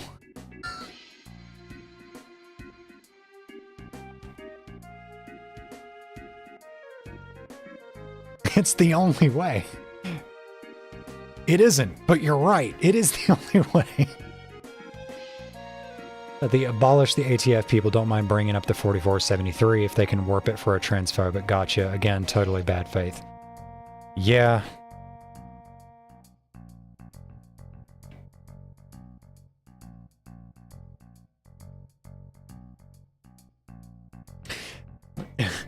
But it's funny. I don't...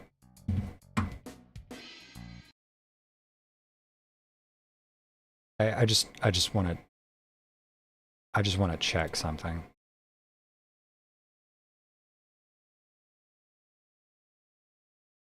I don't think LSD is in the chat right now.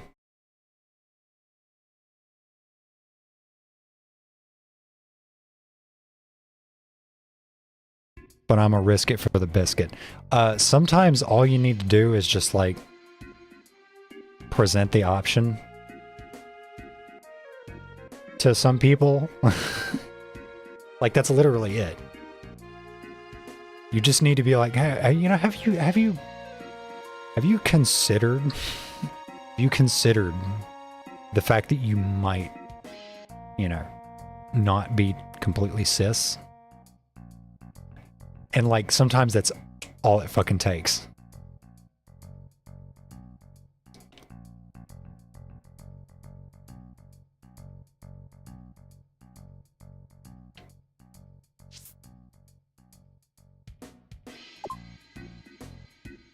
Oh, right, this is the... But I can come back here to get Tifa's ultimate weapon. No, I'm cis, I swear. 6 months later.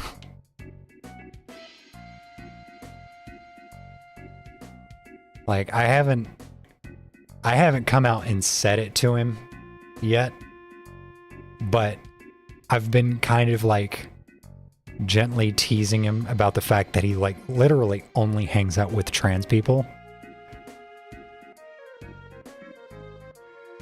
It's like, you're also autistic. You know who I'm talking about. Yeah. But he's also autistic. He only hangs out with trans people.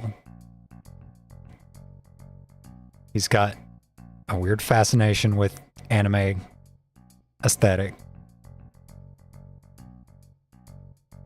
Buddy.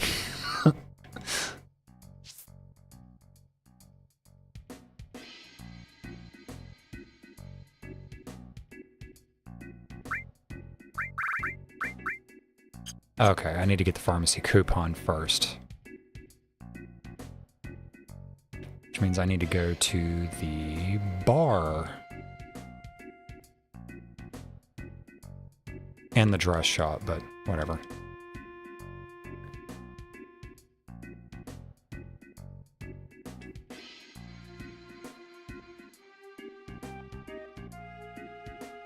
Again, I don't want to say anything too specific right now because, like, I don't know if he's watching.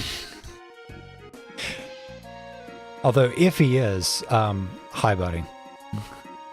Have you considered transition?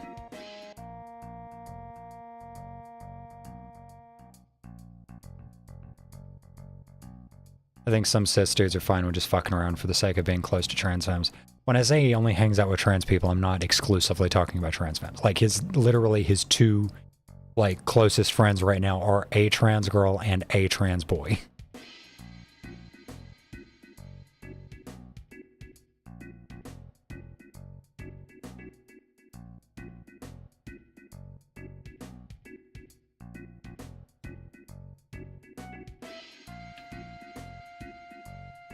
All right, go to the bar, talk to the dude.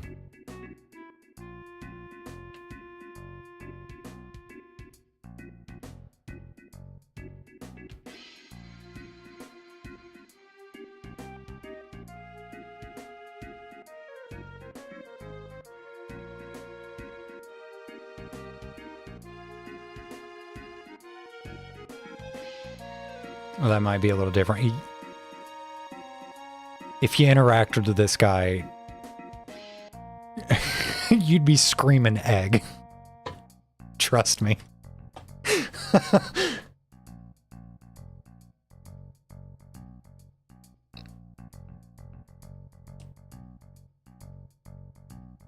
Either way, I'm done with trying to help people figure it out. Like I said, with some people, all you need to do is just, like, float the question to them, and that's all it takes.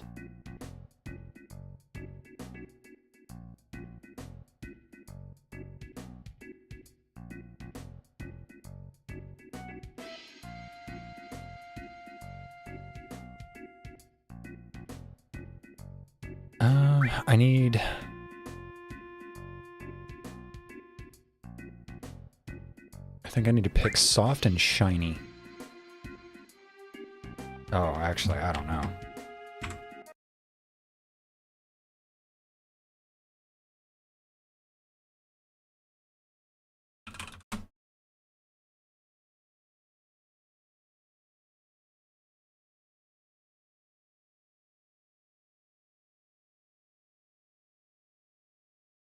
Something soft that shimmers. Okay.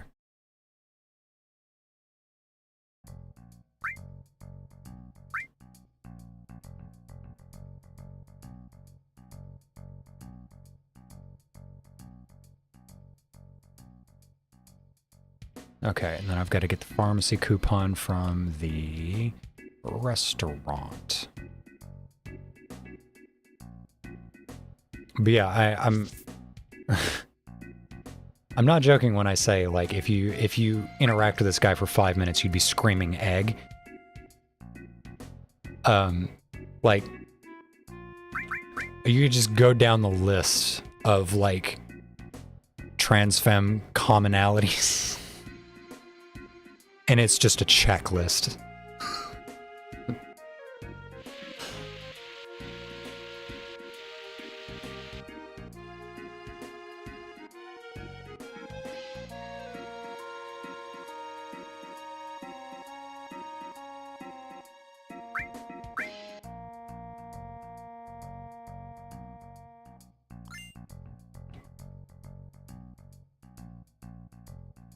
But again, I don't want to...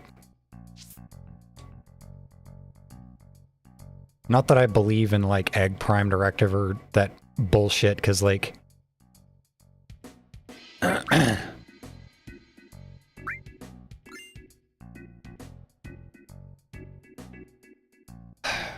It's one of those things where, like, when you say, I don't know, I gotta think about how I want to word this.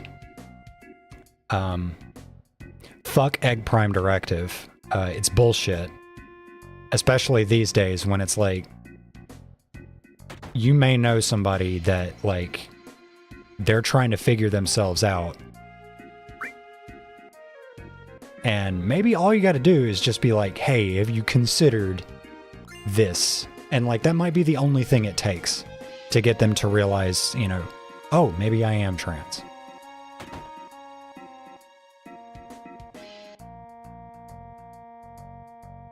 I don't really care too much, especially if it's people who are hovering in predominantly trans spaces. Yeah. I mean, I'm not gonna try to convince you that every cis dude in trans spaces aren't chasers, because, like,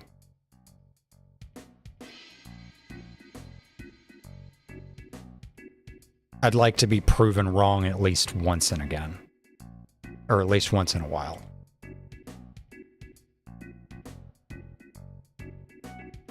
It's a coin toss. Yeah. Okay, I got the clone, I got the dress options. I need to go to the gym.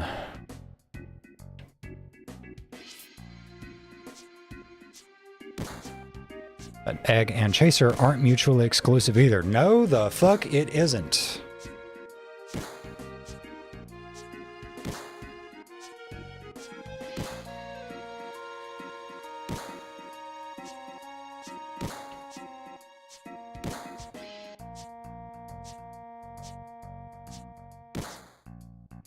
I've learned that one recently. Dare I ask? Hell, I worked with someone who, like, one of the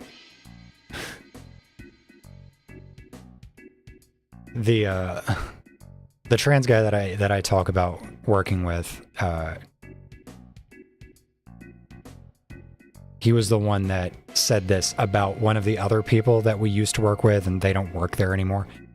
But what he said about them was, how can you be trans and a chaser? Like, yeah, that's...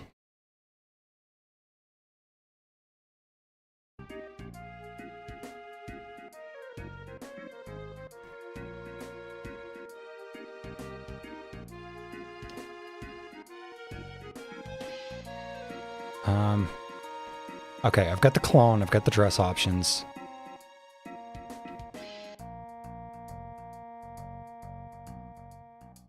Or I'm about to get the dress. I need to get the dress first.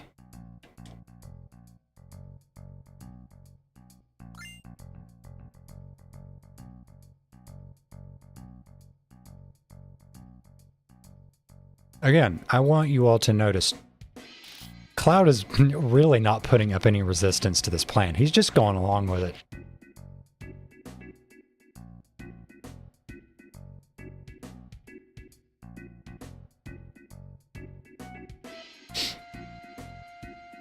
I obviously have a strong preference for T relationships, but you already know why that is. Yeah. Okay, now I can go to the gym.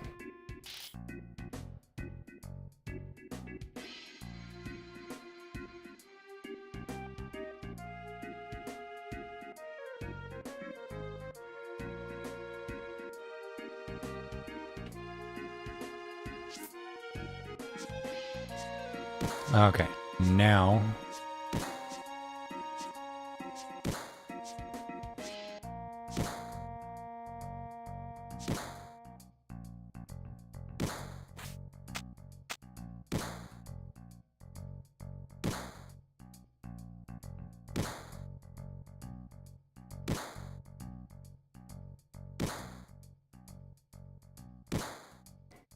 You got people who are out there playing Pokemon, gotta catch it.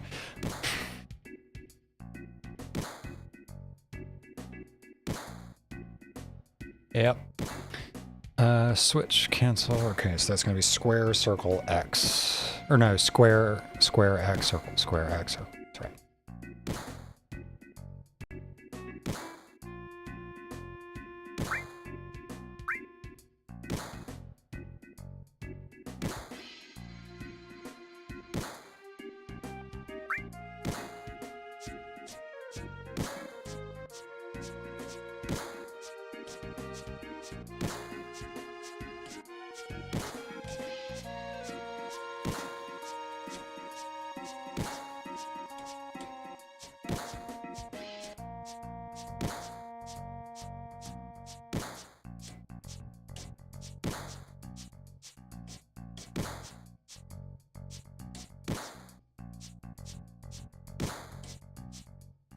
Okay. It's not a polycule or even a system. It's a constellation.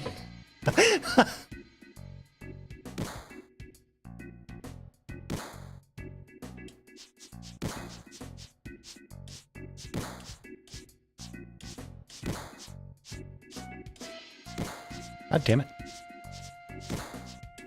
God damn it.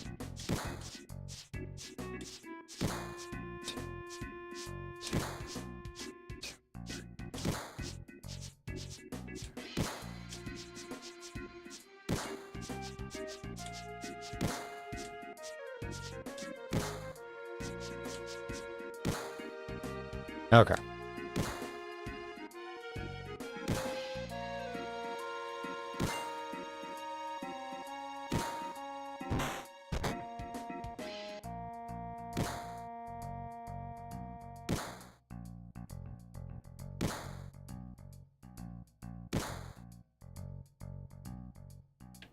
Okay, so we've got the wig, we've got the dress, we've got the clone. We need the...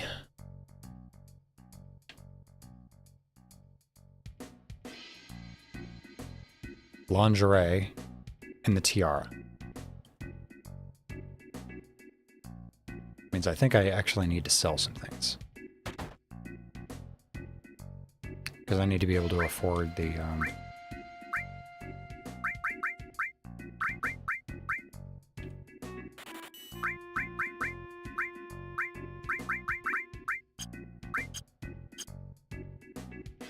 That might be enough.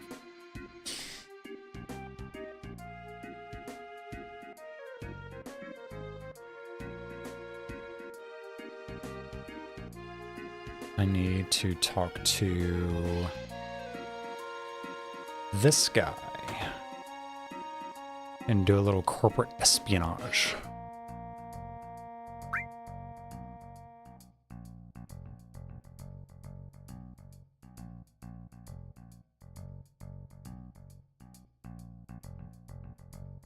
Vending machine in the inn. I'm itching to know what they're selling in it. I just can't ask a girl to go get it. Why?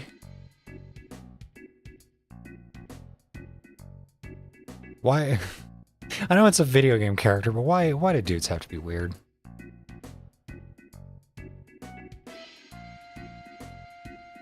Am I gonna have enough money to buy this? I think I will.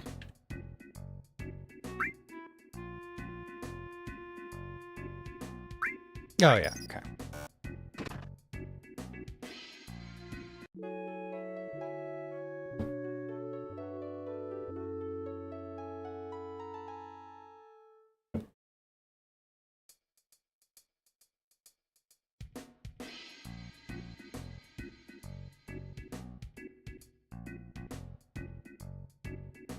I'm gonna be totally normal about tampons.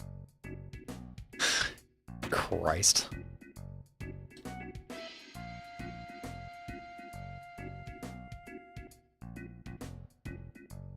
And like, this is clearly a head shop. So like, what is this guy thinking that the dude is selling in the vending machine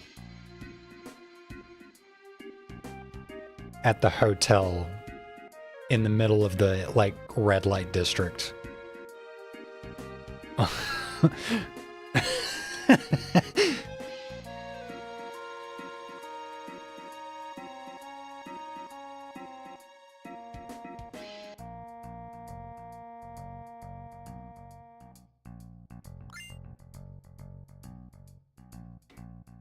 Like, can you imagine just like the level of fucking skis in this place? Just ugh.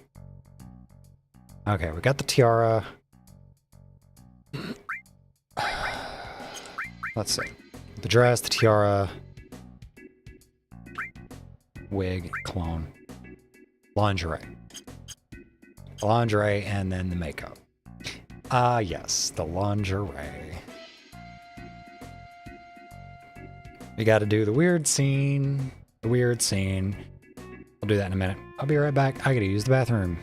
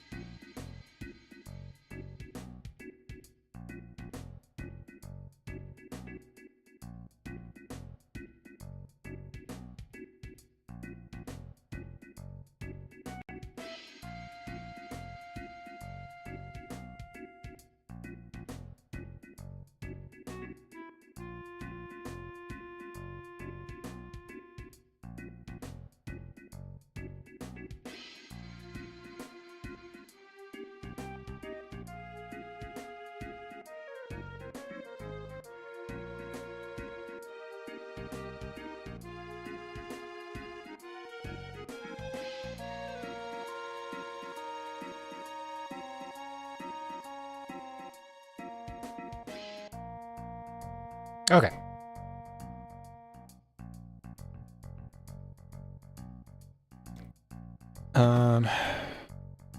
All right. Gotta get the membership card from Mr. Indecisive.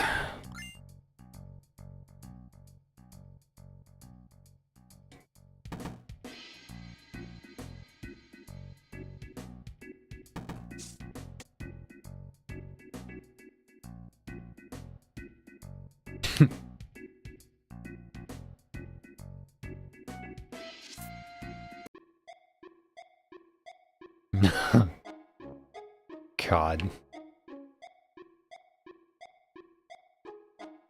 God. Gosh, she's so weird, but then again, they all are. Yeah, well, you know, it's a brothel.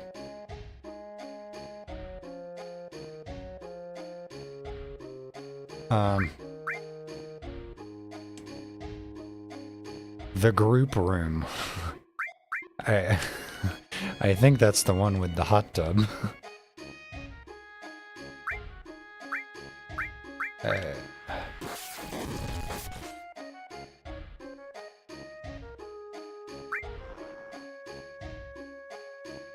Yeah, I think this is the room with... I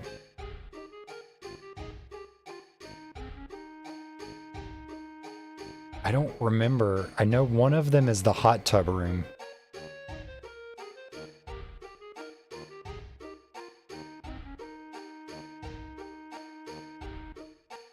And I think it's this one. I don't remember what the other one is.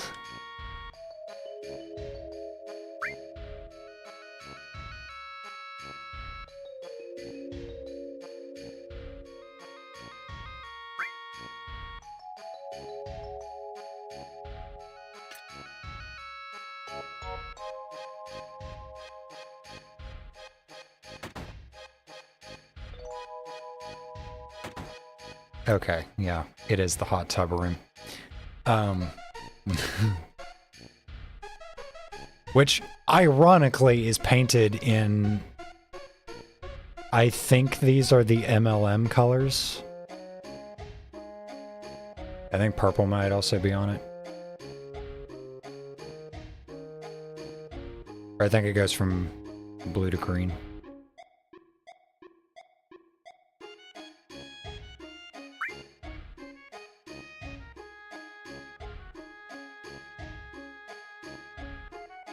It's a strange color for a whore.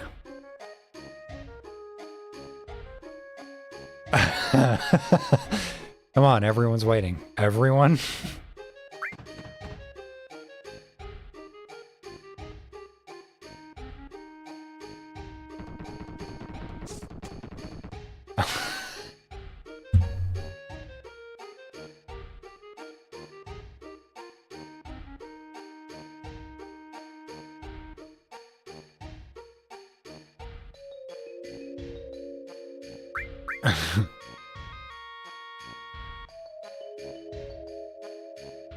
Because it's the group room.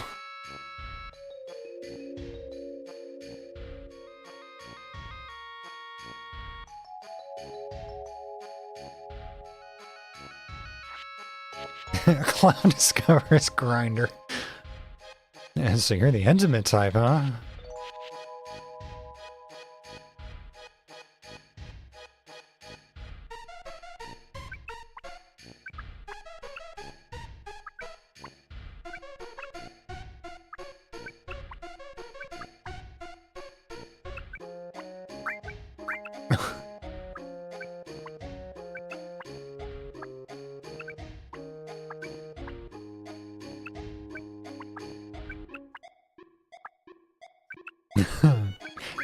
Not interested. A trip planned at a cabin out in the country. Not interested.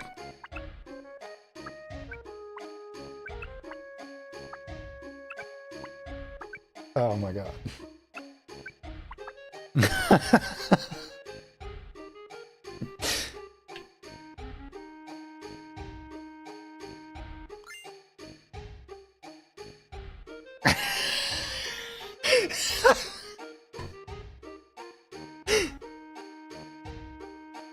Hope we meet again. We won't.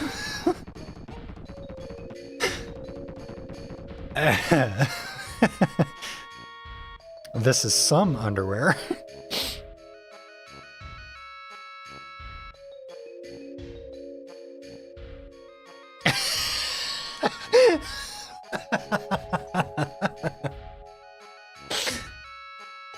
Oh my god. All right.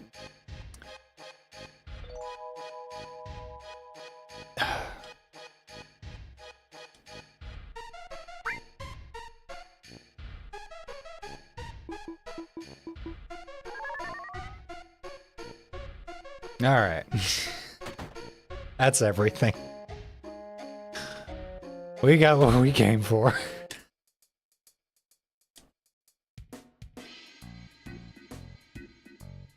I mean, personal belongings like, you know, dignity, innocence, shame, morality.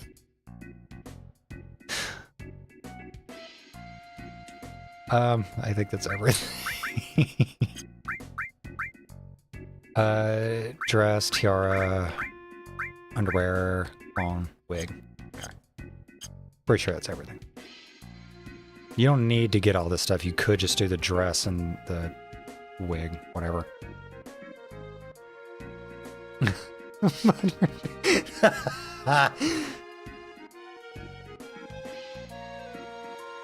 Jesus.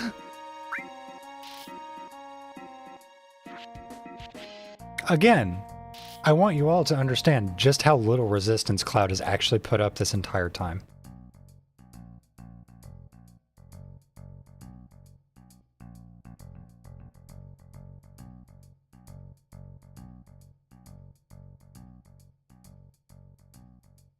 I didn't complain about being called Miss.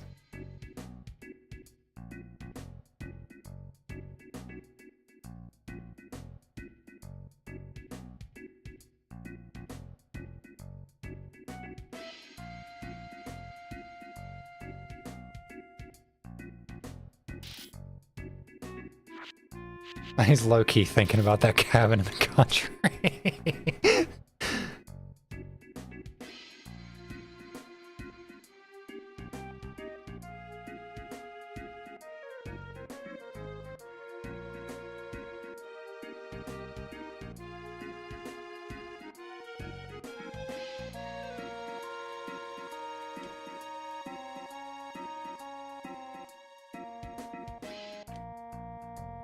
There's one NPC that had like a really funny line, but I'm not gonna go talk to everybody because some people start to get really creepy.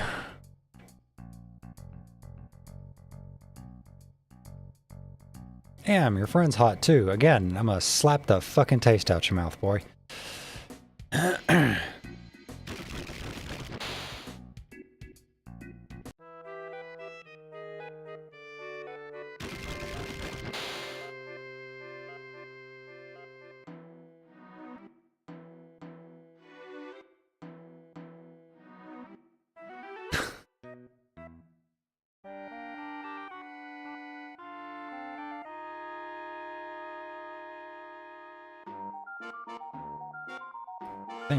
Yeah, okay. She's a special girl.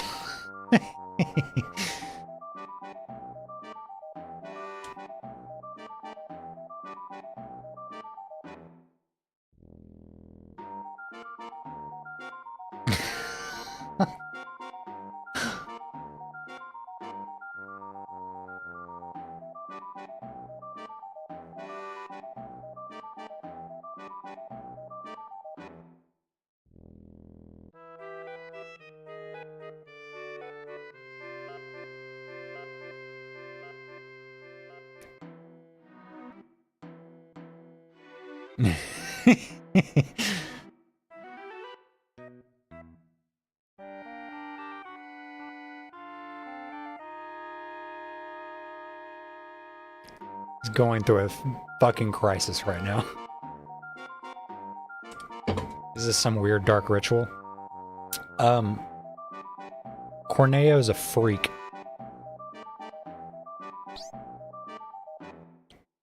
in the really bad way.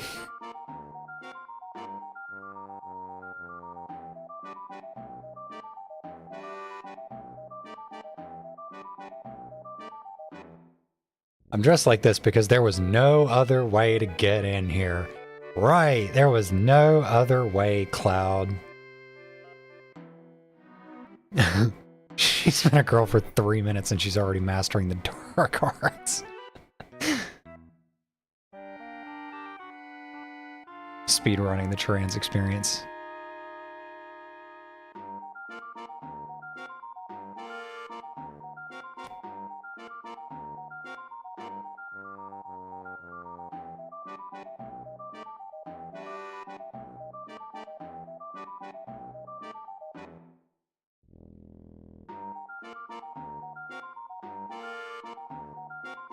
That's when the Don's name popped up.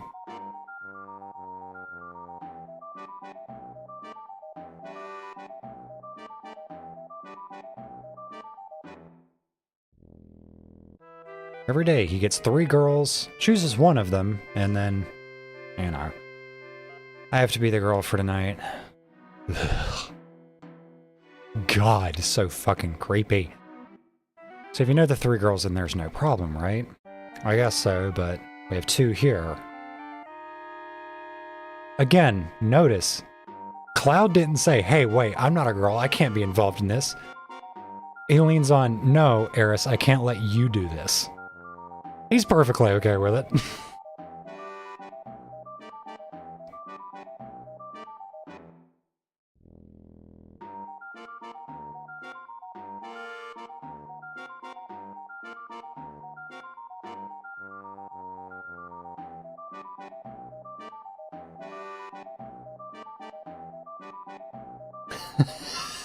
I want to be the girl tonight. Oh, God. Oh, no. Told you not to wander around. I tell you, women nowadays. Yeah, you know, having feet, being able to walk.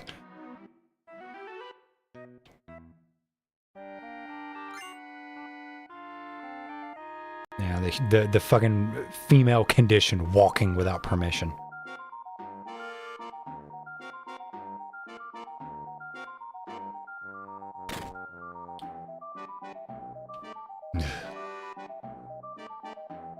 So creepy.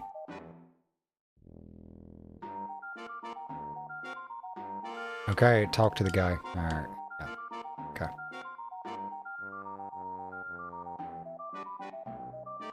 I'm gonna show your ankles too. You know it. I was half tempted to like do the bit where I like pull this hem of my pajama pants up, and then I'm like, no, I'm not showing my feet on camera. What the fuck is wrong with me? God, feet people are so weird.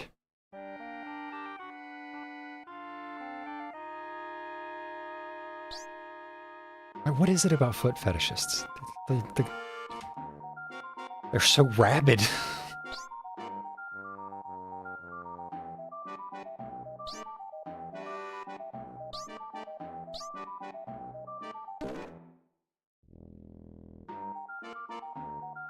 It's a good thing Cloud's got makeup on, otherwise his face would be just beet red right now.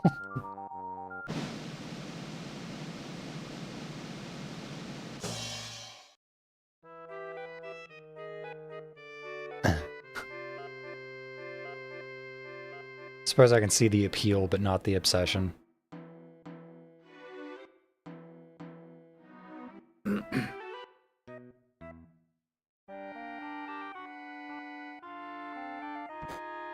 I mean, like, when it's a furry thing, like, I get it.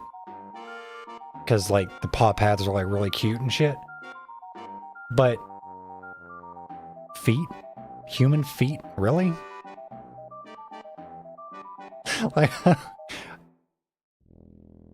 don't know, man. That's gonna take some convincing for me. Oh, right. This guy's really fucking disgusting.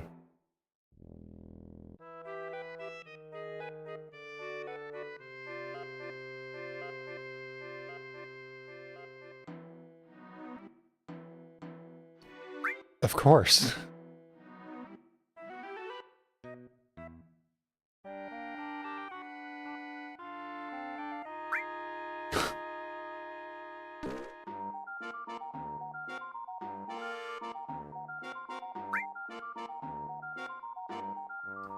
Again, this is Cloud making the decision on his own.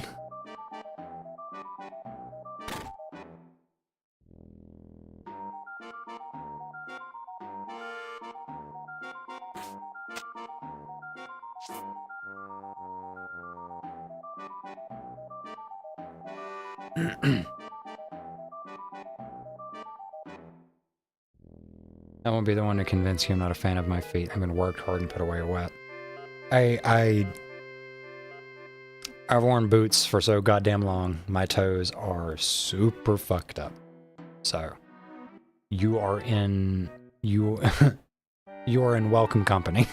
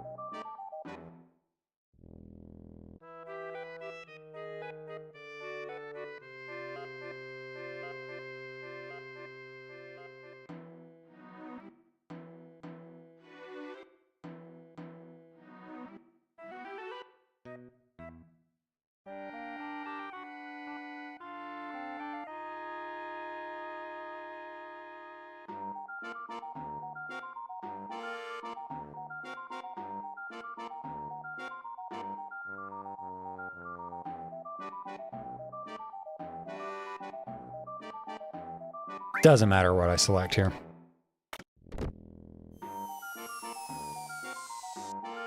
Creep. Creep.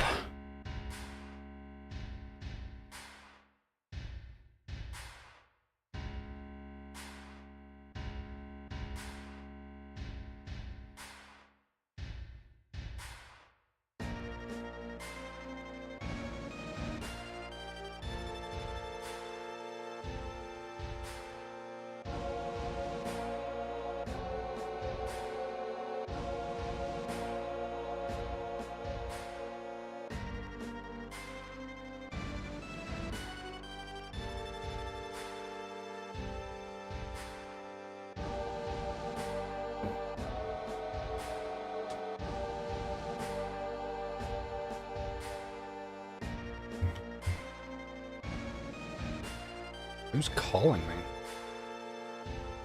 Or who did call me?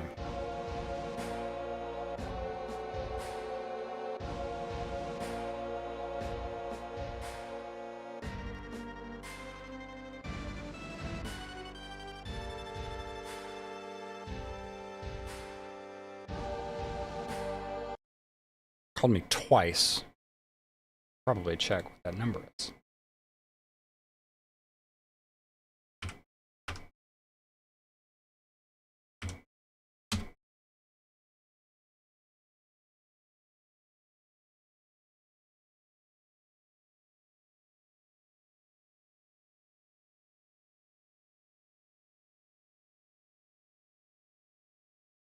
Um,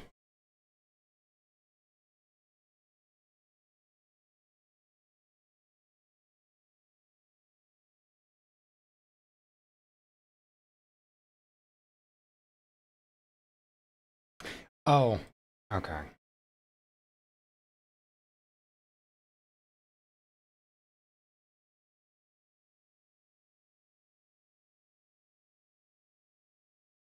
It's the property manager calling to remind me to fill out my application. Yeah, I'll do it. I'll get.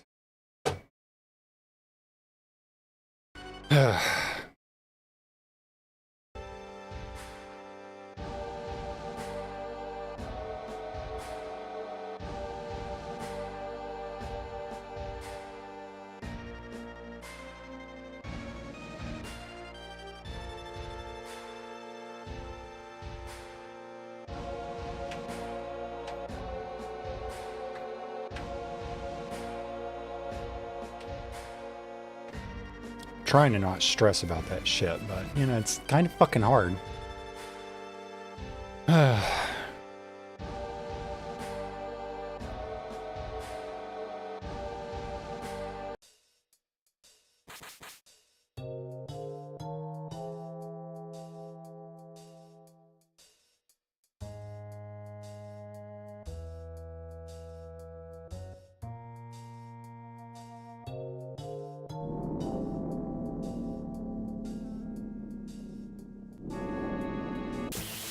Nope.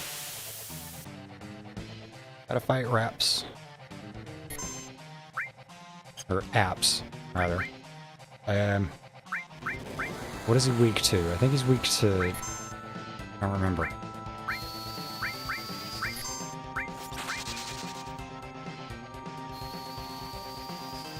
I really hope they do. Like I was telling you the other day, like I feel like it doesn't make sense for them to reject my renewal. Just based on current market conditions nearby, as well as the condition of the apartment. Like, considering it's been fucking months and they still haven't fixed the shit with the tub.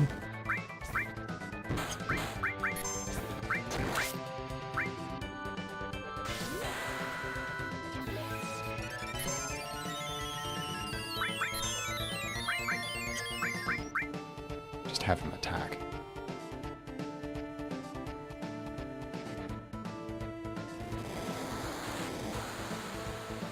Limit breaks.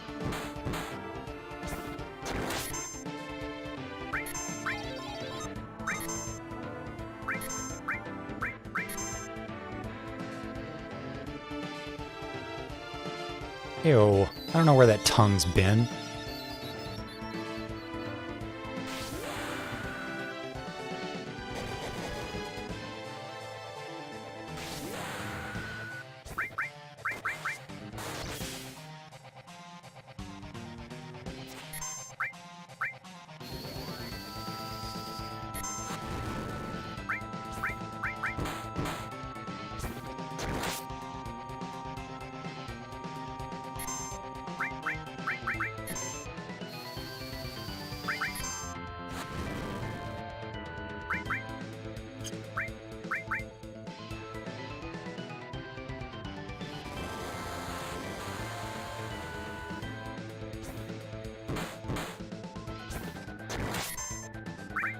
No!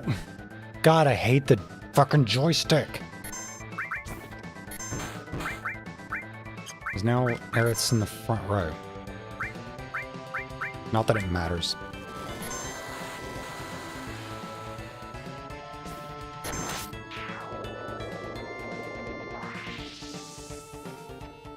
Like, I think I would feel better about it if I, like, already had somebody lined up willing to co-sign.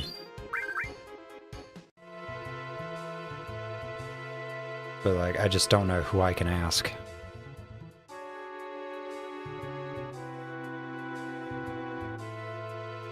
But I'm not going to talk about that on stream.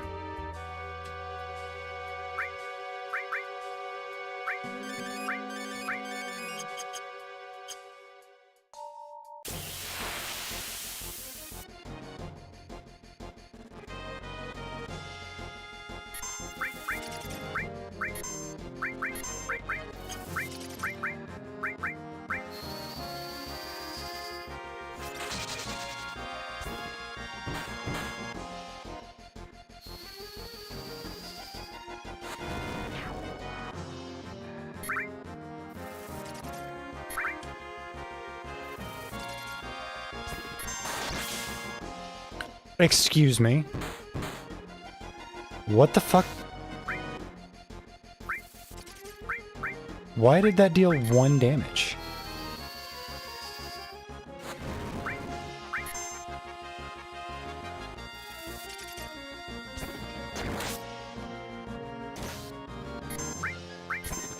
I'm so very confused.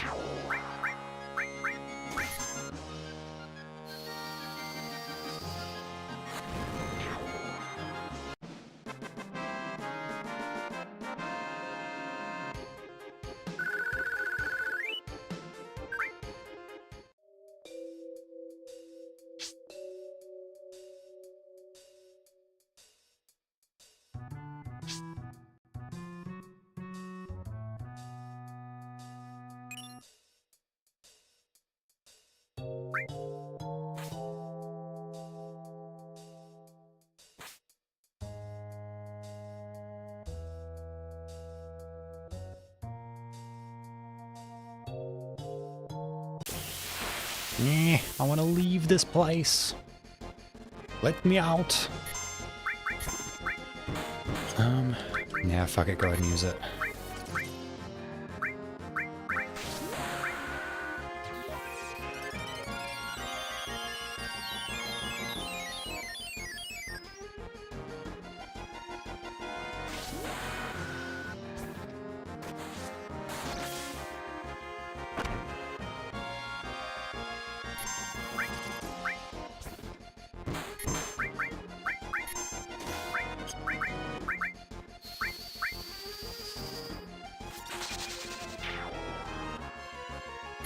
Okay, well, it's two of them dead.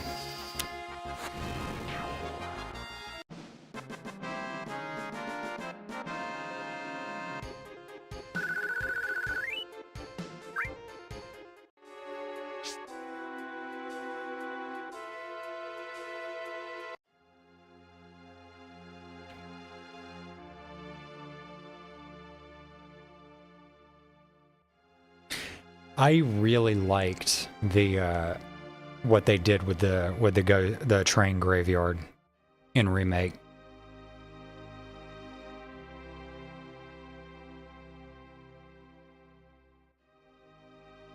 Like I thought it was a just really sweet how they handled the ghost children.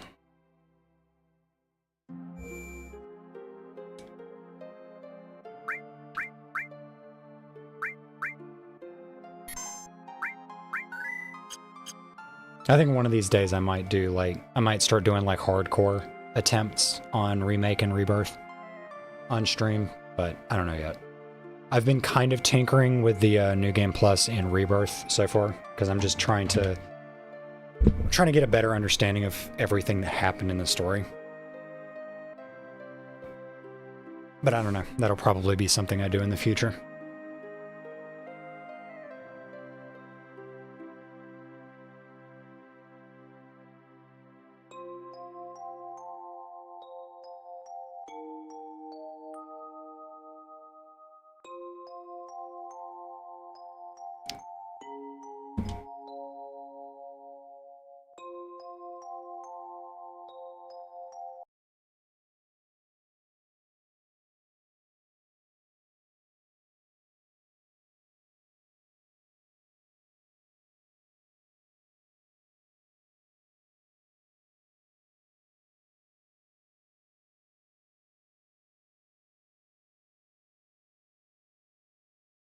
Sorry, I'm just checking on something.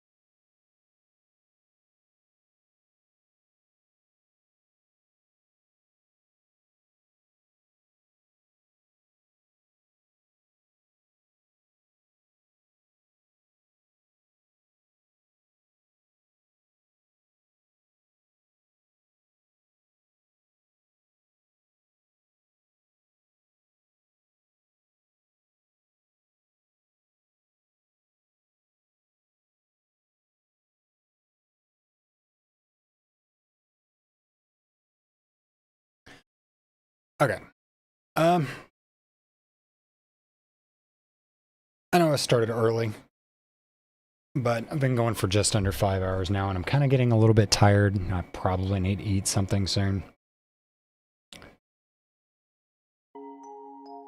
I did get up kind of early. So I think I might be winding it down here.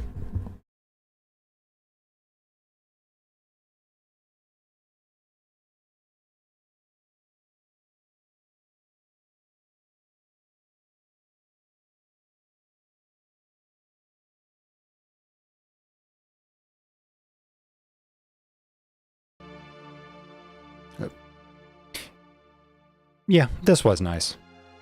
I had fun.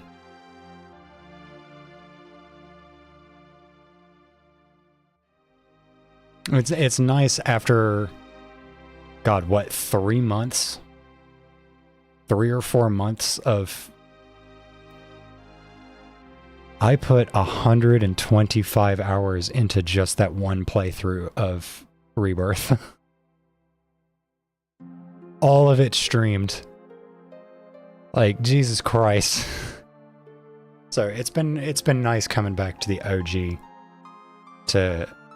to kind of see it with that new context in mind. I think after this, I need to play through Crisis Core, which I've also got the remake, not the remake, but the remaster of on PC, as well as Intergrade and Dirge of Cerberus. I've got Dirge of Cerberus somewhere, but I don't remember where it is. Is there a remaster of that one? I don't think there is.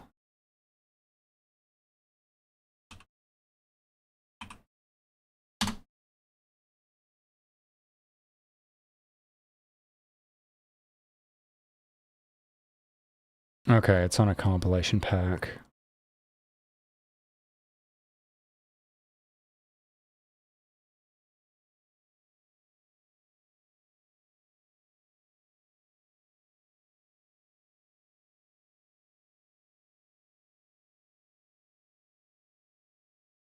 Oh no, that's just saying it's part of the Final Fantasy VII compilation. It's only on PS2. Means I could probably emulate it fairly easily. But yeah, I'm going to need to go through Crisis Core, Intergrade, Dirge of Cerberus, watch Advent Children again. God, there's so much Final Fantasy VII media. Fucking hell.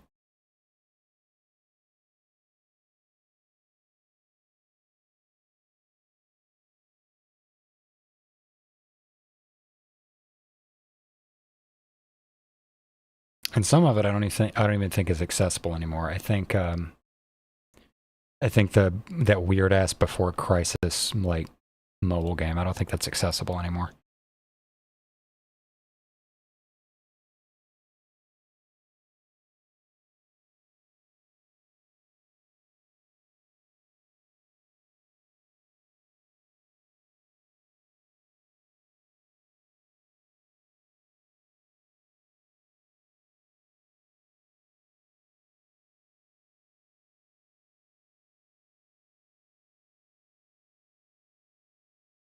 I don't know. I'll look into that later. But yeah, I'm going to wind this down.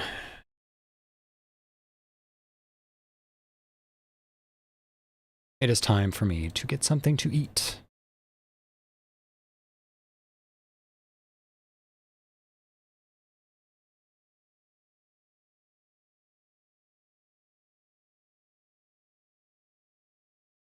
And probably start thinking about just going to bed.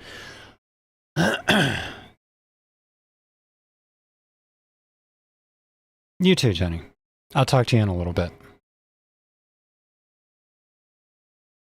And I will see you all. I don't know, I might try to stream later this week. My work schedule's pretty full, so I don't know if I'm going to be able to. But I'll try. We'll see. All right, that's it. I will talk to you all later.